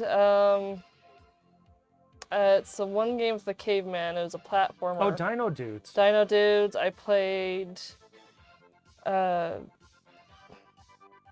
Because we may swap out Bubble. No, we'll play Bubble Bobble, but maybe we'll swap out another game. Baldies. There we go. That's the name. You play Baldies too? Baldies. The car rally game. Oh, with Power the- Drive. Oh, Club Drive, the 3D one. No. Power Drive Rally. It's then. probably Power Drive with the Australian guy that kept Yes. telling you which Yeah. way to go and you couldn't understand him. That's a fun game. I really enjoy that one. Ultra Vortex. I played a lot. I played whatever my brothers played. Cool. I'm trying to think of games that I played with you on the Jag. I think we did Zool 2 quite a bit. You like that game. Oh, I remember. Yes. So much better than Sonic. I'll tell you that. Did you hear that, everybody? So much better than Sonic. Better than Sonic. Zool is 2. great. I actually do prefer Zool over Sonic. But because I could tell it was a response to Sonic. Yeah. When they made it. Has that rad 90s attitude. Mhm. Yeah. You're going as fast as you can through these levels, and I don't recall it being as frustrating as Sonic. Yeah. Though, so. Did you get to the last levels? They're kind of these Egyptian things with invisible platforms. I may have. That game got so hard. I think I've beaten that one. It seems like, I was really young when I played it, and I think I did get stuck at one point, but I loved it. Yeah. I loved playing it. Stage 1 boss says, hello, and Zool better than Sonic confirmed. What is Zool? What is Zool anyway? What kind of creature is he? I don't think I ever figured that out. He reminds me of the Martian from Warner Brothers. Okay. The Warner Brothers cartoons. And so in my head canon, he's just a Martian. He's a modern Marvin the Martian. That's who it was. Marvin the Martian. Yeah. So. Yeah, because he was dressed up in like a ninja mask of some kind. I remember that. Did we just have Zool 2? Zool 2? There we go. That was the only one released on the Jag. And what was the first one released on? Amiga, and I think it was on the ST as well, if I remember right. Reboot says, never understood the love for Sonic. It's like how unplayable can we make this? That's what Sonic is. And so, sorry, there's YouTube's interface was covering up your comment. I guess I should just read it up. Platformers I like that. I feel. Reboot, I feel a bit the same way about Mario. I have a hard time with Mario games too, at least the platformer versions. You got the adventure versions, you got the platformer versions, and I feel a bit that way about Mario too. Yeah. But we don't have to get too much into that. But no, and we've talked about it, I think, twice already on the stream with. So Dad was here, he came on, Aaron came on for a bit. Cool. Jacob was here just a few minutes ago. Bryce was on, he's getting sick, he had to go lay down. I was wondering if he was going to be on, because I got on the cloud and I saw who had joined and who had left. And, but anyways, okay. It's your turn. Well, we might need to move on. Okay. So, it is a fun game though, it's Breakout. So, one thing I want to mention here, we are in 2011. Sorry, I'm looking at my notes because we are kind of doing a history thing here. So in 2011, and correct me if I'm wrong, Reboot, because you're the one that made it, is when Raptor was officially public, like a public version of Raptor was available for people to use to make games. Raptor's an engine, the name of the engine that he worked on. Cool. Let me know if that's right, Reboot. Seems like that's what I found. Yeah. And if it wasn't, it was at least announced at that time. So I haven't been doing a good job cleaning up. Okay, I just wanted to mention that because that is also, like the Removers library, we're seeing more tools over time pop up for people to make new games for the Jag. And so, and in talking about Jaguar history, a lot of us blame the lack of tools as why the Jaguar really struggled. And so every company had to develop their own set of tools in order to make games. There wasn't a nice set for people to get started with to build off of. And so now, 20 years after the fact, or not quite, that was what, 2010? Oh yeah, almost 20 years after the fact. Feels like finally we're getting tools for this console that people can take and build off of. If you researched it, you know better than me. So API release in my notes says 2014, 1206, huh? Oh, wow. So it must have been just an announcement for the Raptor engine, because the next thing we're going to play is HMS Raptor, which is back on the Rebooted cart. That's why I kept it out. I knew why. Is the Rebooted as a collection of games? Yeah, Rebooted is a collection of games. I did the artwork for this one. Cool. I think you showed that to me. Yeah. Before. So. I get sneak peek previews at some of his work. Yeah, I sometimes bounce art ideas off of Sarah when I need some feedback. I have a handful of people. I have a little group that I work with whenever I run into a design issue or something. Cool. And Sarah's one of those people. So. But yeah, this has a lot of games in it. We were actually just playing this. In fact, you'll probably remember this game. You remember Freeway on the Atari 2600? You were the chickens, and you had to cross the road. Oh. You probably have a very Yes, faint memory. I think it was a lot more bland than this. Yes, it But was. yes, I think I remember that. Anyways, I just wanted to show you that really quick. we already played it a little bit. Oh, that's funny. It is more fun with more people, but we gotta keep moving. So. Oh, was that a 4-player game? Yeah, that's a 4-player game. It's a great party game. Okay. So, okay, we are playing HMS Raptor. I'll go ahead and play this one for a bit. Yes. I'm just seeing what's next. So, HMS Raptor by Reboot. This is a submarine game. Oh, Lawrence worked on this one as well, Reboot. And you just collect these guys. And I think you have yeah, that's your oxygen, the green bar down below. And so you have to go back up and refill. Ooh, avoid the hitboxes are really tight on this one. Oh, you can use the shoulder buttons on this to go left and right. That's cool. Nice. Oh, I gotta go up. He says something. I don't know what he says, though. Okay, back down It'd be into funny the if the deep. sharks could jump out and attack you. Yeah. Anyways, it's fun mini game. I like the little particle effects behind for the explosions and the engine. Well, visually, it's great. It's like you're playing in a tank, a fish tank. It's kind of It fun. does feel that way. It feels a little bit that way, and I like it. It's a good feeling. Like playing a cartoon. Then there's this guy up here. I don't know if I'm supposed to shoot him or just avoid him. Probably just supposed to avoid him. Wonder if he drops depth charges later on or something. That'd be cool. I don't know what that guy's saying. It's a little too quiet. Think good job, Will. Yeah. So far, have I died yet? Oh, it's getting harder though. More of a mess. I used in games before it released. Yeah. And it seems like I found something. Oh, that's cool. They're chasing them, and when you shoot them, they swim back. Come back. That's fun. That's cool. They're chasing me. I can't remember. I did some sort of research reboot on that. I found something that mentioned it. Or maybe I wrote it down wrong. That's possible too. Is he? Oh, I've got a full complement. Where do they go when you go to the surface? They float away. They're dead. They're angels. Anyways, this is pretty fun. I enjoy this game. You gotta ask the tough questions when you're playing the game. Where did they go? Where'd they go? How do they die? Okay, so the next one, let's see here. How are we gonna play this?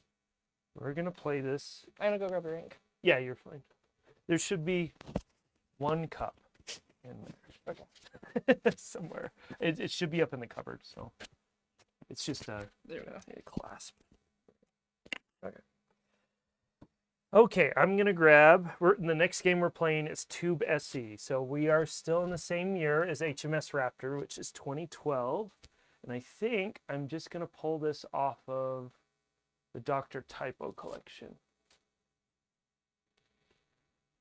because I don't think I have that prepared for emulation, and I want to play as many of these on real hardware as we can. Because as good as Big Pimu is, it's not quite good enough. Okay, Jake, thanks for stopping by. Thanks for the chat, too. Thanks for being a part of this pivotal moment in Atari Jaguar history. Ooh. Ooh. The pressure's on. I can get it out of the box. There we go. And I might keep this one out too, because we might be coming back to this collection. So yeah, this is another collection, and this one released last year, the collection itself. But these are all homebrew games that have released over the last decade plus. So Nice. since 2012. I'll let you play this one. It's actually, Sure. you probably won't like it, but Games I don't like. Yes. Challenge. That's part of playing games, right? Sorry.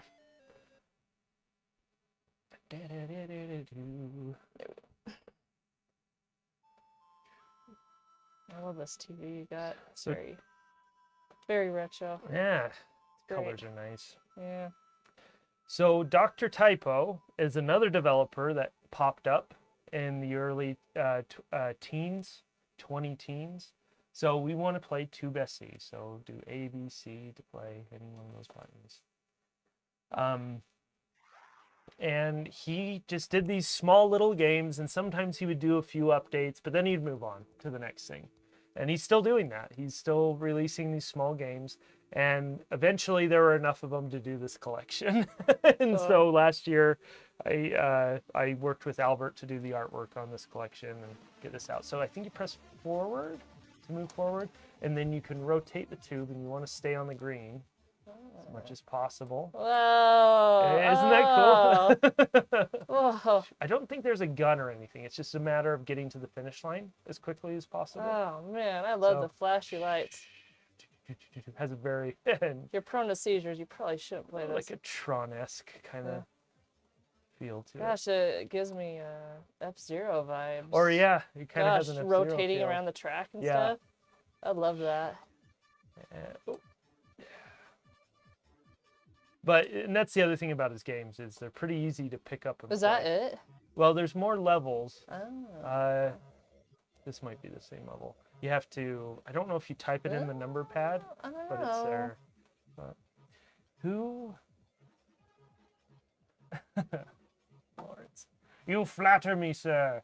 Who did the artwork? It's fantastic. I did the artwork for all this as well, and this one was frustrating because Albert at Atari Age, I think he was only planning.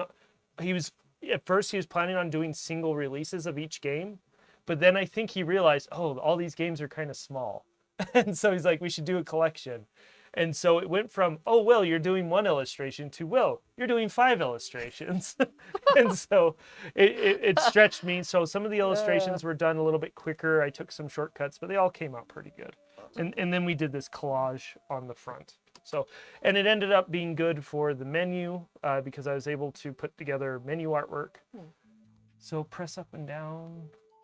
You can enter a code. That's not what we're looking for, though. Yeah. I'll start putting random numbers in. That's okay. We can move on to the next one. Well, that one's fun. It's pretty really good. Cool. I think there's another one we'll be playing too. I can't remember. Oh yeah, Rescue on Fractalis. That's a fun one. I'll probably play that one because it's a little more involved. But he's done a lot of really fun games. In fact, I'm gonna leave this one out too. And that one, I gotta put you away at some point. I don't know where you go. I forgot. Okay, and our next one is only mention. Okay, so now we're to 2013, and in my notes here, I wanted to mention the Jaguar collection. We're not going to play that because we're already dealing with a lot of different collections already.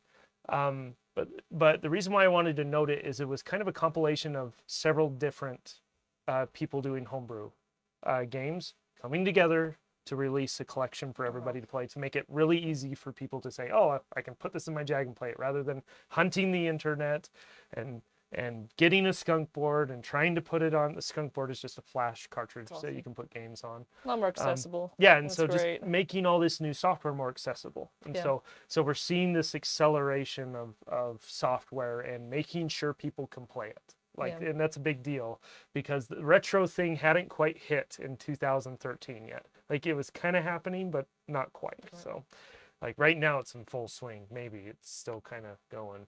So, okay. So that's Jaguar collection.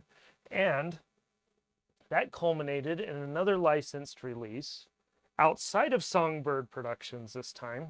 Songbird, just so you know, has been releasing games for the Jaguar since basically the death of the Jaguar. They usually pick up games that were supposed to get released, finish them, and then publish them. That's cool. And they've been doing that consistently ever since the 90s, essentially, or 2000s, early 2000s. But this one is outside of Songbird, which makes it notable. And this game wasn't ever planned for the Jaguar. So this is a port, technically. Okay, I was wondering about that. And so the other reason why I wanted to note it is this was, I'm pretty sure, built off of the Removers library because Sebastian Brius, is that his last name? I can't remember. The guy who made the Removers Library, he did this port. And I'm pretty sure that's one reason why he made the Removers Library, so he could make this port. So, gosh, and have I ever opened up this copy? It looks brand new. I don't know if I have. Anyways, it's you would probably really like this game, Sarah, actually. Beautiful. Very pretty. Pretty artwork. That's really cool. This is a classic game. This was ported to everything back in the day. And so, but another reason why it's kind of cool to have on the Jaguar is, I don't know if you remember Flashback on the Jaguar. Yes, I remember Flashback. This is the game, the same guy who made Flashback. This was the first game he made. And so Oh, now both, okay. well, one of the first games he made. I don't know if it's the first. It's the one he's was first popular for, I believe. Anyways, now both of those games are on the Jaguar. So Yeah, Flashback is another one I remember. did you playing play quite that a one? bit. Oh yeah, I Oh. played all sorts So of you should Jaguar play this games. one. So I actually played through Flashback the Yeah, first it time. has that same style. Man, it looks like a cartoon. Yeah. It's really cool. No. That's amazing. No. I think I just lost my chat. Oh yeah. Is it still there? Subscribers only. There we go. Just devalued it by 50% by opening up the box. Oh darn. So, that's okay. I don't think he's gonna sell it anyway. No, I'm not planning. My collection, if I do sell it, it will be so far down the line that most of you guys will be dead. To be honest. And and I hope there's somebody in my family who, in my younger family, nieces and nephews and stuff, or if I ever have kids, that's interested in Pass them keeping on. it, because these carts will last a long time, unlike CDs and stuff like that. So I see you driven here. Uh-oh. Your Ferrari. What's gonna happen? Where did I put? I'm so confused. Oh, it's right here.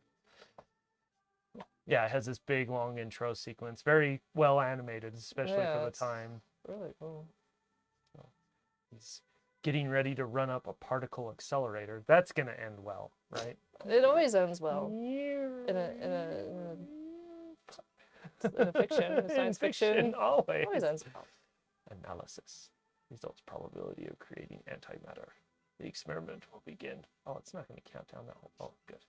You need some soda first. Some Yep. squirt. There we go. Some squirt. Family favorite. Squirt. Uh-oh. Not the Ferrari. And the gods have other plans. Yeah, he must make a good salary if he's driving a Ferrari around. That's true. Never thought about that. Oh, something cool about this version is I believe Eric Chahi, which I think is the name of the guy who made this. I hope I'm saying his last name right. It's French.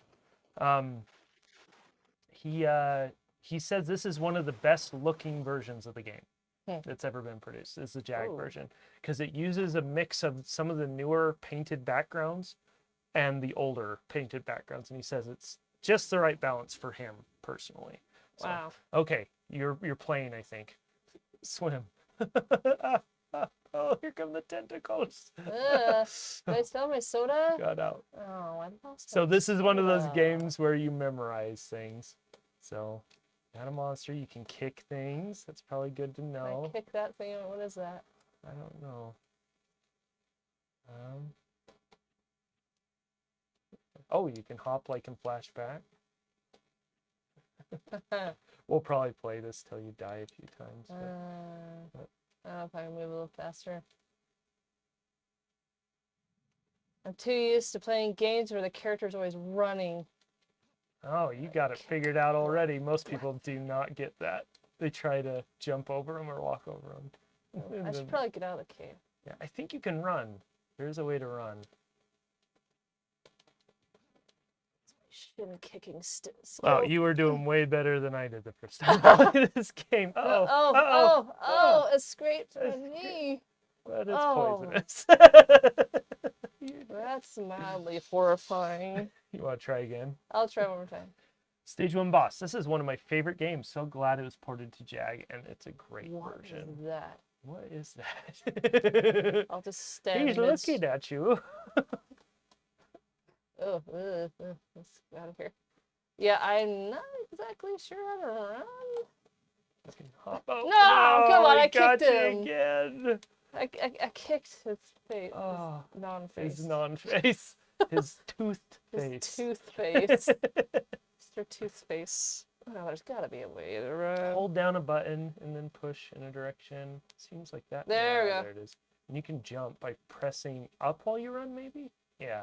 Or you can kind of do this prance. No. Oh my gosh. Yeah, you probably want to take the time to kill those guys. Unless you're done. You Are want to done? turn? Yeah, let me. It's been a little while since I played. See if you get past the fanged leeches. Baked. Oh, that makes them sound really bad. Okay, I can jump. I can run. Okay. Go over here and kick this little guy. Watch out for the one at the back. Oh no! Oh no!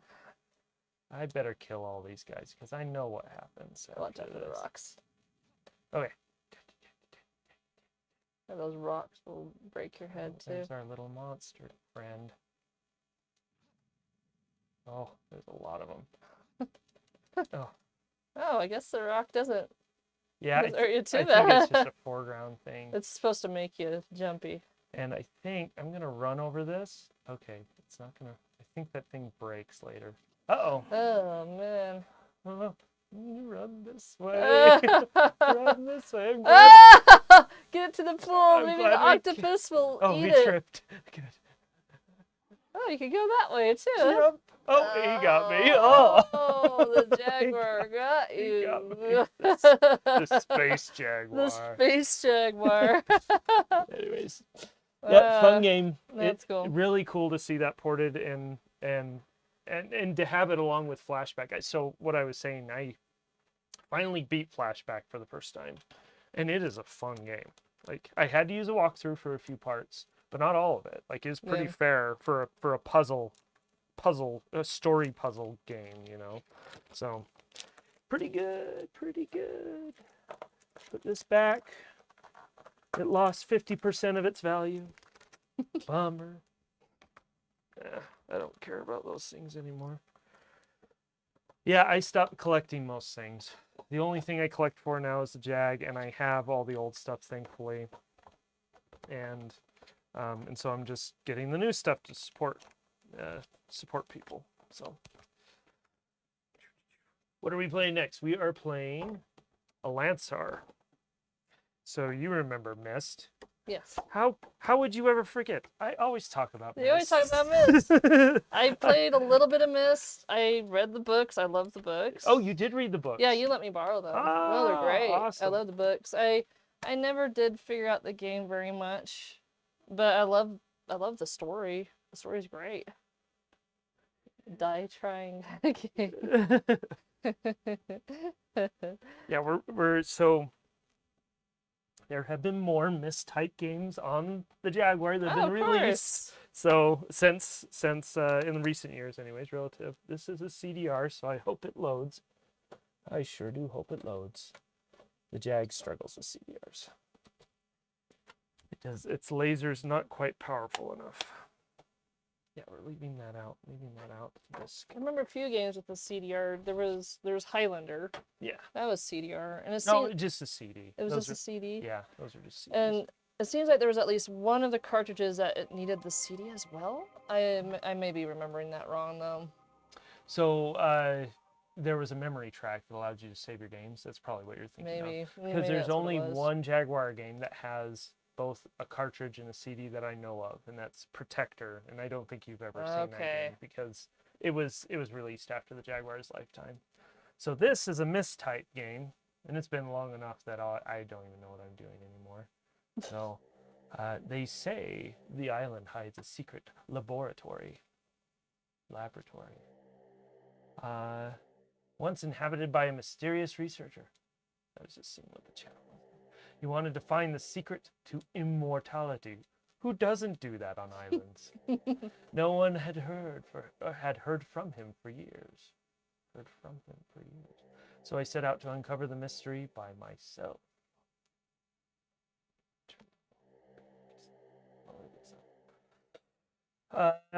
Reboot.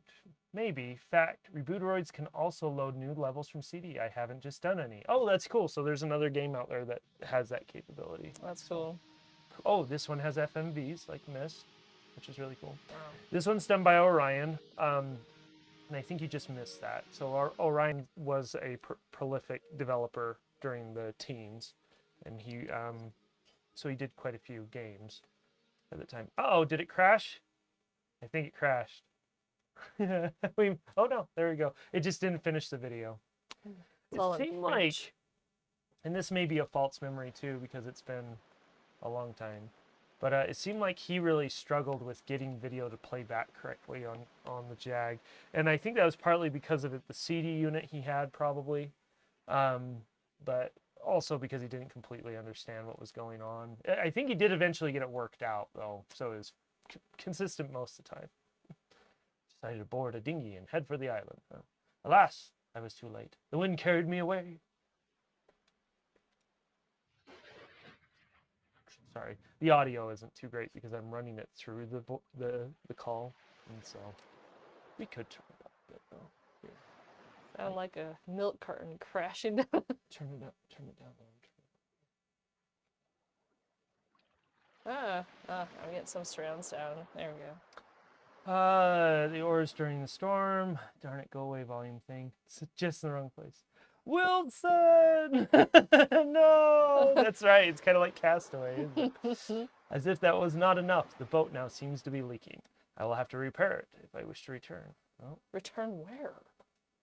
He said somewhere. I can't remember what it was, so let's go down. That boat ain't gonna get you far. It's something to repair it. So this is basically just Mist.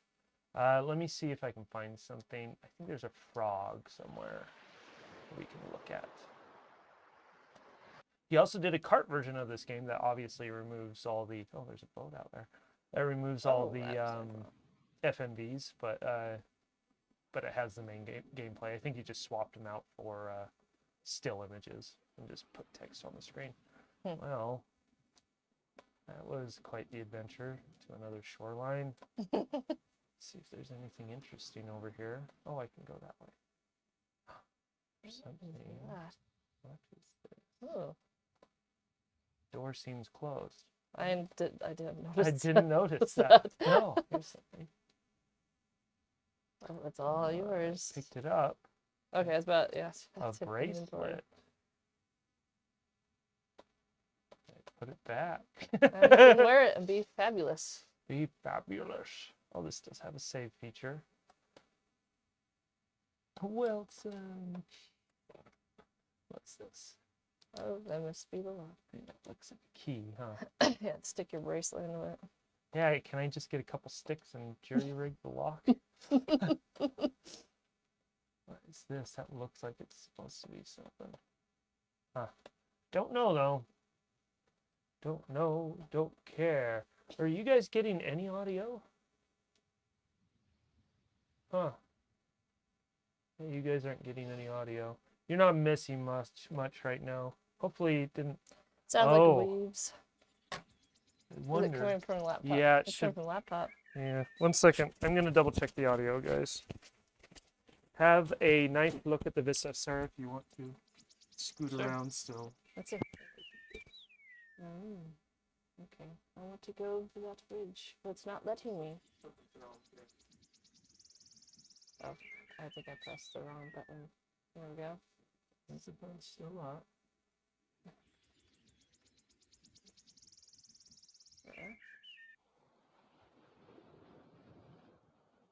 I can go right down the shore. So I'm gonna have to head back towards the dinghy. The dinghy thingy. There it is.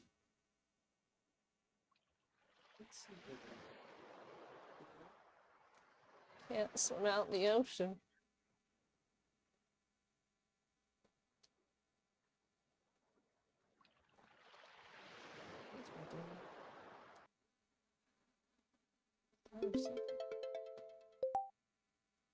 Reboot says we're getting audio.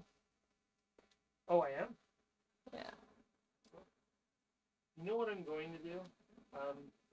I don't think I'm gonna get anybody else on nasty. the call. Yes. Oh yeah, there's. This is a teeny island. Oh my goodness. There's that other boat. Oh. There's something. You can interact with that. Sorry for the microphone noise. Really subtle, isn't it? There we go. There we go. Use the bracelet on it. Yes. Oh. Yeah. That's absolutely the thing.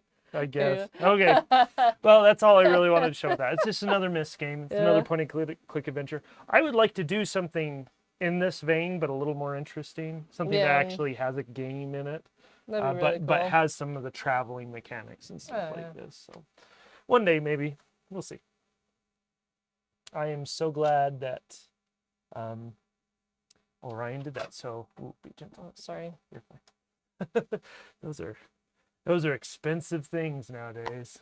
Very expensive. And they're just not built well. It's not your fault. It's they didn't do a good job making them. Okay. Let's see here. Another World. That was 2013. We are done with 2013. We are going to take a break and hope something doesn't crash on us. And we are going to watch the very first thing that a little group called BitJag released in 2014. So we did a physical release of our little demo, quote unquote demo. I really am embarrassed to share this. Portland Retro Gaming Expo 2014.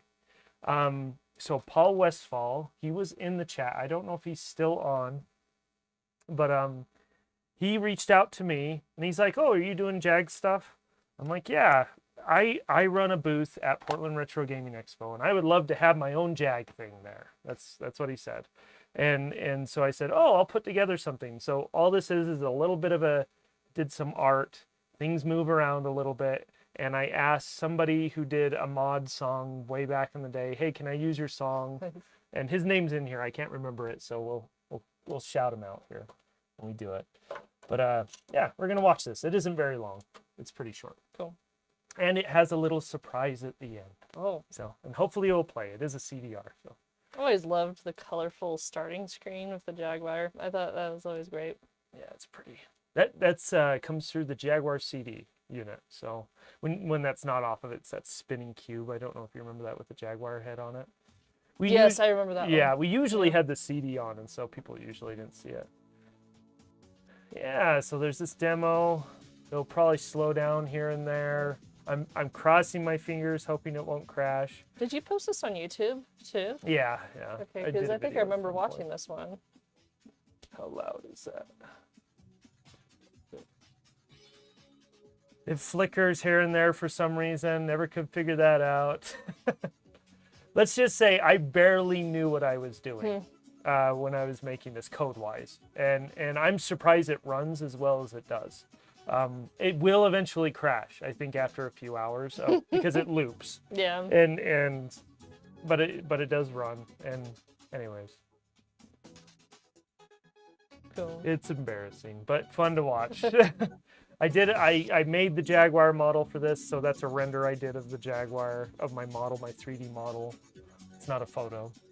And then Bryce did the scroller up here, actually. He figured out enough with the removers library to learn how to do that scroller. And it's actually shifting it. It's repainting the whole thing one pixel at a time, I believe. Or no, what he's doing is he's shifting it down a pixel and painting the next pixel. I think that's what he's doing. What, with the red slashes in the back? No, just the blue text. So, so it isn't actually going off screen. It's disappearing as it shifts. But anyway, cool. A lot of call outs here for people. We'll get to something else here soon. So it's just going through names. Yeah, you got to start somewhere. Yeah. Well, right? and that's the way I see it. It's starting from somewhere, starting to talk to people, and I don't know why there's a dash after Orion. That was weird. But Jaguars, Songbird. Songbird, Tercy. He did the skunk board, Jaguar again. Did I do it twice? CJ, there you are, Reboot. Atari Age, and everyone else on Atari Age. Do the math. It was fun putting this together. It helped me figure out. It helped me figure out how to. It got me into the library, and it got me coding in C. It gave me a project to work on. So.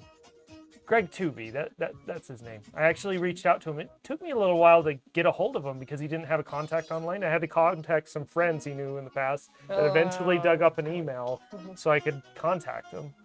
Scroller by Xenofear, that's Bryce's handle. So he's the best scroller for this. Oh, that's an old handle. He's had that for a long time. Yeah. And then Code by Laconius, that's my old handle. So zeros and ones for the code. Use some of my old artwork for the side, and then this grid stuff was my branding for BitJag and JagCorner.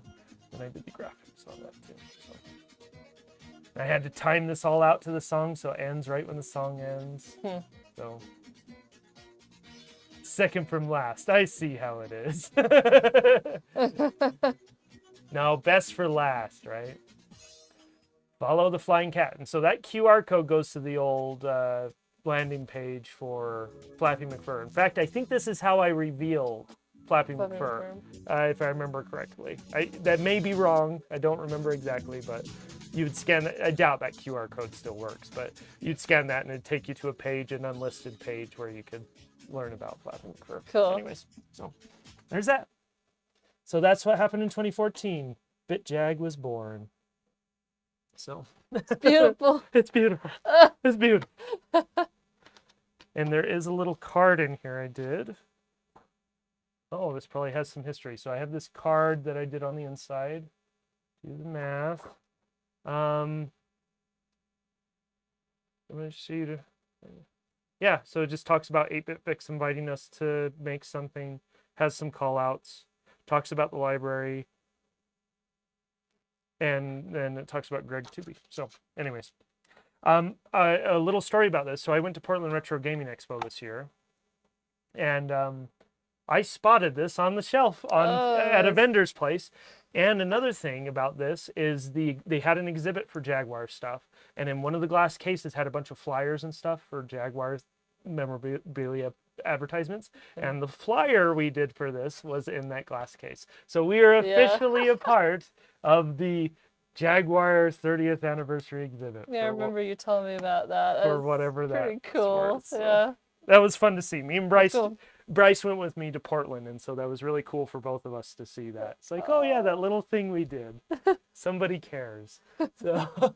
Yep, that's about right. Okay, the next one we're going to do is Degs, which is another reboot, a homebrew release.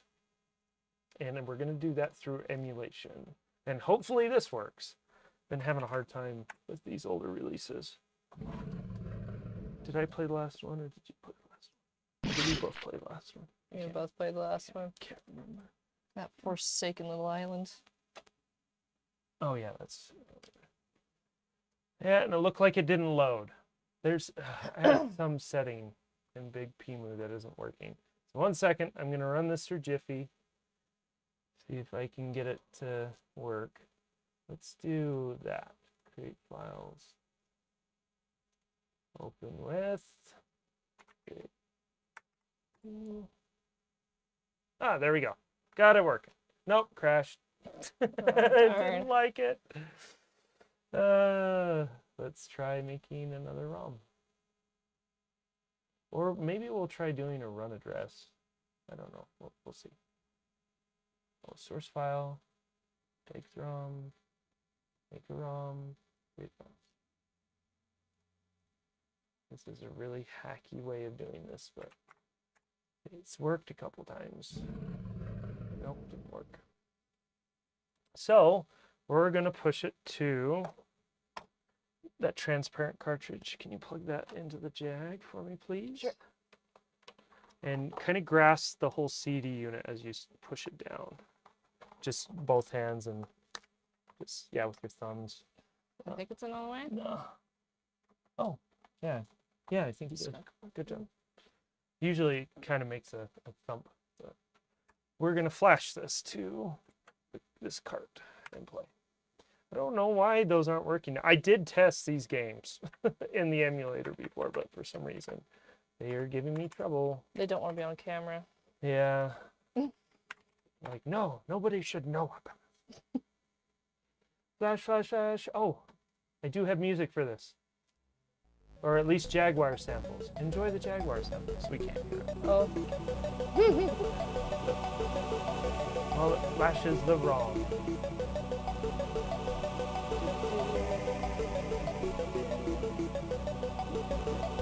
So it's writing to memory. That's what the colors.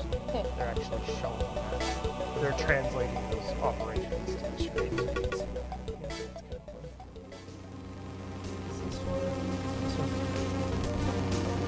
Okay, back to the game. It's atmospheric. It's like being there. It's like being there.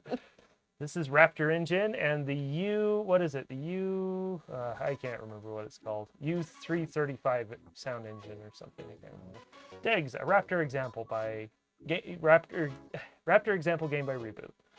So what's the engine? Should say it there. I missed it. But turn this down just a bit.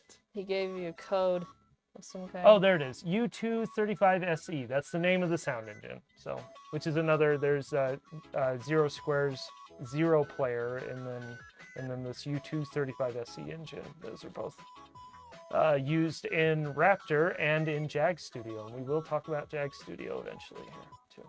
So, and this is based off of an old game that I didn't grow up with. But I know it's based off an older game. It's just kind of like a shooter. It's just a shooter. Oh, I think I'm supposed to. No, I'm not supposed to. No, you were blowing up the radioactive balls there. It seems like there's something you're supposed to collect too. Just can't remember. Oh, darn it. Oh, it shoots 2 bullets at once. That's kind of fun. Got it. Oh, I don't know. I think you're supposed to pick up something. Maybe I don't know. Does it give me points when no, it doesn't give me points when I blow it up. I'm pretty sure I'm supposed to pick up the thing. It's doing some sort of counter of some kind. Yeah, there's a fuel thing, but here, you do that while I get the next game prepped. Play around with that. Oh, while we continue playing this games, I just wanted to mention Alansar did have a sequel called Philia that was released as well, and that was on CD. And I don't think that may have been Orion's last release. I can't remember though, for sure. Just bomb everything. But just destroy it all. It's the end of the world. I like the stars in the background. I like how they fade in and out like that. And then you kind of have this cool pattern, smoky pattern. It's pretty cool. It's a neat looking game. So, a very good example, CJ, for the Raptor engine. Really neat. Really cool. Shout out to Bob, Pac-Man Plus, for sending me the code for how the original game decodes the maps. Oh, that's awesome. That's cool. Did you reach out to him? And he provided that for you? You're kind of doing a similar thing with your River Raid game too, aren't you? Oh, I had a checkpoint. That's great. Oh, good. Oh, yeah. Several areas, and then you get to base. That's cool. Yeah, he's a good guy. That's cool. That's awesome. No. I'll just worry about the aliens for now. Yeah, I think you are supposed to eventually pick up those radioactive things. They refuel you, but because they're not giving you a score when you blow up. Well, the rockets aren't either. I don't know. Don't ask me.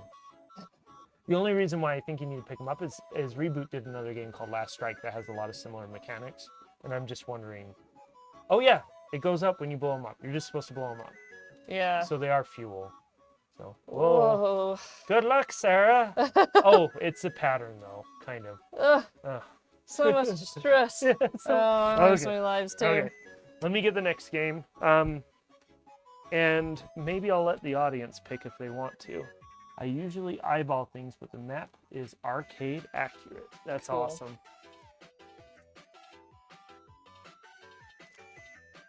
Okay, let's power this down. So I have 3 games here, and maybe I'll let Sarah pick, because honestly, it's been a long time since I played it. Well, let me show the audience really quick before you pick.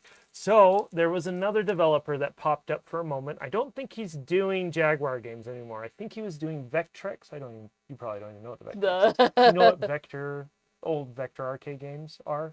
Where they drew lines rather than did a raster across the screen. Does any of that make sense to you? Exactly, I'm afraid. So in arcades, in the past, before raster displays were popular in arcades, all a raster is you're painting a series of rows from top to bottom. And then you go back out of the top and you do that again. TVs, they do that, and they do it 60 times a second. They draw the whole thing 60 times a second, or 24, or whatever, or 60. That's what it is in the United States.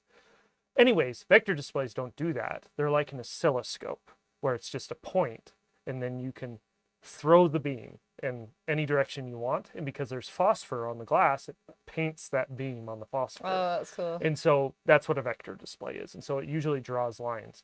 Anyways, this guy, the Vectrex was a home version of a vector display, and which was pretty novel back in the day. I've got those 3 as well. Yeah, so these are, and I don't know if I'm saying his name right, Der Lux. It's German. Let me see. Well, Luke's right there. I think he's done some Lynx games, and he did these 3 Jaguar games. These are just little 8-bit games.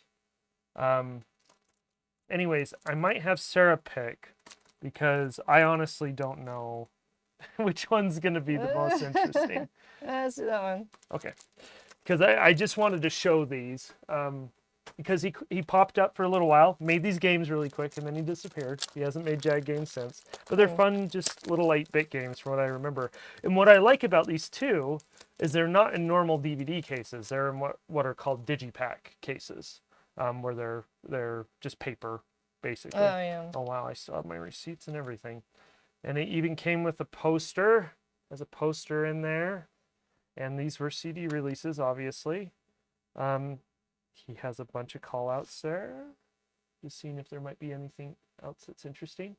Other than these were made in the Raptor engine as well. Oh, that's interesting. I noticed the back is black. These are black back discs, like PS1 games. So that's interesting.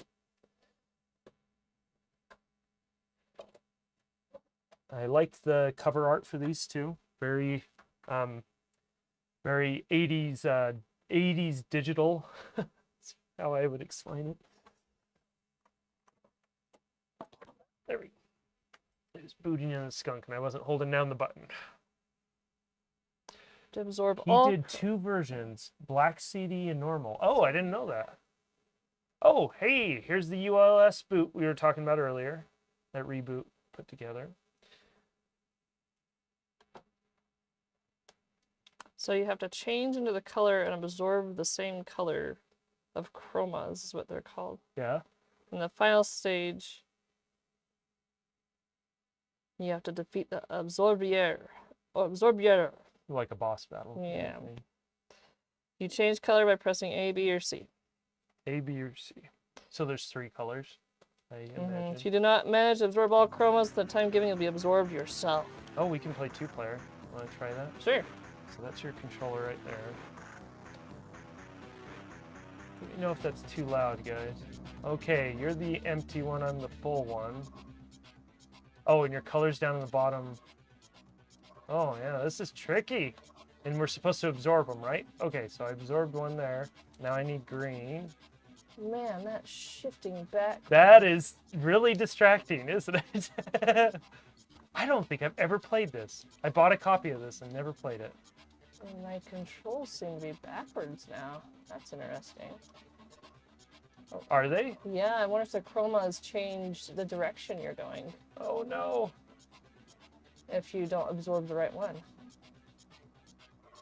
Oh, we're just changing the colors of them. They're not disappearing. Yeah, so your colors are down here. Are we supposed to get them all to a specific color? I can't remember what Oh, I think so.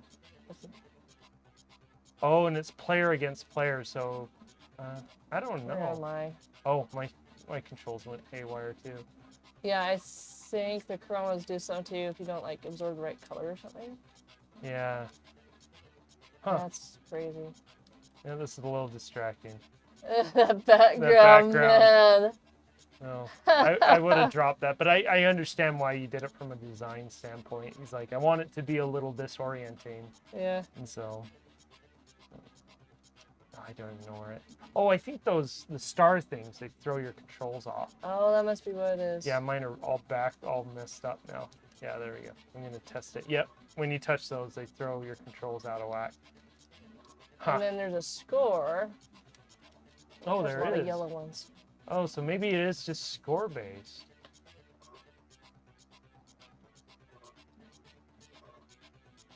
Ah, no!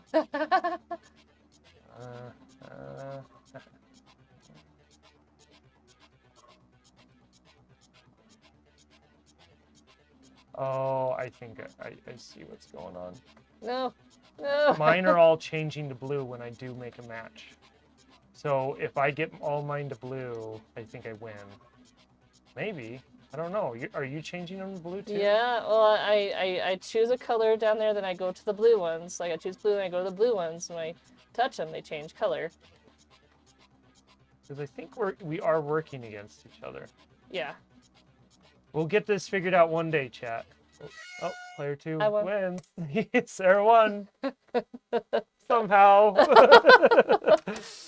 Awesome. That's fun. Cool. That's cool. He did, I know one of those games is a bunch of, I don't know if you remember, Nintendo did something called Game & Watch. You're probably familiar with those characters through Smash Brothers. Yeah, Black yeah, silhouettes. Yeah. He did a bunch of Game & Watch games for the Jag. So Cool. type games, the little black LCD games. So The Game & Watch man in Super Smash Brothers is one of the most powerful characters. Oh, really? In Ultimate, oh my gosh, yeah. That's cool.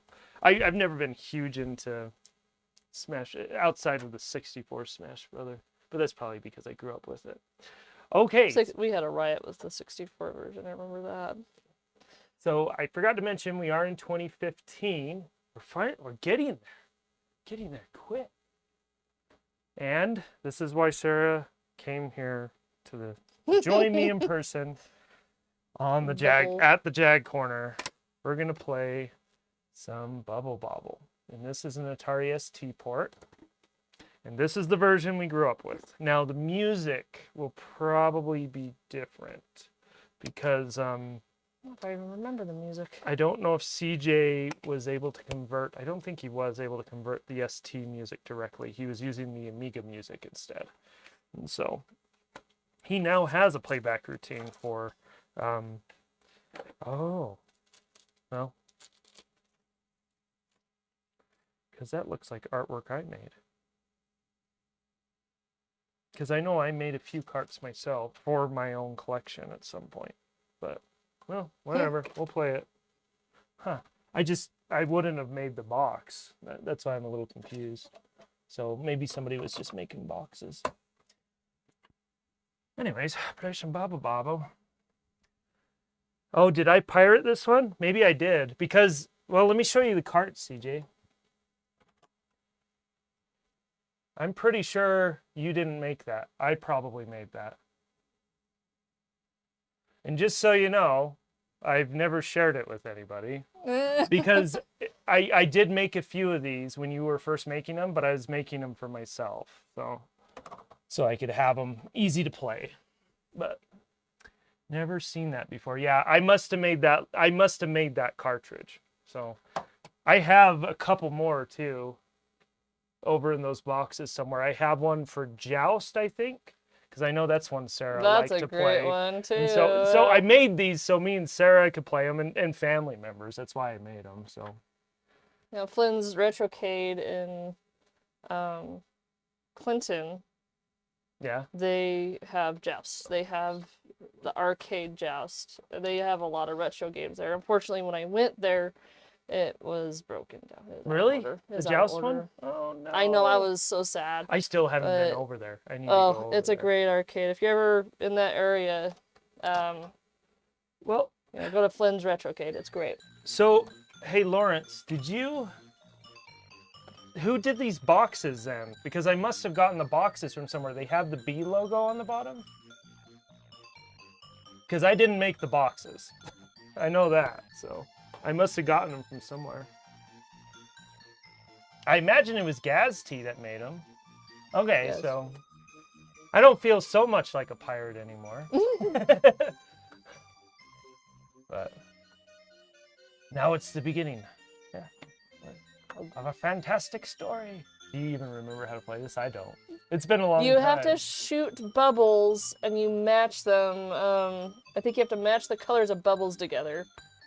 Or something. Oh, it's only hit. Oh! There you are. Yeah. I must be thinking of a different bubble game. And you Yeah. press up to jump. Yeah, up to jump. There's cakes. Oh yeah, I'm starting to remember this. You're like, no. There's like No. there's like a water thing or something too, isn't there? Like waterfalls? I don't know. We'll see.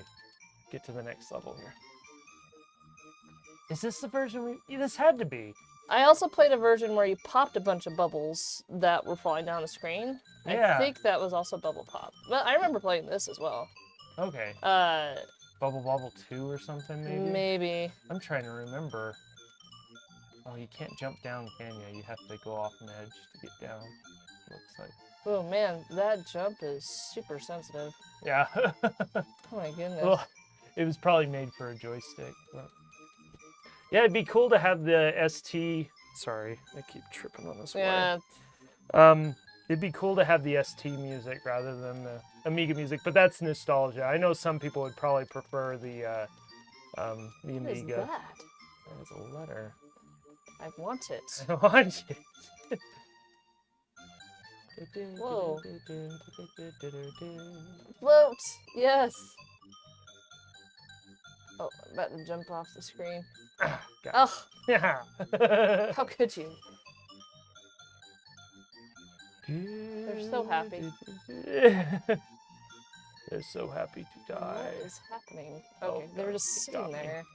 Yeah, they have a bit of a pause before they start moving around, so you have time to look at the. Gotta get those bubbles. Gotta get those. Yeah, so bubblers. apparently they're making a TV series or something Yeah. you mentioned based that. on this game. Yeah. I saw that. I'm like, I think they're running out of ideas, guys. That is a big piece of cake. Hey, Dad. Hello. Hi. He's back. We're playing some Hi, bubble Sarah. bobble. Hey, Dad.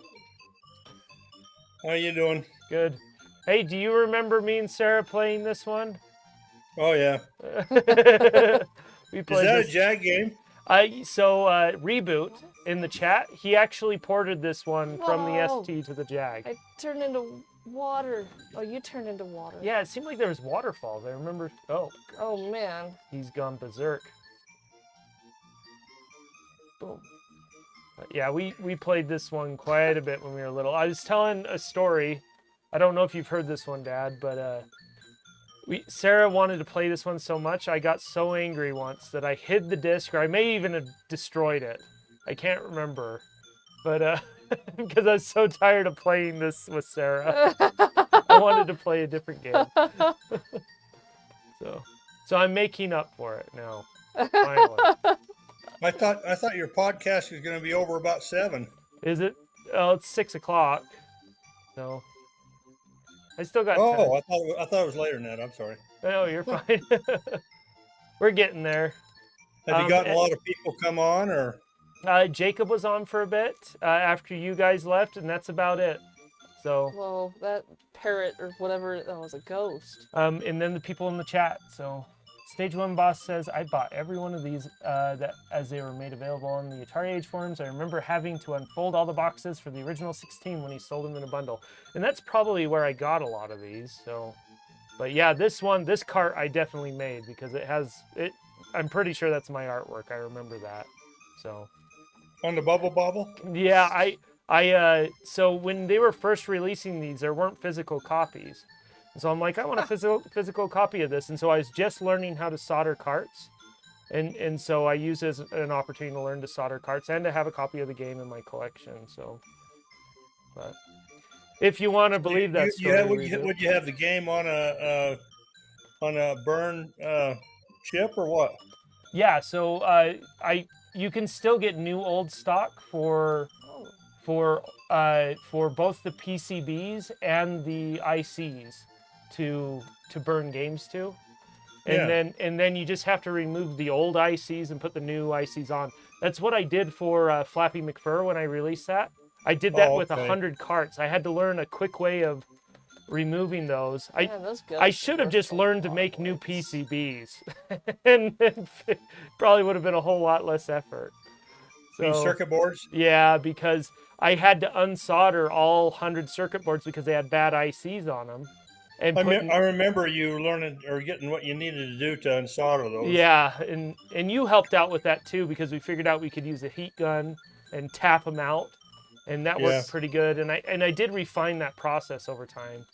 So, I have fond memories of playing this one and the Bubble Bobble 2. It must have been Bubble Bobble 2. Yeah, down like Bubble Bobble 2 especially. I remember just going down in the basement and getting that floppy disk out. I knew exactly where it was. But I was like 4 years old. I remember you getting up on that computer when you were really little and firing it up. I think playing these games is kind of what first taught me how to use a computer. Yeah. It did. When I was that young. Yeah, that ST was crucial. That's actually why we bought the computer, because we knew you guys were going to need it. Yeah. And we both have the letter D. I don't know what happens when we get the whole alphabet or whatever that is. It's probably extra lives, if I had to guess. But we do need to move on. Sure. If you're okay with that. Yeah. So I might go hang out in the other room for a little while. You play for just a bit longer while I get this. Yes, maybe. I actually want you to play this. Oh, you're over at Will's, huh, Sarah? Yeah, she came over. Did you guys get snow up there? Not yet. I heard it was supposed to snow. I haven't looked outside once today. When I came, by the time I came, it hadn't snowed at all. Are you getting snow? Oh no, we woke up to snow this morning. Oh wow. It started snowing around midnight. Oh. Mom's here too. Yeah. Can you see me? I can see you. You're not on the stream though. I can see you, but the stream can't. So the stream can hear you. I can see you and Sarah. But... Yeah. Over and over again. Okay. On to the next game. If you're all right with Yeah. that. Go ahead and toggle it off there. You're gonna be fighting about that again, huh? So yeah. So I wanted to play Flappy McFur because I'm a part of this story too. The 30 years of nonsense that is the Atari Jaguar. And I wanted to share this copy of the game. This is the very first finished packaged copy. And the way you can tell, and I'm not sure if you're going to see this, you can see the folds on it where it's been folded, because this wasn't even scored. This was the first print of the box off the printer. Oh, wow. And he folded it right there without scoring it because he just wanted to make sure the dimensions and everything were right. And my guess is, wait, no, I think I took the very first copy. Oh, no, I marked this. Well, I even dated this. 11/1/16. So this cart was made November 1st, 2016. And this is, it says beta. So this probably isn't even the finished version of the game that we're going to play now. So it'll be interesting to see if it crashes. That's another game I played a lot was Crescent Galaxy. Yeah. Oh, Trevor, really? Oh, yeah. I played Crescent Galaxy too. I didn't get very far into it, I don't think, but... Yeah. I don't know. I just like trying all the different games. And I did do a special card for this release that has gold foil on it. Is that the same printer? Or? Yeah, same printer did all this for me. Cool. So there's a little bit of artwork, pixel artwork on the back from the game. So anyways, yeah, let's do this. That's cool. One day I'll release another game.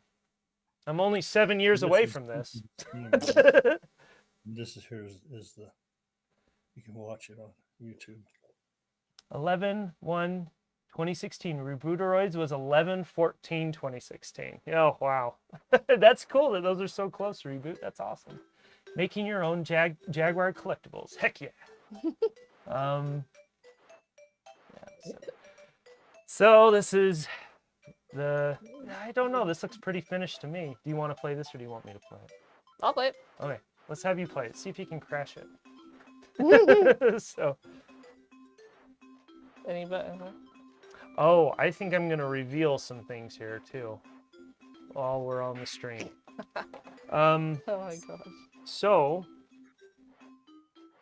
if people didn't do it when they got a copy of the game, which they probably didn't, you'll see on the bottom of the box, there's a QR code and a barcode. And if you scan those, they give you some secrets. So let me, if I have a barcode scanner, I don't even know if I have a barcode scanner. Scan QR code. Does it randomize level after you crash? Yes, it does. That's good. That's nice, so it doesn't repeat over. So you won't be able to see this too well, but it gives you the QR code gives you 3 secret codes. It says secret codes, Running Duo, McFur Cutter, and Jag Girl 000. And I'll show you where you can input those codes. I don't think I've revealed these secrets yet, so now's probably a good time to do it. So we'll do that once Sarah dies here a few more times.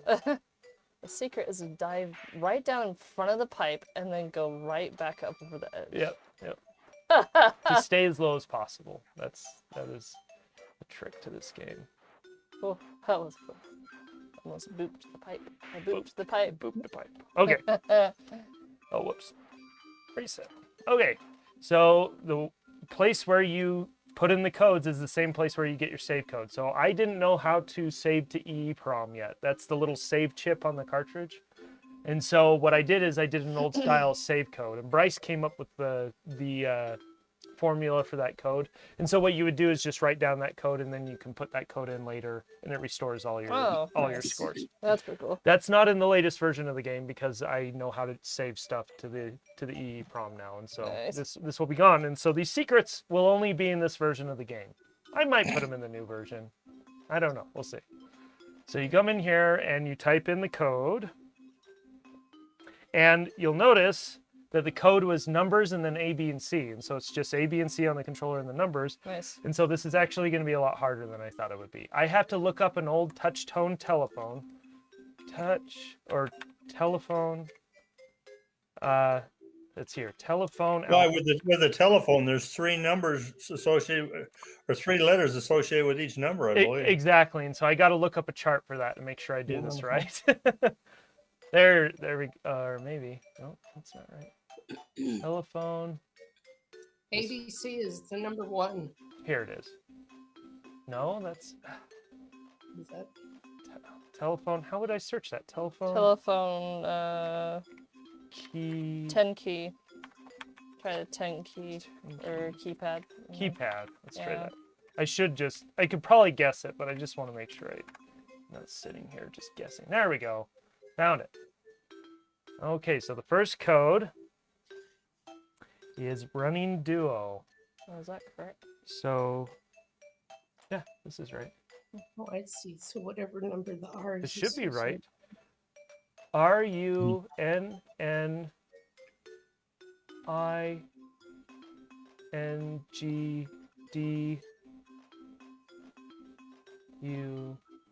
There it is, and it just pops up the artwork. That's all. So I won't go through all of them. I'll let other people reveal the rest of them at some future date. But yeah, it's just artwork, and it's all public artwork. You can find the artwork online. It's on the pages and stuff. But I wanted to embed some of that into the game itself. So, anyways, that's Flappy McFur 2016. So. I'd leave them in this version, give us weirdo collectors and a reason to also own this version. LOL. That's what Stage 1 Boss says. Yeah, I might just leave them in this version. I was planning on planting, once I finish most of the programming on Crescent Memories, I was going to plant a few little secret things in that game too. So anyways, are you done? Do you want to stick around?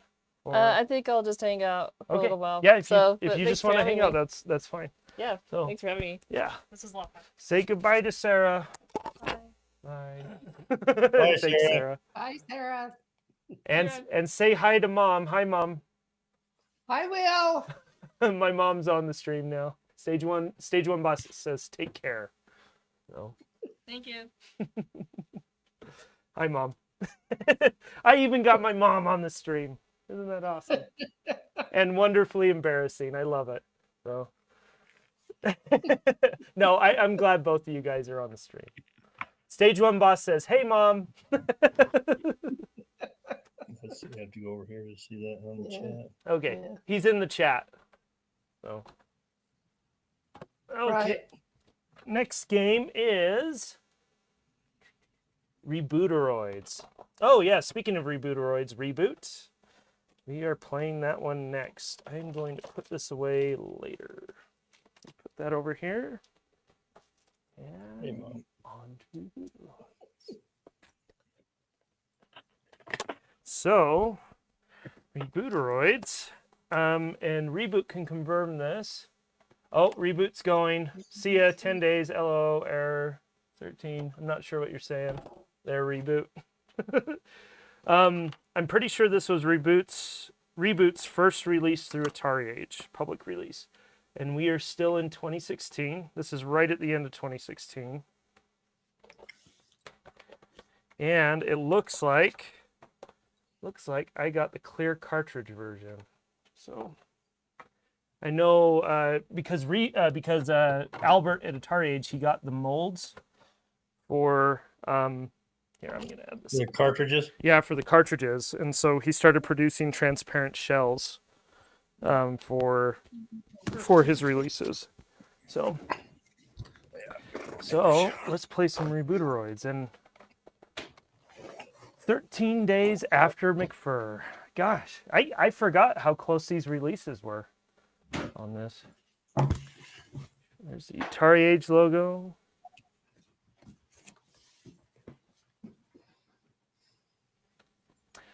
Okay. And we are just going to do arcade mode. It's been a little while since I've played this one. Get ready. I remember it getting very hard, very quick. And it's just an updated version of Asteroids. Has a very Jag feel to it with the color scheme. I want that. I want it. I want it. UFO detected. Come on. There we go. Range extended. Warning. But what's really notable about this game is the use of Cry Color to do all the glowing effects. It's really cool looking. Oh, whoops, wrong button. But this is an incredibly good port or version of Asteroids with a lot of extra perks. Oh, I forgot you can just hold the button down too. Really good. UFO detected. Got it. Has a very It looks like it's a little easier than standard Asteroids, maybe. It gets hard, trust me. This is it's just warming up. it's a little more, has a little more going on. You eventually get different types of asteroids that take more hits to destroy.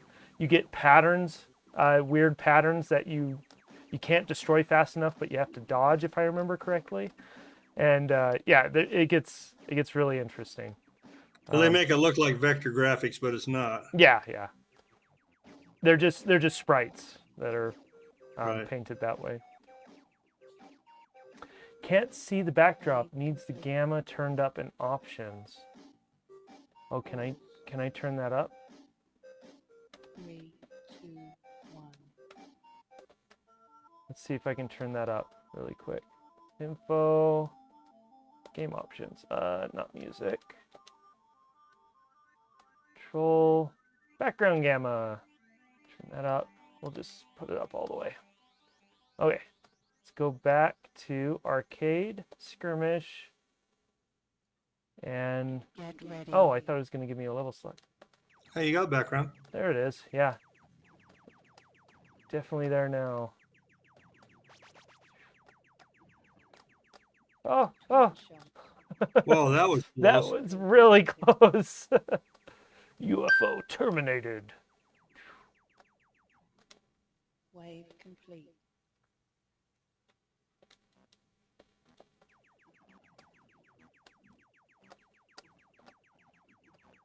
Yeah, so it's a really solid version of Asteroids. It does have co-op, where you can play with two people, and one person controls the ship, and then the other person fires, if I remember correctly. Oh, And it might be a turret situation where one person can move, and the person fire is kind of like a turret as well. and rotate it. Yeah. Tim says, I love Rebooteroids. I got to play through all the different versions of it over its long dev process. CJ could probably write a book about it. And then CJ says, there were a few versions with a smiley face. So, oh, this is a solid game, and especially if you like Asteroids, it's really good. Has a really good soundtrack too. Reboot, do you remember how much music is in this game? Seems like that was notable. I know it was for Gravitic Minds, Double damage. Warning. but Wave oh, did I die? Oh no, I finished the wave. Actually doing okay here. Round 4. There's 4 digits, so I guess there's thousands of levels you can play with different patterns and everything.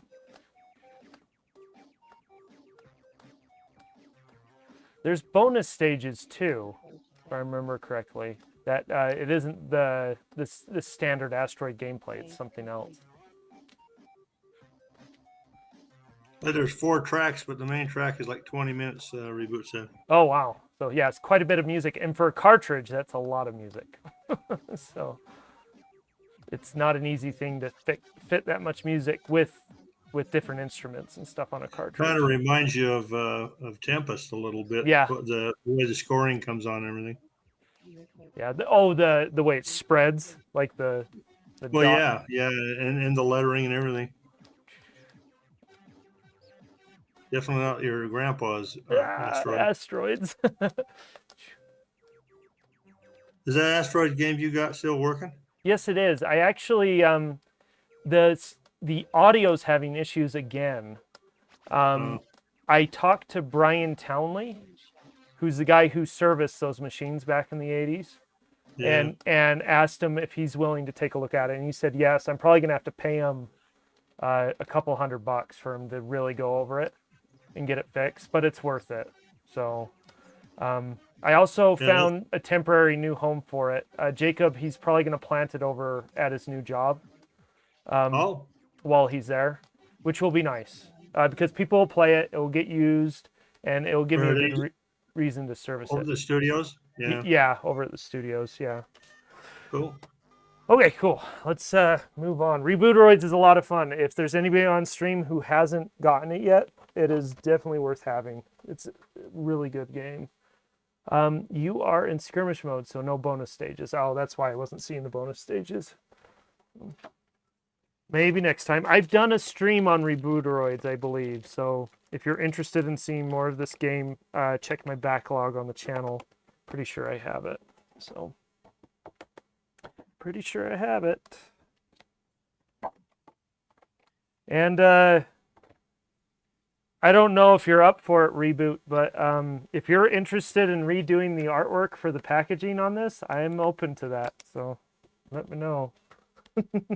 It's not bad. I think it could be better. It could definitely be better. Okay. Let me see what's next on my list here. Get to look at my forehead for a bit. I'm sorry. Rebooteroids. Well, I'm gonna drop out for now. Okay. So. Thanks for dropping in later. again. Things are gonna wind down here pretty quick. Yeah, I imagine. So I'm almost to 2023. So we're entering 2017. So I'm probably gonna be on for about another hour and a half. So. Okay. Have fun. Yeah. Thanks, Dad. We'll see ya. See ya. Go for Reboot says go for it. Stage Rebooteroids remix, another Will T canvas for the gallery. Unless you want to just do R2. Rebooteroids too. Is that an announcement? No, I would love to do that. So, let's see here. I was planning on playing Xenon 2, but I think I'm going to pass on that. It's the main reason why I wanted to play is I love Bitmap Brother games, and I thought CJ did a great job porting all those games. I think we will play Gods because I don't think I've played that on stream at all on this channel, but that isn't until later. So instead of that, we're going to move on to 2017. R2 is happening, demo binary on Patreon. Oh yeah, if you haven't, I would highly suggest supporting Reboot on Patreon. There's all sorts of good, neat, new stuff being talked about over there. So if you want the edge, it's there. So right now he's working on a Jaguar version of River Raid, and he's been updating pretty consistently on that. And there's definitely going to be more stuff coming down the pipe. So take advantage of that. I really like the Chaos Engine box. Yeah, I really like how those games came out too. The artwork. We'll talk about those when we get to them. I'm going to talk about Gods, and I think I have the Chaos Engine box up there too. Yeah, I do. So we'll talk about that a little bit when we get to it. But we're only in 2017, guys. Only in 2017. Not there. Not to the golden age yet. So I did want to play Custodian, which is an ST port. And there is a reason why I wanted to talk about that.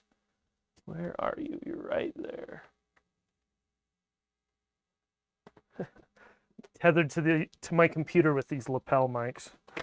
Gotta be a little bit careful. So Custodian is another Atari ST port, but if we turn it to the side, you'll notice there's a new logo there called Pico. It's Pico Interactive, and this is why I wanted to play this. Is because this is an officially licensed port to the Jag, and Reboot, CJ was behind this one, I'm sure, as well. And this is an interesting game, so for me it's interesting anyways. I actually don't like this game a whole lot, but it reminds me of another game, so I like to play it for that reason. Really like KS Tetris clone, nice. I finally got around to trying the discount coupon that came with that game. Oh yeah, that's right. It does have one, doesn't it? I don't think I've taken advantage of that. It does come with a poster, which is awesome, and a manual. It's a nice package.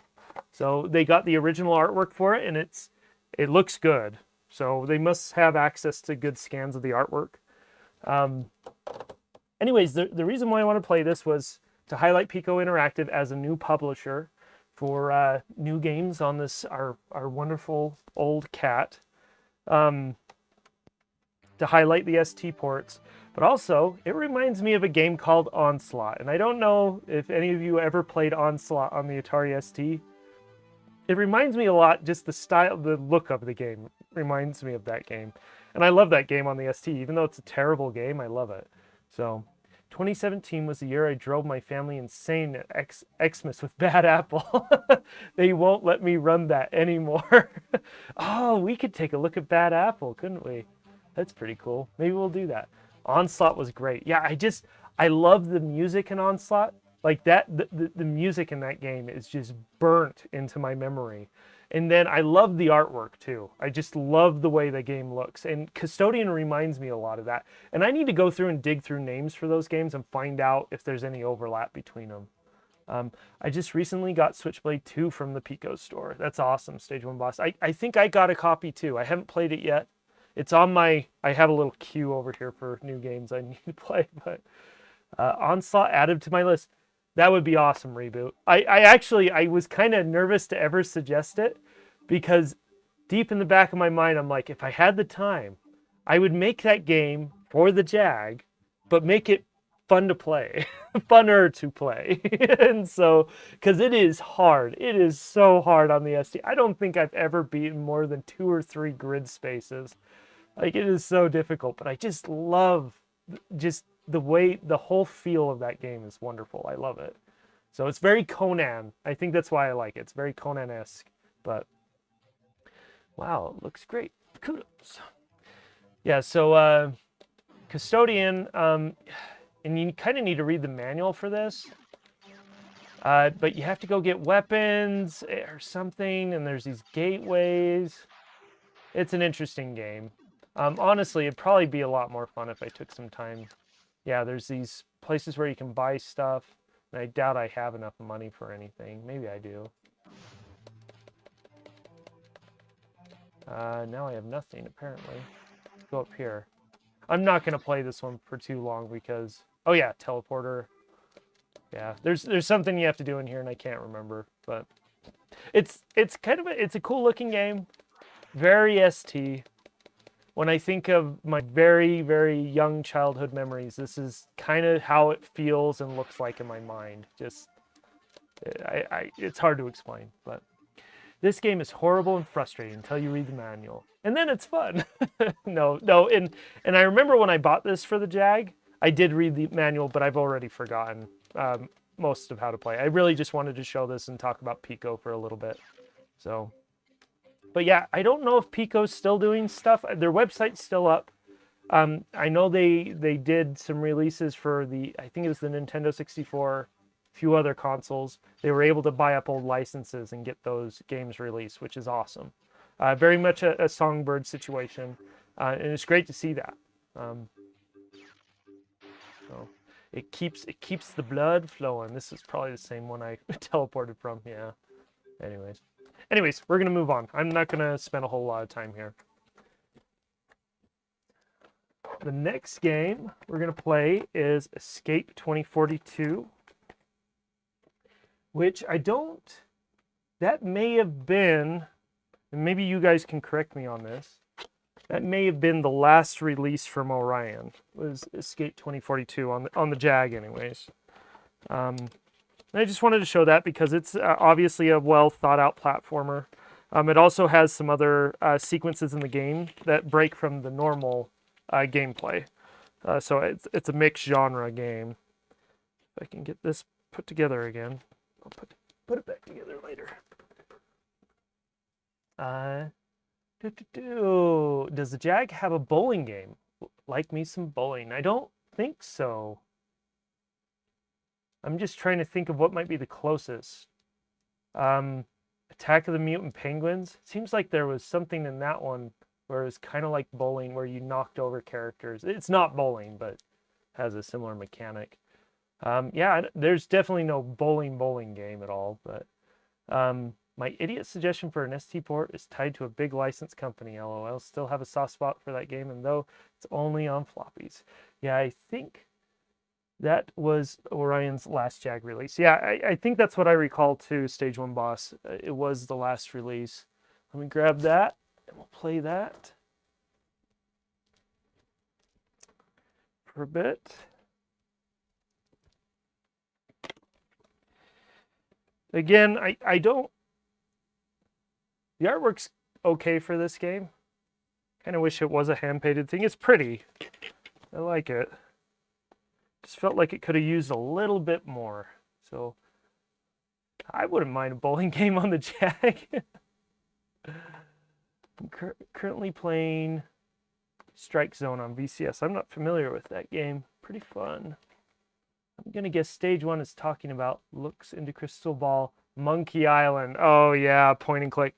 Well, you know, Stage 1, if I had my choice, it'd be Space Quest 3, but that ain't going to happen. So, that ain't going to happen. And that's okay. I finally got my copy of Space Quest 3 back there, and it's... It was worth it. I think I've played through it twice since I got it. I really do like that game. It's a good game. But what I need to do is make my own Space Quest point-and-click adventure on the Jag. That's what I need to do. And I actually have a few of my own intellectual properties that I have worked on over the years that I could use that would fit that bill. It's just finding the time to do it. So, oh, it was arachnophobia. Oh, Dungeon Master. That's all the Jag really needs from the ST. Yeah, I finally played through Dungeon Master for the first time. I had always booted up as a kid, but I just wasn't smart enough to play it. And but just a few years ago, I finally sat down on an ST, my ST back here, and I played through it. That's a fun dungeon. I love dungeon crawlers. I think I've mentioned this on stream a few times. There's a modern dungeon crawler. It's actually a touch interface dungeon crawler, which I'm not a huge fan of touch games at all. But it's called Severed, and it's only about 6 hours long, but I love the mechanics, how they handled the battle system and the way it transitions from point to point. It's a grid-based dungeon crawler, like Dungeon Master, but it has some extra things for battle mechanics. It's simplified battle mechanics, but with the touch interface, it's very satisfying. Very fun game. Worth getting if it's still on iOS. You can get it digitally on the Switch and a few other platforms. If you want it physical, you have to shell out thousands of dollars for a Vita version, or Limited Run just did a version for the Switch, and you can probably get that for a few $100s now because that was a limited run. So I think it's awesome getting PC to console ports you could originally only play on floppies, and they're given really nice enhancements. No, it's always great when developers give those games a little more attention after the fact. So, Escape 2442, The Truth Defenders. Mode normal. I've never messed with this. Oh, normal, hard, or easy? Well, we're gonna do easy. In the year 2042, a socialist... Yeah, I'm gonna get into this. There's a big story. You're trying to escape. Open the door. Avoid the cameras. Oh, maybe. I gotta wait. Ah, he got me. I was hoping to get out of there before he turned again. Yeah, Orion has ported this game to quite a few different platforms as well. Come on. There we go. Ooh, want that grenade.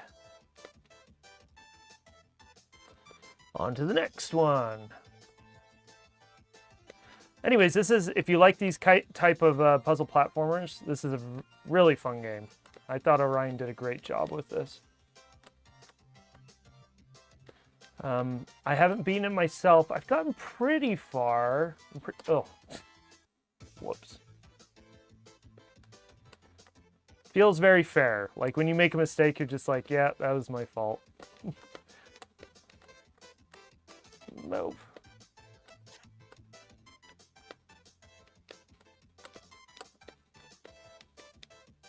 Got it. Wait, send me back up here. Oh, I got a key, didn't I? Did I pick up a key? Yeah, I'm pretty sure I did. Oh, I probably have to go over to this monitor again, don't I? Come on. Oh no, it just does that. Oh, I probably have to use the inventory. There's an inventory. Yep, there's the inventory. Okay, let's climb back up there. If I can get back up there. Oh, can I get back up there? Oh, yeah, there. There we go. There we go. Unlocked. There we go. Never made it too far in this one, but it controls well. Yeah, it's pretty solid. And a guy shot. Can't you grenade these guys? Seems like there's a way to grenade them.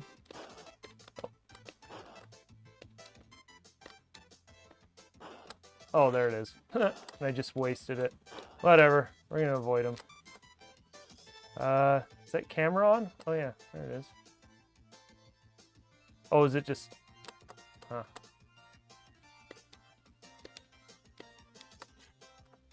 The camera mechanic is kind of a catch-22 for me, because it seems like it can really mess with the pacing of the game. Because like right now I'm doing nothing. I'm just waiting for the camera to change. Ah, darn it.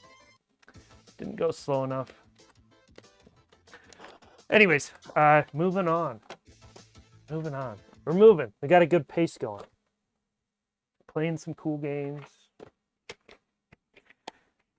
And the thing is about these later years is there's a lot of releases going on. A lot of good games too. Like the last like 10 years, I had to really think about, okay, what am I going to show? What am I going to talk about? What isn't talked about much at all, that might deserve a little more light than it got, and that kind of stuff. And then I want to make sure I hit popular games too, a few popular ones that people like. Anyways. But yeah, if you don't have a copy of this, you can get a copy of it. It's still being made and sold, I'm pretty sure, by Atari Age. So definitely worth it. I need to finish it. I should do a stream of this one. It'd be a fun stream. Puzzle platformers. People like to watch those because everybody's solving the puzzle at once. All right. Next one is another ST conversion. This one, though, is officially licensed. I swear I didn't make my own labels for it. It's Llamatron 2112 and Revenge of the Mutant Camels. And this was the first piece of artwork I did for Atari Age and for Reboot for their releases. And I tell you what, you think there's things that you want to do before you die, right? There's, you know, go somewhere, go on a trip, that kind of thing. I didn't know that it would even be a possibility to work on a Jeff Minter game, at least in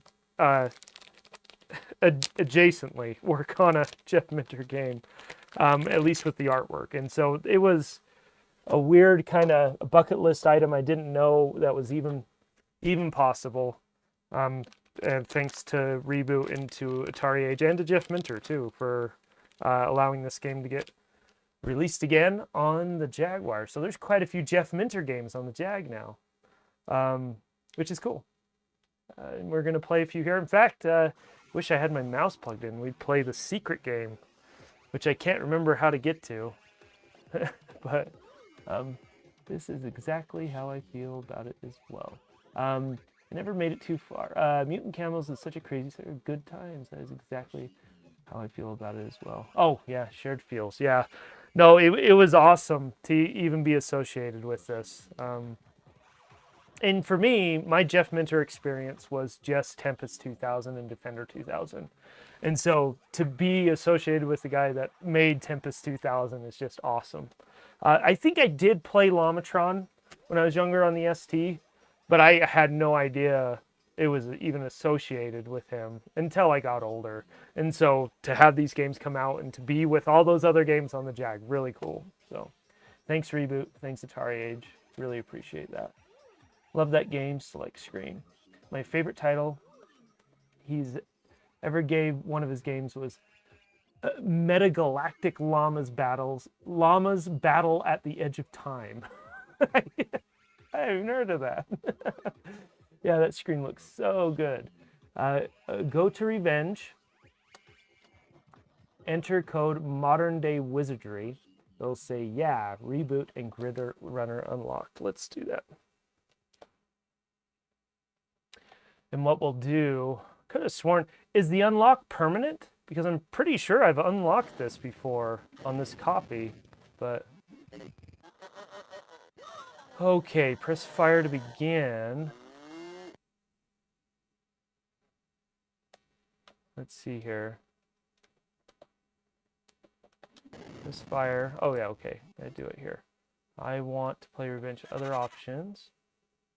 View high scores. Set. Toggle 50-60 hertz. Huh. Go to the high score table. That isn't right though. Huh. Yeah, it's unlocked the EEPROM. Huh. Maybe I haven't unlocked it then. I was playing. Oh, I know. Never mind. I was playing a different version. I was playing a test copy when I was helping you guys test this. Play Revenge. Okay. Oh, so do Play Revenge. And is it from here? From the beginning, from a restart point. Is that it? That's probably it, huh? Yeah, that's it. Okay. Modern Those sounds, I love it. It's so good. Modern day.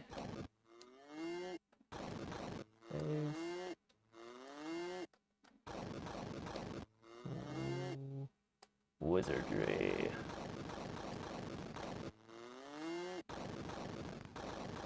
Oh, it's second. Ah. Wizardry.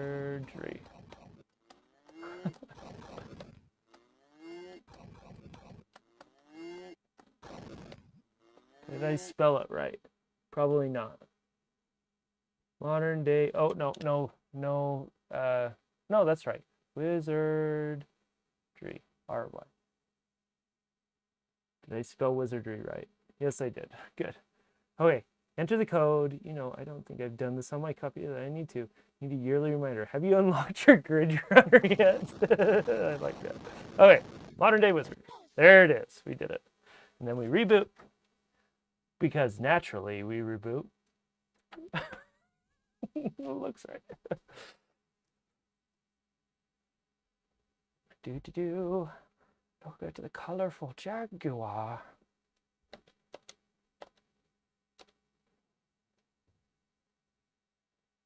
On a scale to 1 to 10, how much does it annoy you when I say Jaguar? I should do a poll in the chat, huh? Is it like a 5, like just depends on if I ate or not? Is it like a 10, like need to go and blow up America kind of thing? I probably shouldn't say that on YouTube. It's a joke. Llama Soft. Yeah, I love this screen, man. Version 1.1, running initial checks indicated all systems go. Press D-pad button. This is a fun game. I wish I had my mouse plugged in. This is a lot more fun with the mouse. In fact, yeah, I can play with this. Let the Brits be annoyed. We just pronounce it differently here in the US. I'm a bit of a Jaguar person myself. Is it Jaguar? Did you say Jaguar? Oh yeah, Jaguar. I've tried to train myself to say Jaguar rather than Jaguar, and sometimes I do it. I've thought about really annoying the Brits and just saying Jaguar all the time and just Jaguar and really just say it in the most annoying way possible. But I'm like, nah, probably not a good idea. I'm sure somebody knows where I live in these chats. Warning, Earth Slime entering level 1. Get ready.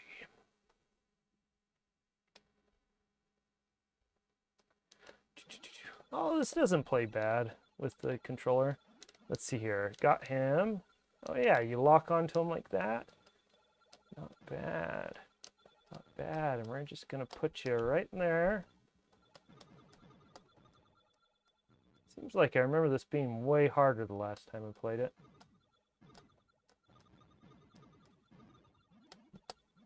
Oh, we're gonna just keep you right there. Oh.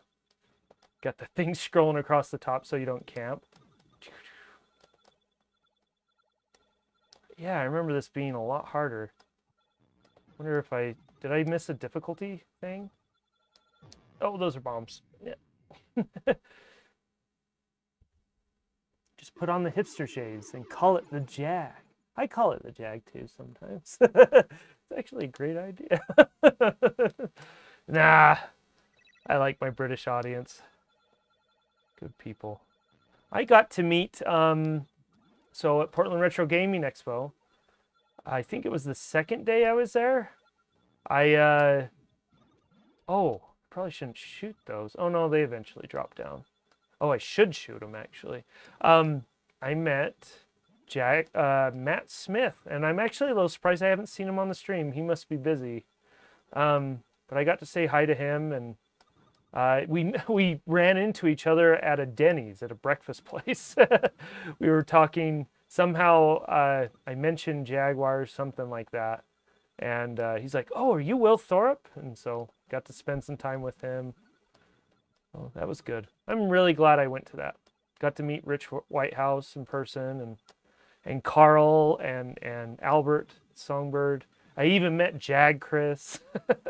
I met Paul Westfall, which was good. It's good to finally meet him in person. So, okay, I'm gonna restart this. We're gonna play a little bit of Lamatron, and then we'll move on. It's 2 a.m. in the UK right now. Oh, so I did miss them. Well, I didn't. I got them late night at the beginning of the stream. So, but I'm probably not gonna see any more of them, huh? We usually drop in at the Denny's when we go. LOL. Were you there too, Stage 1 boss? Did I run into you? I don't remember if I did. I'm sorry if I did. I forgot. You going, Sarah? Okay. Okay, Thanks again for stopping by. See ya. I have to make it there one year. Yeah, it'd be really cool. Let me know when you go, Lawrence, and I will do everything I can to be there. I would love to meet you in person. So.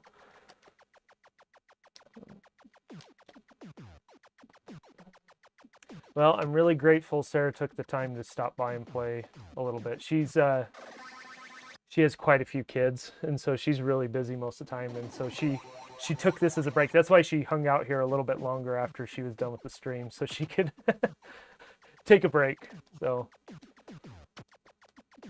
I tell her she can come over and do that whenever she wants. She wanted to just hang out here for a bit. So this year we are having major life stuff, so we couldn't attend. Just happened to be the Jags time. Yeah. This was the worst one to miss, man. Won't be another one for 10 years, and my hair's going nuts. I should play the game.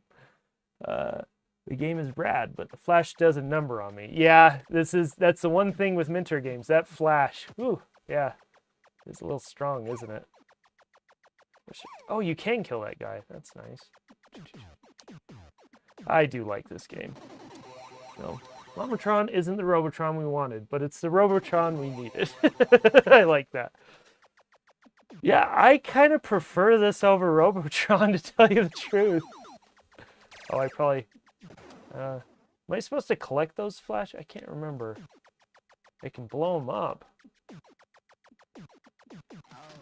Oh, yeah. Love the sound effects, too. So good.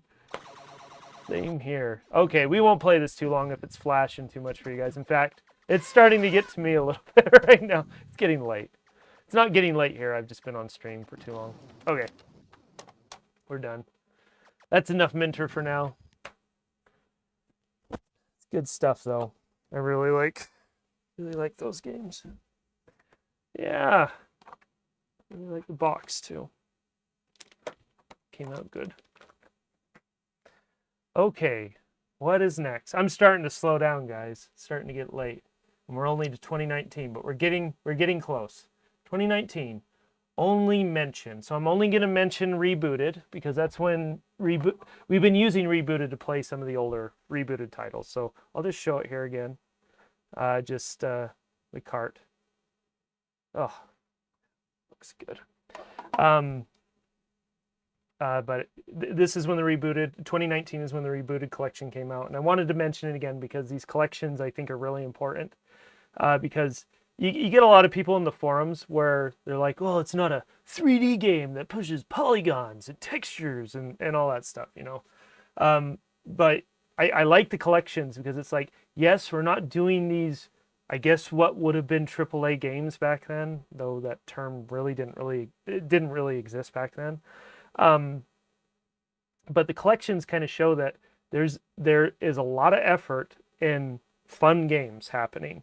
And you can get all of those on one cartridge. You don't have to go, again, piecemeal. It's all about accessibility and getting people to play the games. And so piecemeal is good for the games online, but to have a physical copy shows that the Jag, it isn't just about pushing those polygons. It's about making sure that there's good games, new software for people to play. And so, anyways. Same here. I did get my Alien vs. Predator signed by Mr. Purple Hampton at one of the previous PRGEs, though. I was so dumb. I didn't take anything for anybody to sign.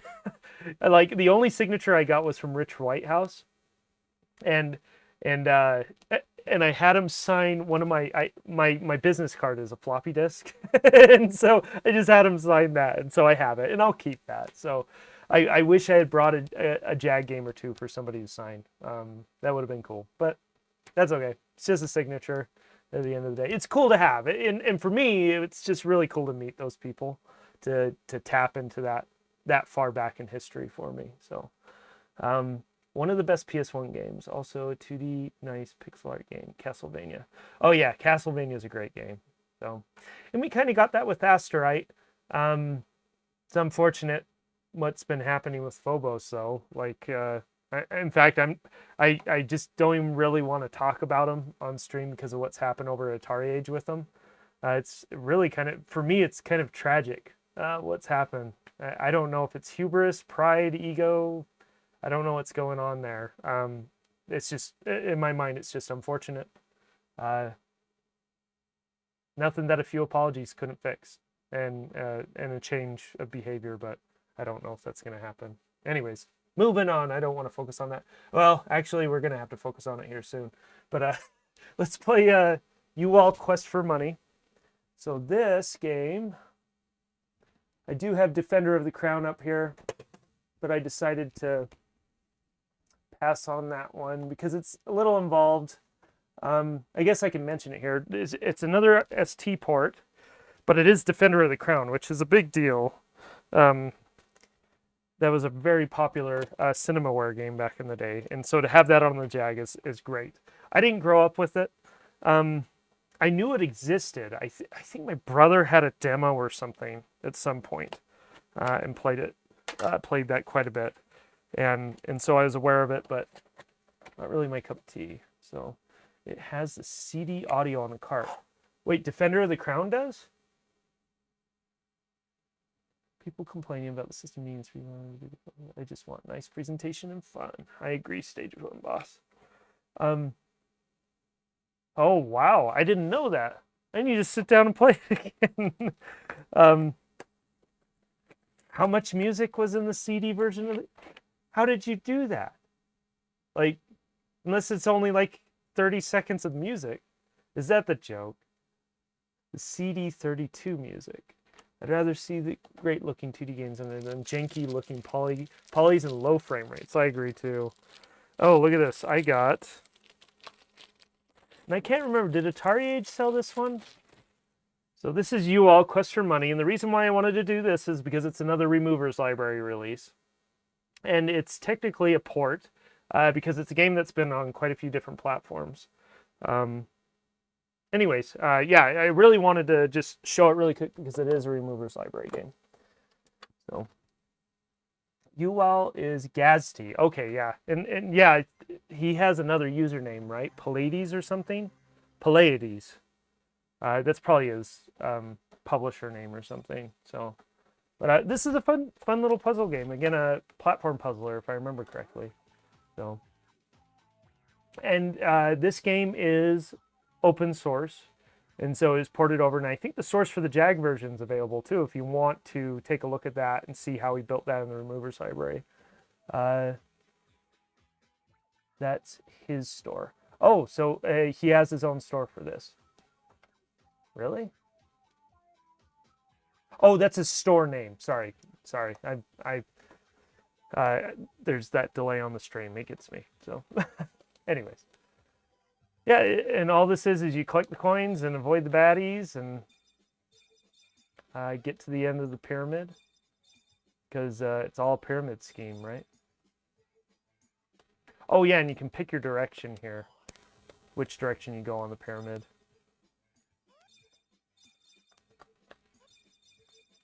It's not bad. It's it could feel better, like the jumping. Like you just hold. It just, there's no physics engine. I think it's just a lookup table. Oh, let's see here. No, I just have to jump up there. Go Sky. Go away, Go Sky. There we go. It's fun. It almost like, it probably was a ZX Spectrum game or something. Just looking at the color scheme. Come on, get up there. That hitbox didn't feel quite right. Oh, whoops. There we go. Get down there. Get down there. Ah, he got me. Darn it. You always get it. That is a story. Yeah, sorry. Yeah, it was a Spectrum game. Yeah, it seems like a Spectrum game. It's fun. It's a fun little game. I enjoy it. So I think I've played the Pyramid a few times. I've taken this to family parties, and it seems people really like it. So, few family parties. What else? I've done. There's a couple youth groups I've taken this to as well, and they've really enjoyed it. So there we go. There we go. Finally got one. Do I just drop through? No, I die. I guess I do have to jump. Oh, maybe I do have to take the hit. There we go. Just got. Oh, can I jump? Oh, you can jump up onto that. Of course you can. And stupid ghost. Whatever. Okay, enough of that. It's a fun game. I enjoy it. And sorry, I keep stepping on my microphone cable. Sorry if that really sounds terrible. In fact, 1 second. I'm going to mute my microphone audio. I got to fix something.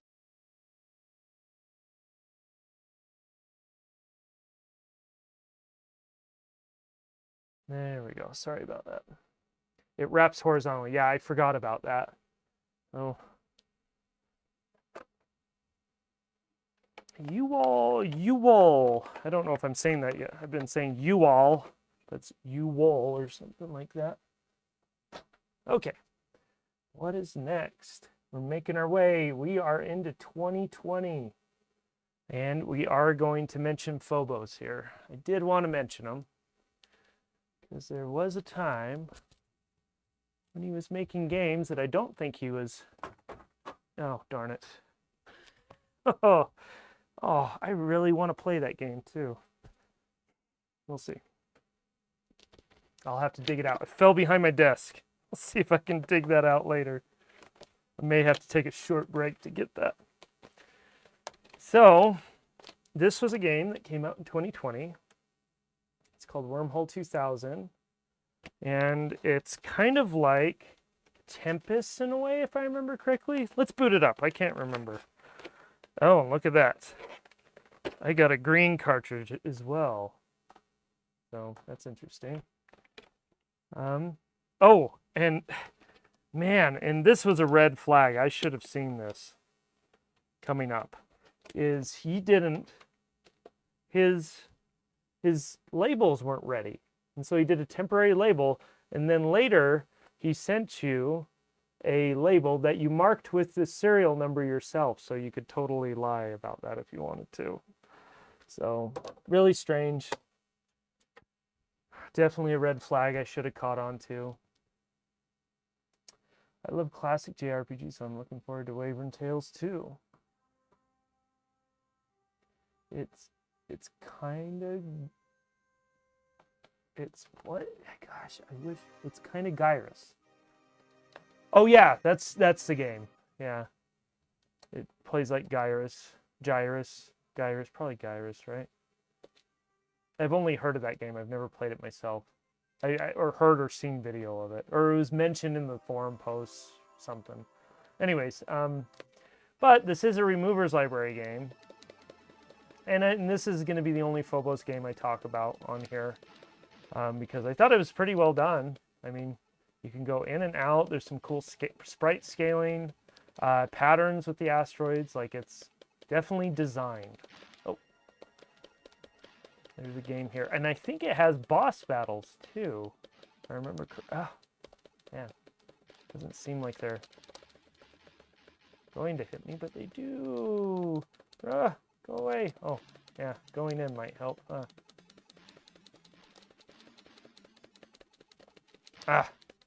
Game over.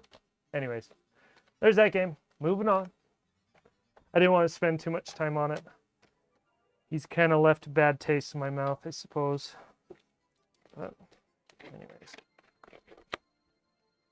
But he is a part of the story That is homebrew on the Jag, and so I did want to give it a little bit of attention.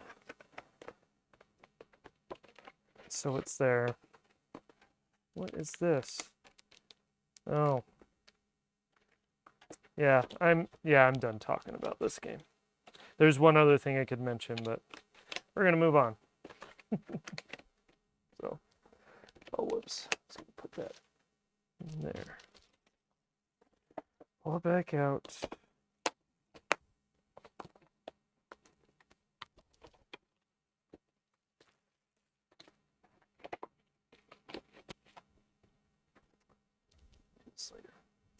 Okay, we are on to Tube 2020. So back to the Dr. Typo collection. This was another small game that Dr. Typo worked on, and it's a quote-unquote update, quote-unquote sequel to Tube SE. It's really a different game entirely. If I remember correctly. But, oh, one game I forgot to mention that I wanted to mention was Rescue on Fractalis, not Rescue on Fractalis, it's based off of Rescue on Fractalis that Dr. Typo did. It's called Falling Angels, or Fallen Angels, if I remember correctly. Yeah, Fallen Angels. We're not going to play it today. I really love this game. It has a cool voxel engine. Maybe I should play it just for that, but for the terrain. Or it's not voxel, it's some weird hybrid. I can't remember what it is. Let's not forget about the $200 Sea Battle. Oh yes, yeah. Oh my goodness. That one's listed on the wiki too, I'm pretty sure. Yeah, that was so silly, that game. And it's literally just Battleship, isn't it? Yeah, really sad. But anyways, I think the reason why I decided to take this off the stream today is I do have a live stream I did for this game in the past. So if you want to see this game, and I suggest you do, it's a fun. If you're familiar with Rescue on Fractalis, it was a pseudo 3D game on the Atari 8-bits, and it was pretty groundbreaking at the time. And so this is kind of an updated Jag version of that game. And so I think from a historical perspective, it's interesting. But also the engine it runs, it kind of has this, it's not a polygonal engine, it's some sort of voxel engine with sprites. And it has a fun gameplay loop. It's a lot of fun to play. But today we are going to play Tube 2020.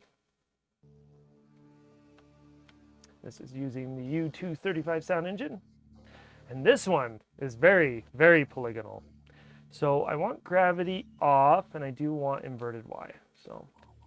Oh, and I should mention that Reboot did work on these ones as well, getting these compilations put together. Oh, come on. Come on. It's like Tube SE, where you want to get to the end as quickly as possible. And man, this game runs great.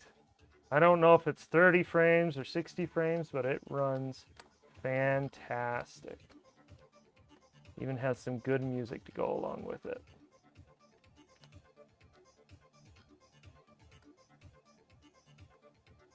Very simple, but very attractive. He did a very good job with this.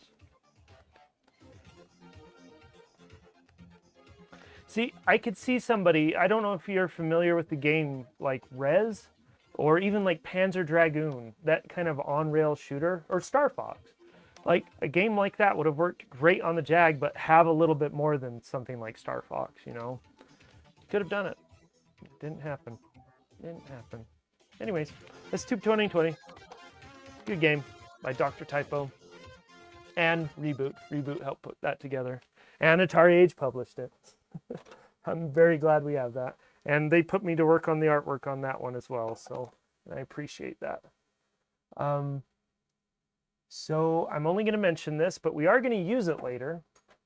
In 2020 was another hallmark in Jaguar history, but we got the Jaguar game drive, which was a big deal in terms of people being able to play a lot of games on real hardware without actually having to own the games. And the piracy question aside, from a preservation standpoint, I think that's really important simply because people are able to experience those games on real hardware. And as things continue to get stupid expensive with games, I think that's really important. So having something that is relatively expensive but way more affordable than some games on the Jag, I think is it's an important step. Plus, this device and Reboots has a lot more experience than I do with this. It can be used like a development device, just like the Skunk board, and so it extends that part of the Jaguar ecosystem as well in terms of development. And so it's creating more opportunities for new developers to come in and older developers to keep working on it with new hardware. So getting new hardware like this is really, really important because it's software. Like, you just think of those words, right? Hardware, something physical, tangible; software, something digital, non-tangible, even though it does have a physical component. But it does lend a certain amount of importance. Hardware adds importance to a console if you can continue producing hardware for it. So, and I should probably mention here really quick, the Pro controller, the new run of Pro controllers. Even though that run wasn't perfect, I think it was really important to get more Pro controllers into people's hands, because that does make the experience for a lot of these games a lot better than it would be otherwise. So, again, I 100% recommend a Jag GD. It's become essential, and that's Reboot. Yeah, and I need to start, actually, because the Linux tools are there now. I need to start using them and just get used to them. It's cold water I need to get used to. That's all it is at this point. So I own a game drive, yet I still throw money away at most any non-bootleg Jag release. I do the same too. I do like having the game. Whenever I share the Jag with people, having the actual game is always going to feel more impressive. It's going to feel more immersive than having just a flashcard reader. That's the truth. Is having that final game does, especially new homebrew, it shows that this is a little more than just a game. And so, anyways, Reboot says, also the flash on the Skunk board allow locking titles to prevent people making physical ROMs and selling them. So yes, completely recommended. Yeah, so the Skunk and the flash, the Jag GD. So yeah, and that's really important. We'll be talking about that here in a little bit more. But yeah, so being able to lock digital ROMs, and so now you can legitimately pass around digital files that can be played on real hardware, and even on the emulator too. And so there's just the last few years have been huge in terms of making sure we continue to get new software on the Jag and preserving older stuff too. So really cool. I wanted to make sure we talked about that for a moment. So we're not going to play Last Strike, but I did want to mention that for 2021. A great side-scrolling shooter, both vertical and horizontal. It's really cool. It reminds me, and I've mentioned this to Reboot several times, the reason why I like that game so much is I loved Blood Money on the ST, and it feels a lot like Blood Money, but mixed with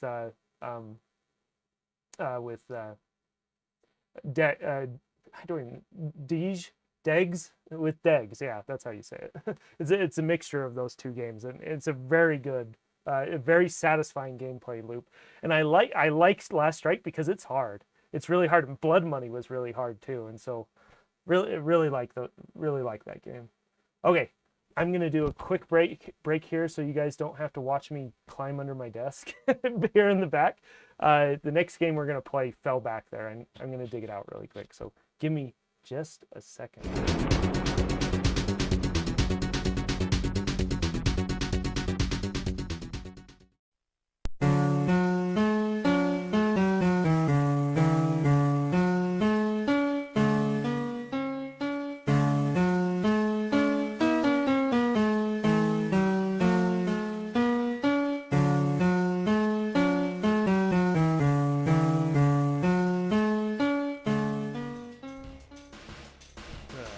This is awesome.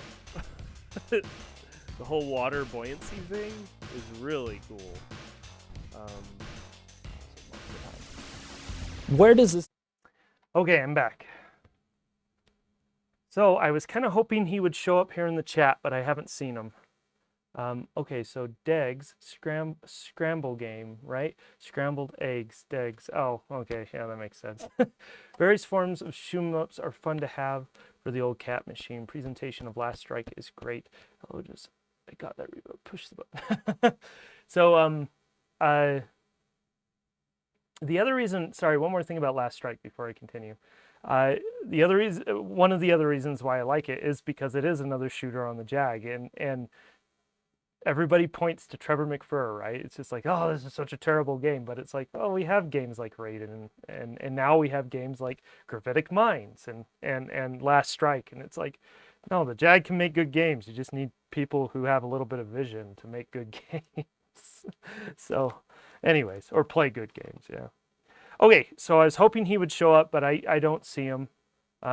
In fact, I think he was one of the first people that chatted on the video. You and Stage One, him and Stage One Boss, I think. But it's Clint Thompson. His handle's Mind Threat, I think, if I remember correctly. But I've talked to him on and off over the years. Seems to be a really good guy. I've never met him in person. But he's been around for a long time, I realized, over the last few days. I was digging through old newsletters for JagFest and stuff, like early 2000s and pre-2000s, and he was contributing to those newsletters back then. I imagine you probably were too, Reboot, if I had to imagine. But anyways, I was kind of hoping he would be on because he's released a few things for the Jag over the years. And I wanted to play this CD release he did in 2021. So it's a really recent CD releases. You don't see a lot of CD releases anymore. But it's basically Simon Says with hot chicks. So we're going to play it.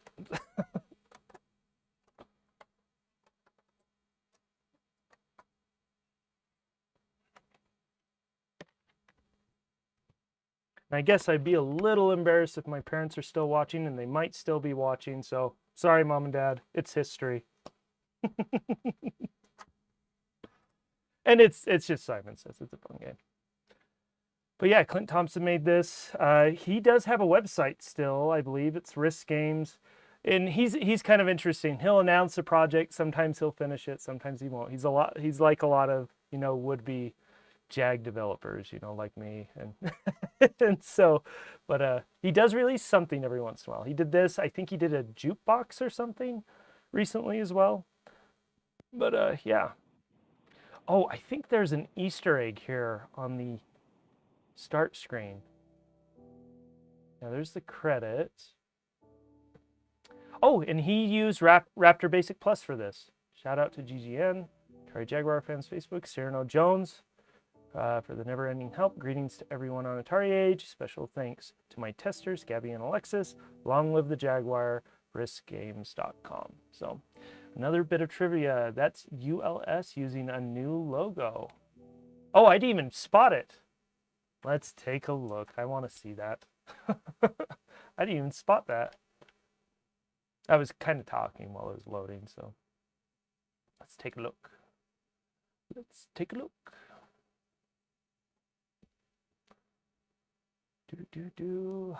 That boot time, that CD boot time. Scanning all those tracks, building a checksum, comparing the checksum. Risk Games.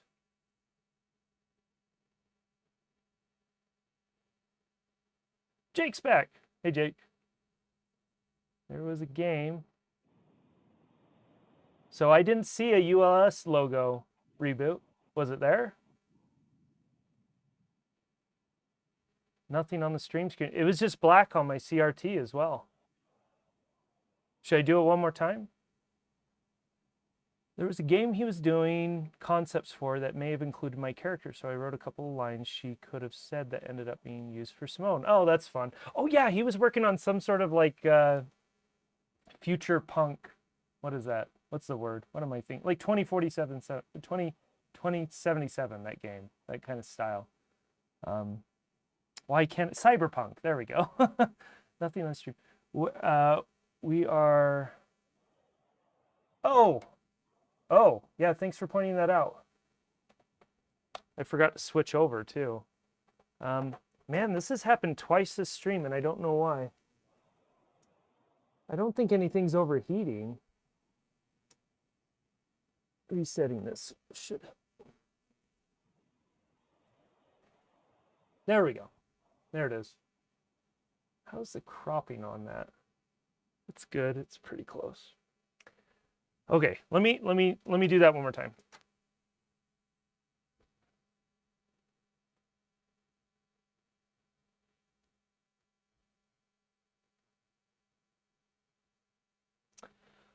I think the original one was going to be titled Midsummer. I have a couple demo discs with images. Yeah, it'd be cool to see him work on some more. I know he's busy. I know he's busy playing his Atari Hots all the time. I love it when he posts a video of him, you know, improving on the Atari Hots. I think that's awesome. It's so neat. Like, there's no one else making Atari Hots videos. So cool. Okay. Yeah, so sorry you guys weren't, did it cut out during the credits or something? I wasn't paying close enough attention. Oh. Here's the credits. Clint Thompson, GGN, Cyrano Jones, all these amazing, it was fine. Okay, cool. Long live the Jaguar. Okay, let's go ahead and play this. Oh, I can't skip this. We have to wait for it. Waiting. It's gonna go back. Oh, we got it. Uh-oh. I found a bug. I can't skip. I can't get out. Controller's plugged in. Okay, one more time. And we'll actually play the game this time. There was some sort of Easter egg on the title screen there. I can't remember what it was. Seemed like there was a nighttime mode. Clint sent all this other awesome stuff, like stickers, and pretty cool. Oh, and the best part is he sent it just in this CD mailer. I thought that was fun. Very quaint. Okay, let's see if I can find it. Oh yeah, there it is. It's like a nighttime version. A more risque background. So, did I miss Jag Zombie yet? Jag Zombie? Jacob, we don't talk about Jag Zombie. I'm joking. No, we're not going to be playing any Wave 1 games. I just don't want to give them the time. So, red, yellow, red, yellow. Red, yellow, blue. Red, yellow, blue, green. Wrong. Game over, blue leader. Anyways, that's Simone. So, fun little game by Clint Thompson.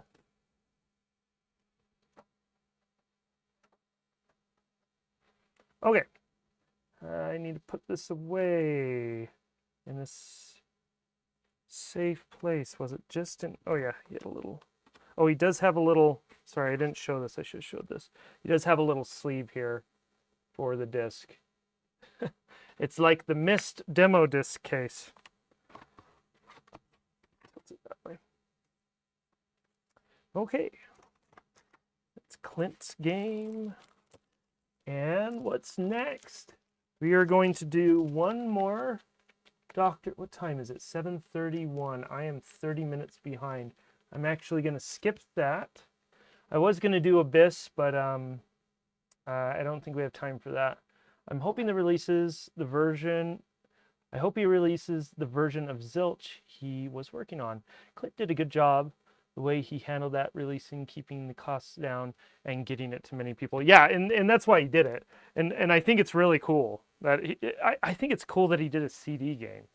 So this late in the game. I know a lot of people are just doing carts because the CD drives are all dying.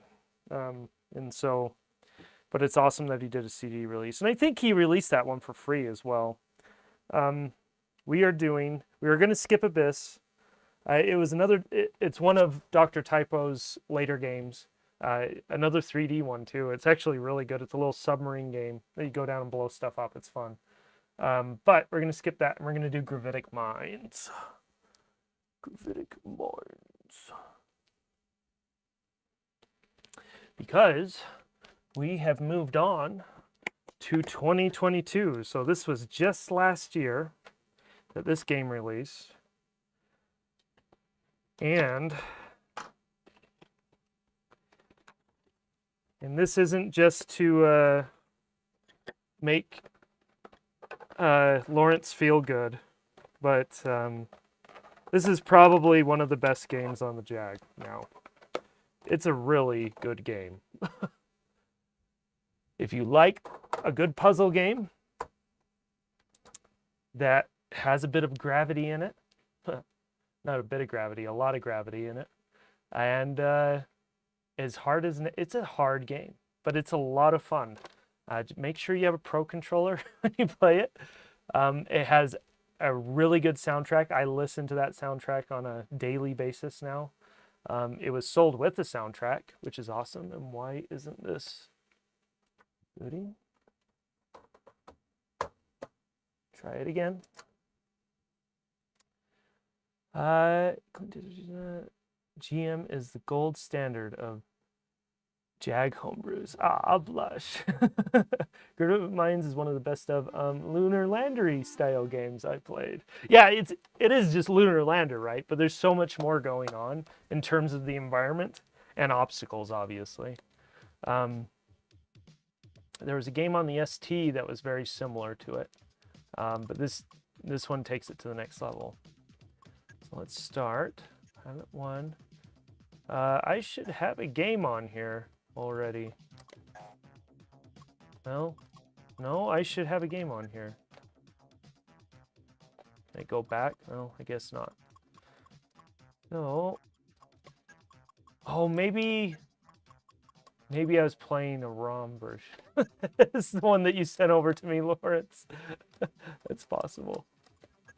I thought I had... This might be the first time... No, I've played this copy before, I'm pretty sure. Pin. Oh, I can't show this. Don't want to show this. Cover this up. If I can find my Jag. Where is it? There you are. One sec. You guys can't see that, right?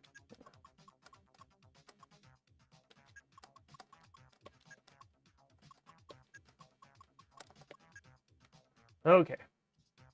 Back. All right. Let's just do a training exercise. It's been a little while since I played. I'm guessing Oids. Yes, that's the one. On the ST was the primary influence. Don't upload it if it's the same name pin as the other game. I don't think it is. So I'll double check before I do that. So before going and risking your life, it might be a good idea to get familiar with the craft you will be piloting on your missions. We recommend that you make all your mistakes here in virtual reality instead of out there. Pick up the rescue pod from the other pad and return to the home pad. Note, your mass increases as you add pods. Orbit required. No. Extracts required. 1. We'll do a training level here, and then I'll back out and do the actual game. Ooh. Oh, yeah. Yeah.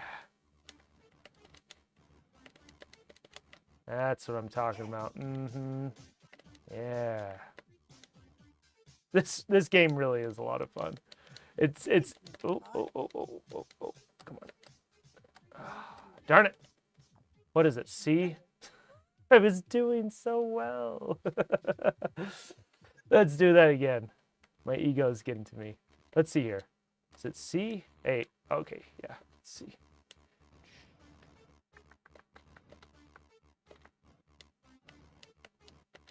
Can't even do the first training mission.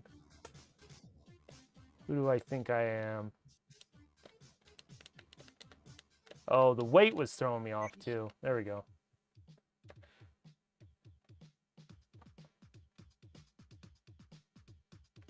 Oh yeah, you probably shouldn't be showing the codes either, huh?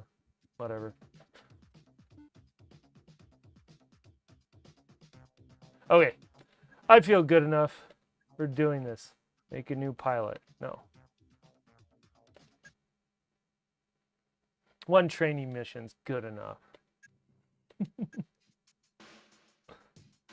Oh, I know what it was. On the stream, I think I was using a ROM, a Jag GD ROM that you sent over, CJ.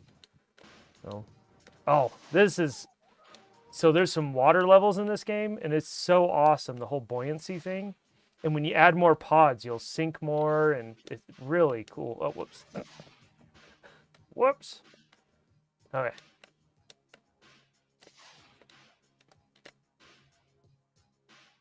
Oh, come on. Definitely out of practice.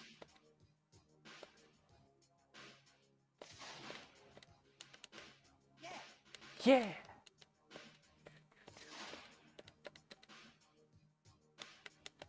Oh, no.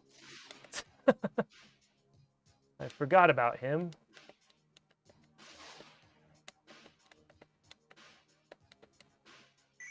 Nice. Refuel. Back up. Get this fool.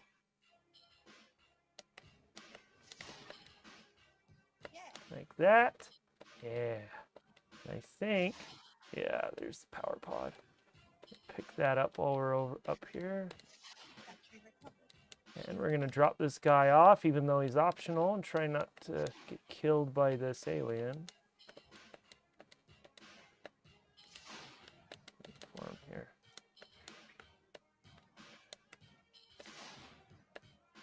Nice. Straight up. Yeah! Cool. Yep, Gravitic Mines is a great game. You should think about getting that on the VCS. Oh, they have their Gravitron, right? They may not like that, huh? I don't know. They're locked to your pins, so useless to anyone else. Oh, good. That's good to know. I was worried that the QR code might cause problems too, so good. Yeah, I definitely recommend that one. You can get that one on Atari Age. It is worth it. I don't know. I'm not going to talk about that. Not worth getting into. And I'm running pretty slow right now. Running slow. And it's a question that probably doesn't have an answer right now. Oh, I should have pulled this out. This has an overlay as well. Pretty cool one too. If I don't say so myself. I do say so myself. There we go. Okay, what's next? Gravitic Mines. Oh yeah, we're gonna do gods. Just really quick because I wanted to get at least one Bitmap Brother game in there. And I really like the look of gods. It's my favorite one. I think it's their best looking game personally, but on the Atari ST.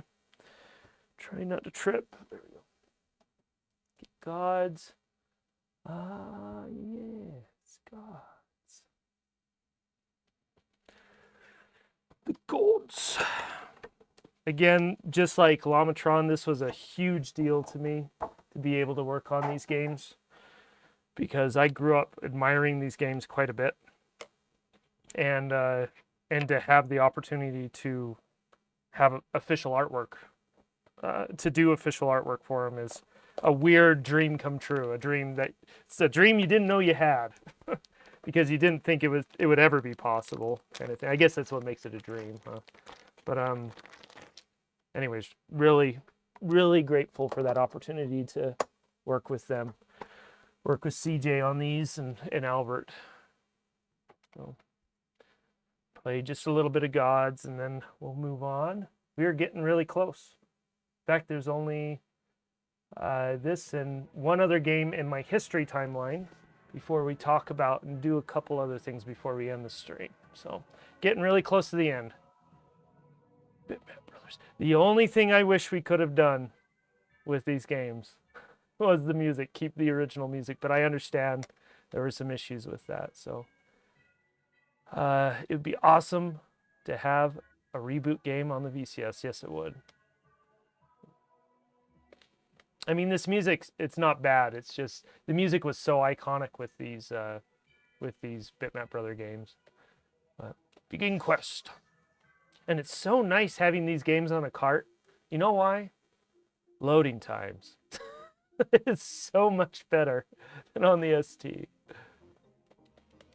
Oh, whoops. I've already forgotten how to play. Nope.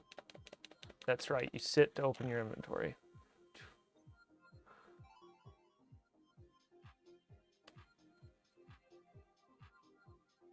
Okay, Let's go up. There's a secret. There's a potential secret here that's always bugged me. Ooh. I can throw from this, can't I? Yeah, there we go. We gotta remember how to jump. There we go. But then again, gods had no in-game music. That's true. That is a good point. Turn, switch. Nice. Yeah, it didn't have any in-game music. That's right. Ah. Yeah, I just love the look of this game. So cool. Oh yeah, there's no crouch throw in this game. Why am I not jumping? There we go.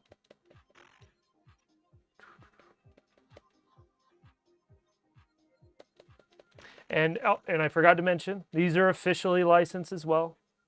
Bitmap Brothers, I guess, is owned by Rebellion now, and so Albert was able, Albert and CJ Reboot, whoever was able to work with them, and get a new release of these classics.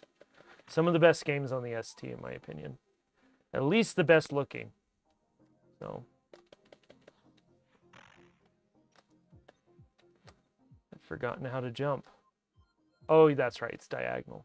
That's right. I got it. I got it figured out. Got that. Oh.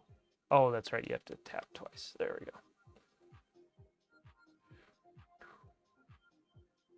We're going to just finish. Oh, that's right. They trick you. A lot of trickery in this game. Yeah, whatever.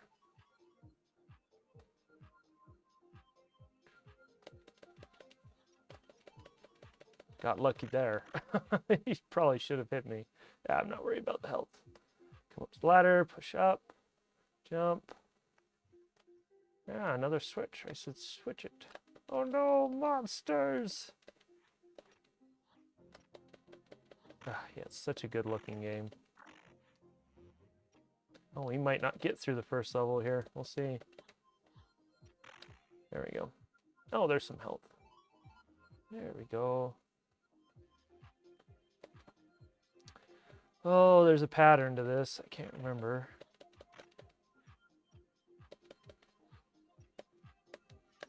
I think you just have to toggle one of these on and off a few times, if I remember right. Nope.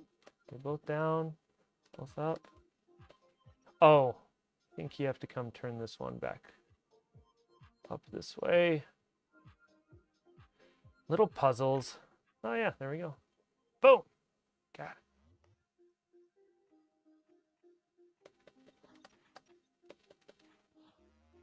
Oh, he's taking a lot of hits. That's interesting.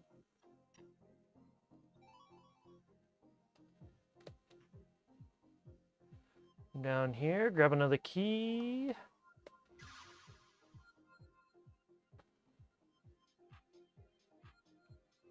I know a modern gamer would say that this is a bit of a slog, and it is. It's a little slow. Kind of meander through things, but because it's kind of a puzzle game, I give it a lot of leeway too, because you have to sit there and think about things anyways. Oh, I never could figure out what that switch is for. There's a secret switch up there in the top left. It's probably in a walkthrough. I should go look. Okay, that's the first level. I really like this game. I'd like to say all the people I've spoken to regarding these, the bitmaps, CinemaWare, Jeff Minter, David Jones, etc., have all been fantastic and enthusiastic. Wouldn't have happened without them.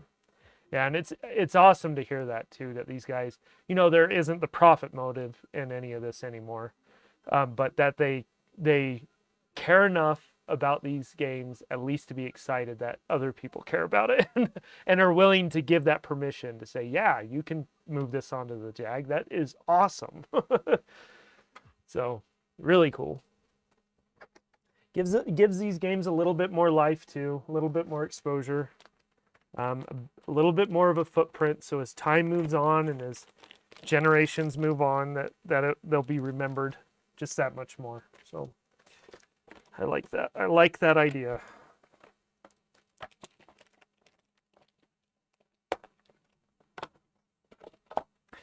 Like that idea quite a bit. Okay, there. I am going to mention, we've already talked about it a little bit, but I wanted to mention it right now because it's when it happened. So in 2022, there was the release of Big Pimu, the latest Atari Jaguar emulator. The reason why I wanted to talk about it is it feels to me, and this is just a feeling, I could be completely wrong, and I know there's a lot of opinions floating around about this right now, but I do feel like Atari's taking a different direction, in a good direction. I don't think it's ever going to be what it was, but what I believe in is that you can never go back, but you can make something better in the future, right? Whether that's a relationship or a company or whatever, you just move on and you try to make things better. And I think Atari is trying to do that. Well, it's a corporate entity, so I don't have a whole lot of trust in it at the end of the day because it will fail eventually. That's what I mean by not trust. Is it will fail. But it's awesome to me that there's enough people there that said, hey, we want to show the Jaguar and the Lynx too. I thought that was a surprise. A little bit of love in the Atari 50 project. Now, it could have just been for historical reasons, like for the sake of completeness, right? And it probably was just that. It was just like, we want it to be complete.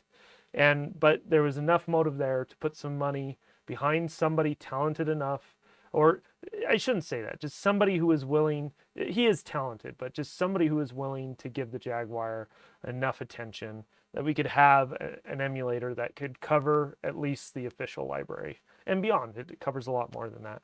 And so I just wanted to mention that Big Pimu, I think, will be looking back at 2022 in 10 years and see this as kind of a pivotal point for the Jag in a lot of ways. I don't know exactly how, but I think we'll see that. I mean, we see it with the games already that are being planned on coming out and things that have happened. Just this little extra attention that Atari's giving to the Jag, I think it's going to go a long way. This new Atari, it's not even the old Atari, just this new Atari. And then with the acquisition of Atari Age, I think that's a part of that as well. It'll be interesting to see how all this plays out over the next decade. I'm looking forward to it. It's going to be exciting. Probably, I hope it goes smoothly, but my guess is that things usually don't. And so there'll be some interesting stories at least, and I'm looking forward to that. Okay, there's one more release for 2023 I want to talk about, and it is Block'em Sock'em. So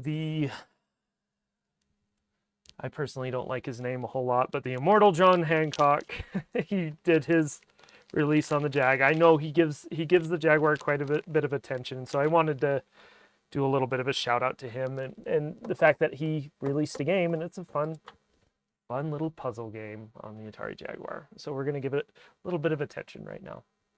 I like this new direction of Atari, just hoping they can keep it up. Yeah, and that's kind of where I'm at. I'm a little apprehensive because I know it will eventually not keep up over time, but I hope it's something good for a while, that it really turns into something good, stays that way for a while. We get some new cool stuff from Atari, and then we get some attention for the old good stuff as well, and it seems to be happening, and I hope it stays that way as well. So Reboot worked on this one as well. Looks like Lawrence did all the code too on this one. You really get around, CJ. Music, R. Strauss, graphics, J. Leal. Genesis version by A. Welch. So I guess he did a version of this on the Genesis first or at some point. So sorry. Yeah. No, I'm glad you're doing a lot of this work, Reboot. It's awesome. I wish I had more time for it. So I'd be doing a lot more too. So, anyways, let's play this for a bit. This is one of the latest releases on the Jag. Has there, outside of the ST releases, has there been anything else on the Jag this year? I mean, Big Pimu, there's been some big stuff on that, and so that's why I haven't really noticed, but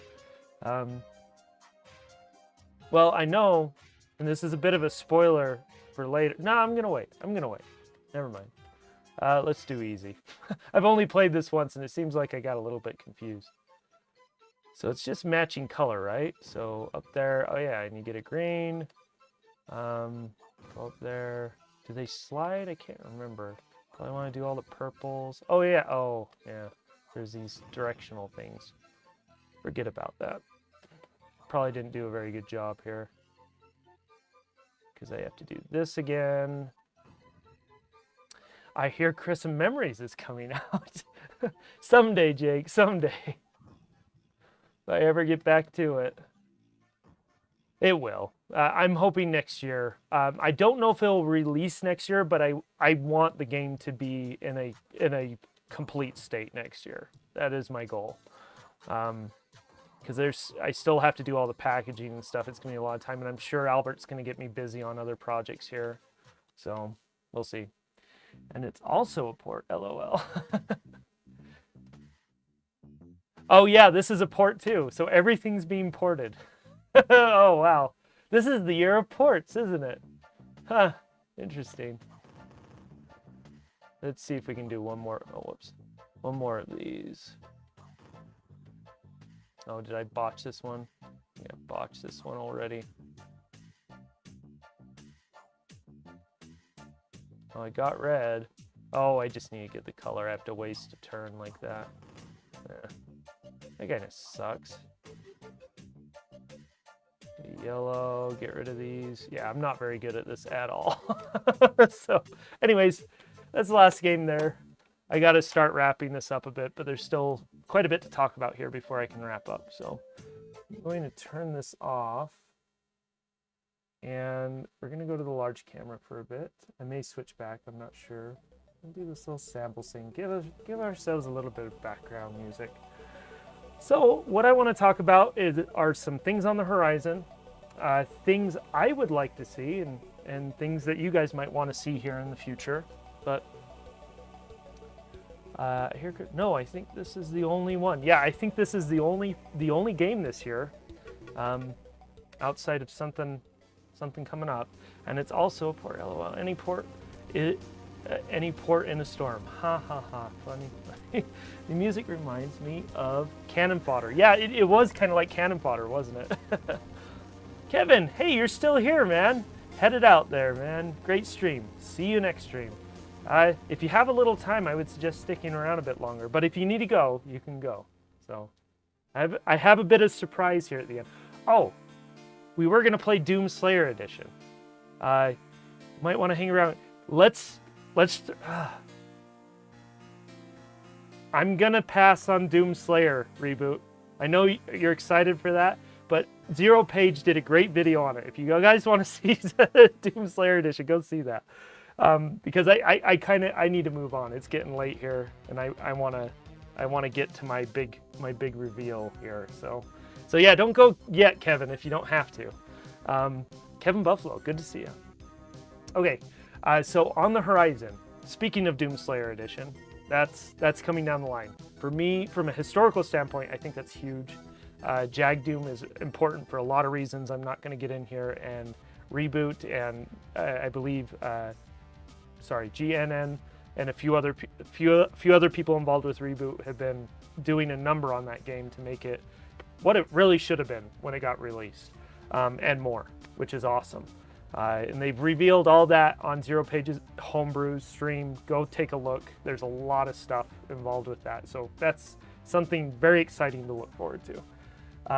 Obviously, Crescent Memories is something to look forward to. I was hoping to get a little bit of that on the stream today. I'm going to have to do another stream sometime soon and cover some of these things.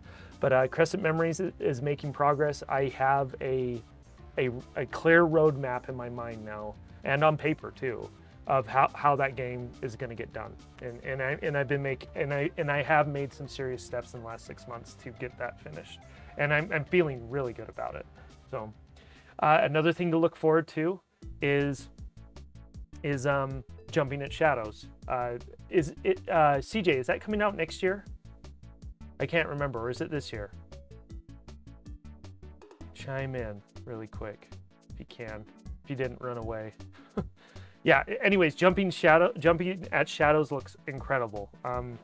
And it plays incredible. I was hoping to get to that during the stream too. I have done a stream on that before, I'm pretty sure, with the demos, and so you can go back and take a look at that. He's hoping to get it done here this year or next year. So I know your artist, he's been making updates on itch.io, if I remember correctly.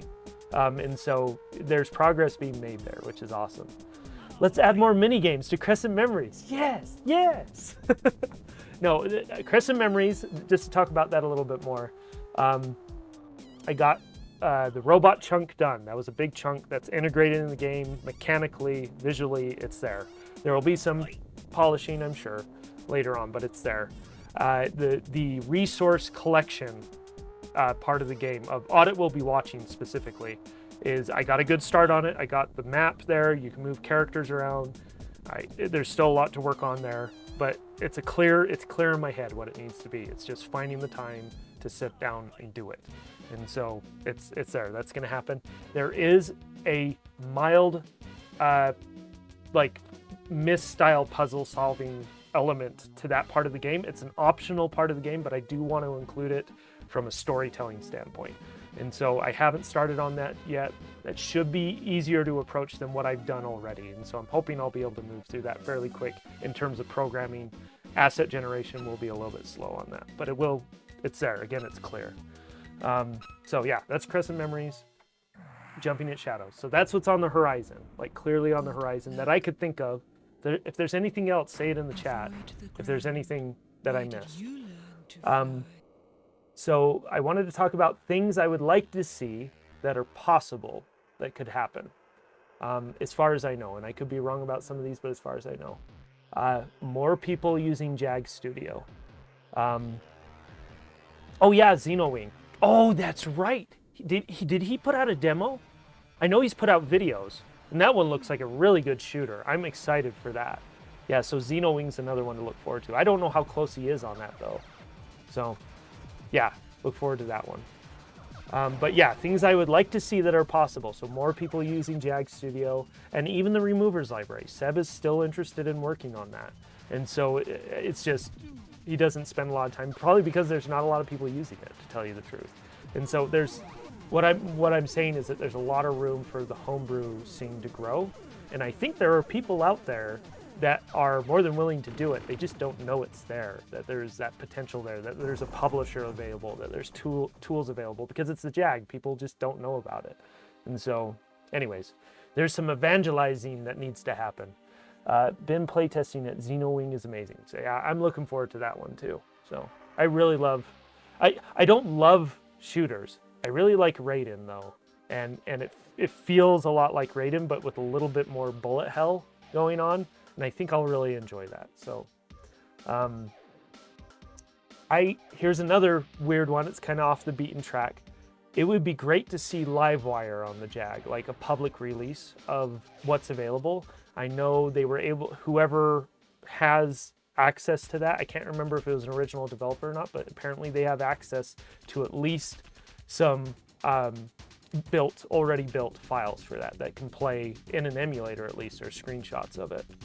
It would be cool to have that give the public access to whatever makes sense there.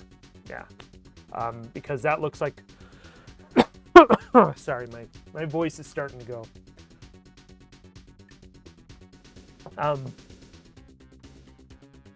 It's kind of like the original GTAs. That's what it reminds me of. It's this 2.5D top-down view. It looks like the type of game that should have been made for the Jag, but it didn't. It was just bad timing. And so, Reboot apparently has Livewire, just to show video.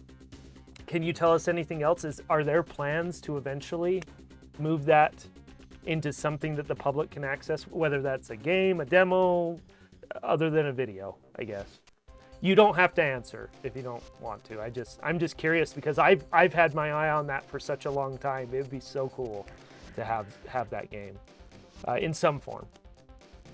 But anyways, so thinking of ways to bribe CJ for the ROM. I don't know. Just I've been asked not to release it, so maybe. Okay, no, that's awesome that it's it's not sitting in one person's hands too. So if something bad happens to the person who's making the decisions, that there's still the possibility, even though there might be some controversy, that it can be preserved through a wider audience eventually. I guess the key is to make sure that people aren't making too much money off that. There's no game in there, I can say that. It's just tech demos. Oh, okay, and that's interesting to know. So it would, maybe video is all we need at the end of the day for that. Anyways, Livewire would be cool, but maybe my dreams have been shot in the butt. Who knows? In the bud, sorry, it's not the butt. Another one is Bomberman Legends. I know there was the guy who apparently worked on that, has access to those. I can't remember what state of completion they're in, and whether we can even believe what's being said there, because I don't think there's been any video or anything. But again, the child inside of me is like, it would be great to have 8-player Bomberman on the Jag, or even 4-player would be awesome. Was it Mike Mika? I don't know. I can't remember the names behind that, so it could be. But yeah, Bomberman Legends would be cool because it's a great party game. Bomberman's a great party game. And honestly, it wouldn't be hard to reskin that, so there isn't any licensing issues with that, so if it's almost complete. So another recent thing is Open LoRa. I know this is kind of leaning into the 64-bit POWA meme, you know, that whole thing. But after seeing what was done on the Game Boy Advance, it would be really awesome to see Tomb Raider on the Jag in some form. Because if it can be done that well on the Game Boy Advance, I don't see why it can't be done at least nearly as well on the Jag. So with the right person behind it. So again, these are just kind of shooting a little bit towards the cloud ideas. The other one is Soulstar. It'd be great to see Soulstar have an official release. I don't know if that's even possible. I know people have said they've been working on it. In fact, Reboot, I think you've been working on that in some form. I don't know what the possibility of that is to see a release, but it'd be really cool to see that eventually. So there's a lot to look forward to that's possible on the Jag. So not that has some probability of actually happening. Now, here's a few things, and I thought it'd be fun to talk about. Just these are some things that Will would like that would probably never happen. So things I would like to see, but probably won't happen. So Fear on the Jaguar. So what eventually turned into Tetrisphere on the N64 was originally on the Jaguar and was called Fear. And so it'd be awesome to see that code eventually come out, or something other than, you know, the scraps that we have of video for that. It'd be really cool to see that. Just ask Kieran Hawken for Soulstar. He claims to have a finished version. Oh, really? Yeah, I bet he does.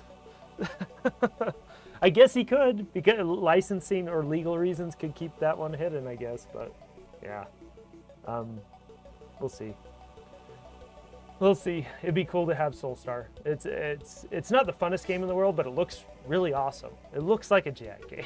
It looks like it should have been on the Jag. That's really, it's a very emotional argument going on there. So, but yeah, so Fear probably won't ever happen, but it'd be cool to see the code come to the surface on that, or a build or something of that. And this one's very personal, and it will never happen unless I do it. Is Riven for the Atari Jaguar. I think Cyan Studios was, or whatever they're called now, Cyan. They had talked about doing that on the Jag, and it did get a Saturn release, so it wasn't too far away.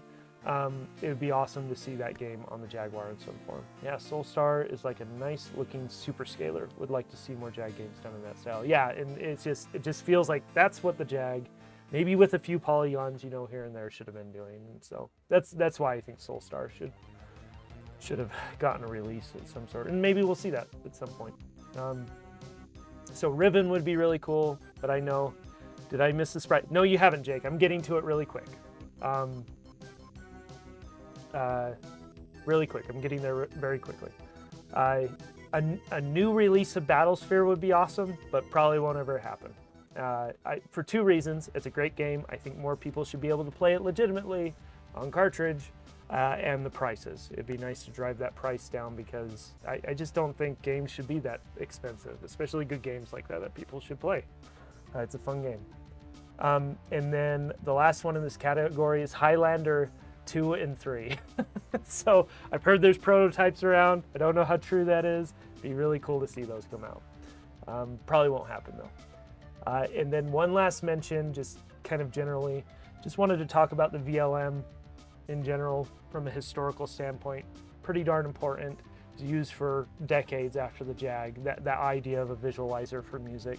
And there were things before the VLM, I know of course, but it was really the VLM and the Jag that started that whole push for visualizations for music. In terms inside of hardware or a media player and stuff like that. And so just wanted to shout that out really quick. It's really awesome that that's finally emulated as well. And CD emulation in general, so preservation standpoint. So yeah, I still, it's my favorite visualizer too. It just looks great, so good. But there's a lot of nostalgia there too. So I'm definitely biased in that opinion. Okay,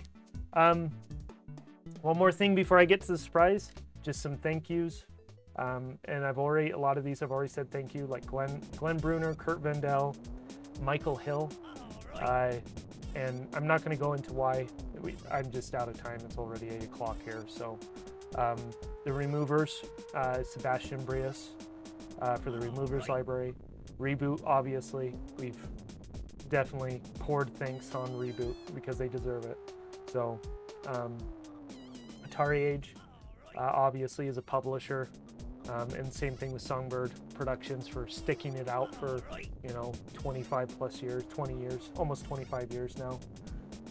Matthias Dahmen, I actually don't know a whole lot about him. All I know is he was crucial for a lot of things. I don't even know if he's around anymore. One of you guys could probably fill that in. But he was instrumental for like tools for Jag server and stuff back in the day, and then mouse and rotary adapters and mods and software, that kind of stuff. Seamus for Virtual Jaguar emulator. 4.2 Bastion Chic for all sorts of stuff as well in those early days. And Dr. Typo for all his fun little programs. And there's a lot of other people I could do a quick thank you to, but we'd be here all night. There's a lot of people that have been involved in this I'll say it, this silly little community. But it's a lot of fun. And to add my little bit to that, and this is the big surprise, I'm revealing a game thanks in part to Reboot, of course. He helped me prepare the ROM for release to lock it down for Skunks and JagGD and Big Pimu emulation. But if you've been on the newsletter, you already saw this coming because I've talked about this a couple times in the newsletter already. I did a port of a game, and let me get this pulled up here. I got to publish a few things here first. So I'm going to publish this page. Publish. 1 second. Give me a second. Here comes the surprise. Isn't it exciting? It's exciting. It is exciting. I'm glad to release this. It's another port, like Reboot just said. We're in the age of ports right now for the Jag. I guess it's easy money, right? Easy money. Give me just a second. Almost there. I'm gonna refresh this page. Switch over to the browser tab. The music's gonna go away for a second. Okay, if you go to JagCorner.com, you should be able to access this now. There is a new piece of software here, released today. Oh my goodness, how did that happen? And it's called The Hunt. And it's a game that was produced for the Atari 8-bit computers back in 2013 for a competition that I'm not very familiar with. But I somehow randomly ran into this ROM. I don't know if I was just going through ROMs on the 800 or I was just browsing the Atari Age forums. Can't remember how I found it, but I found it. And I've probably put more time into this game than any other game in the last 2 or 3 years that I've known that this game has existed. And so played it on my 800 for a while, just my 800, my beige 800 for a long time. And then I upgraded to an 800 XL and sold my 800. And I didn't do that before testing this game out. And for some reason, I can't get it to run on my 800 XL. I don't know if it's a hardware thing or if there's just something software I don't understand. It's probably the latter. But instead of doing just a little bit of reading, I decided to say, hey, I noticed that the C code was available for this game in the same post where they revealed the game for the competition. I'm like, I wonder if I can port that to the Jag. And one afternoon later, I had the base game up and running on the Jag. I just had to write a little bit of code to handle the graphics on the Jag because the way they're handled is different between the platforms, and it was up and running. The rest was just logic that I could just copy and paste, basically. So anyways, another port. Here's a little bit of footage. And yeah, you guys should be able to hear that too. Turn that up a bit. I did a complete transcription of the music. So I got the notation by using whatever tracker software the 800 is that's available to 800 people nowadays. Got the notes, pulled that in, worked with the musician to redo the music, pick new instruments. I was really grateful for that. I think we got a good sound for it. I really liked the 800 sounds, but there was just really no way without being, a real amazing coder to port that over to the Jag. And so we decided to go for a mod music version because that's what I was familiar with, and I think we got a good sound on that. But you are welcome. Enjoy the new game. It's a lot of fun. I really enjoy it. It's just a hex turn-based strategy game, but it has the alien predator element, and then it's black and white. I love the look of this game. There's just something about all the pieces that really does it for me, and it's very hard to explain. Thanks, Reboot. Gonna be trying this out ASAP. I added this really cool bleeding title that you see right now. That wasn't in the original release, but all the artwork is from the original release. There are some slight alterations here and there that I had to do for this release. But it's essentially a port of the original game. I did add, I'm gonna fast forward here a little bit.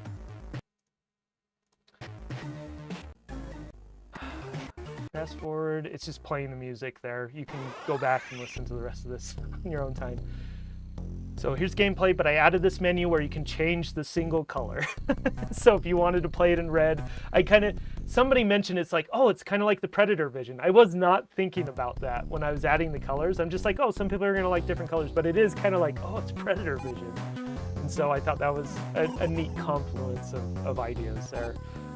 So I added that. There's some ease of use things I've added, like for the action menu, you don't have to go down to the bottom arrow. I don't know if you can see. Yeah, there's a bottom arrow here to exit menu. You don't have to do that anymore. You can just hit C on the controller because there's more buttons on a Jag controller.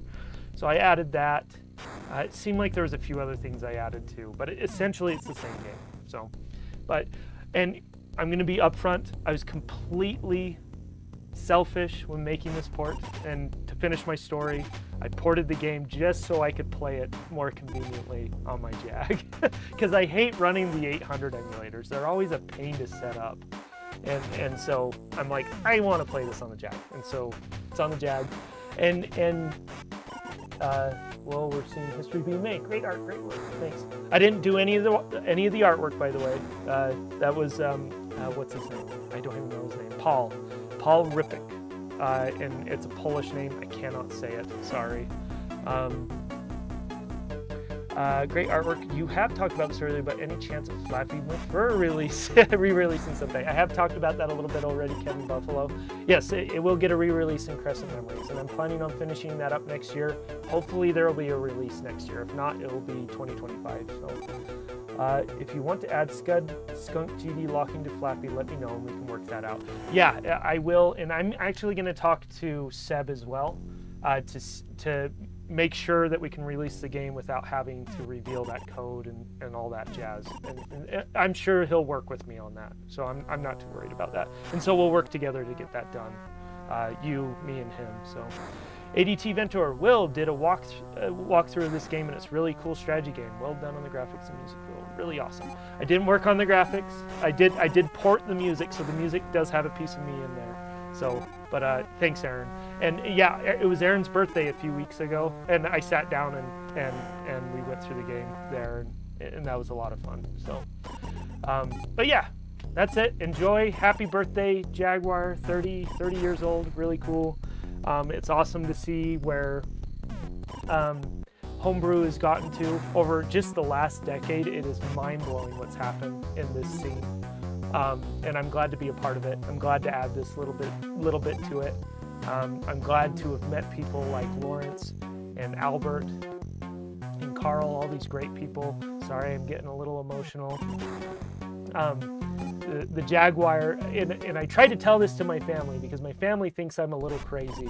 And I am a little crazy, but the Jag has been a platform for my creativity. That's the way I see it. It isn't just nostalgia, it's an opportunity to create something new. And so, yeah, it's the fumes. They're getting in my eyes, I swear.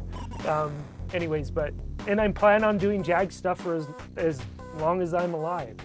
I have this deep nostalgia for it, but it's also an incredibly creative thing. It's a creative force in my life, and so it's always going to be a log in that fire of my creativity. I'm going to move on to other things, but the Jaguar will always be there. I'll always make time for it. So because it's done so much for my creativity. It's right now it's launching my illustration career. I've been able to do a lot of work for Albert, and it isn't just pro bono work. It's actually building up a part of my business that I've been wanting to do for years, and so it's opening doors for me, and it's to give back a little bit to that by making these dumb games that people can enjoy. It's worth it. So anyways, Kevin, it was great to see you. Thanks for dropping by. I am going to be ending the stream here in just a minute. You're welcome to stick around. I'll chat for just a little bit longer, but I'm going to get out of here. Oh, one other person I forgot to thank is Rich Whitehouse for the emulator. I got to meet him in person at Portland Retro Gaming Expo. He's a great guy. I hope he can stick around. He's dealing with some health issues. I think he's been able to get through a lot of the heavier stuff with that, but I believe he said it's still high risk. Correct me if I'm wrong, Rich, but go support him on Patreon. Go support Reboot on Patreon, and I'm gonna call it out. If you want to see more Jag stuff, throw some money towards these people. They are the pillars right now in this small community that we have, and it will go a long way. So inhales deeply. There's joy in being mad, which none but madmen know. So yeah, and that's kind of how I see the Jags. I'm a little bit crazy about it, and I hope it stays that way. And I know it will, because if it was just nostalgia, that feeling would have wore off a long time ago. No, there's something tied to my creativity here, and that's how I know I need to sacrifice a little bit to this altar to make sure that fire keeps going. So, but yeah. No, it's been really good. I'm excited. I'm excited for the future. I'm excited for the next 10 years. I don't know if it will be this exciting in 10 years. I hope it is. I hope it does. But yeah, I'm looking forward to the next 10 years for the Jag, because there's going to be some really cool stuff as time goes on. And I'm looking forward to being part of that a little bit. And I'm looking forward to continuing to work with the great people that are already a part of it. So anyways. All right, I hope that was entertaining. I am tired. I'm really grateful that my family got on and took the time to participate in my hobby here and my creativity. And I'm glad Jacob's here and he got to see this reveal. Oh, there's a couple more things. I got to post this on Twitter and Atari Age. I'll do that right after the stream. I have the posts all prepped. I just got to go do it. But yeah, enjoy the new game. It's a lot of fun. I may come back to it in the future. The reason why this took so long to release, I had this done in July. I believe it was July. This has been done since July, basically, outside of getting the ROM locked with Lawrence, with Reboot. But the reason why I was sitting on it is I was considering about redoing the graphics so we could do a cartridge release. And that's not off the table. That may happen in the future, but I want to focus on my other projects. So I figured it's the 30th birthday. I wanted to leave something cool for people to enjoy. And it's a fun game as it is. It doesn't need to be changed. Problem is we can't sell it because it's Predator and Alien, right? So we can't do that. And so that's why I was considering on waiting to release to redo the graphics so we could actually get a physical copy to people. And that may happen in the future, but I can't guarantee that right now. So it may happen. But all right. Thanks, everybody. Do the math. What are the other slogans? What are the other ritualistic things we can do here? Sniff the fumes like we've already done. 64-bit power, all that stuff. Here. Thanks, Aaron. Thanks for joining me here right at the end of the stream. I appreciate that. Thanks, Reboot. And everybody else, thank you, Tim, Kevin Buffalo, Kevin Ball. There were a bunch of other people. I know Clint, you'll probably watch this later. Thank you to you too.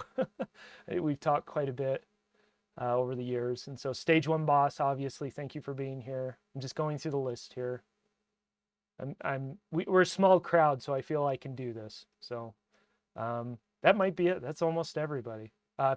Peter, dataset user, Olivier, Kraz Productions, a lot of my regulars. Matt Smith, I know you weren't here. Dang you. I wish you were here, but you'll watch this later, I know. So, all right, I'm off. See you guys.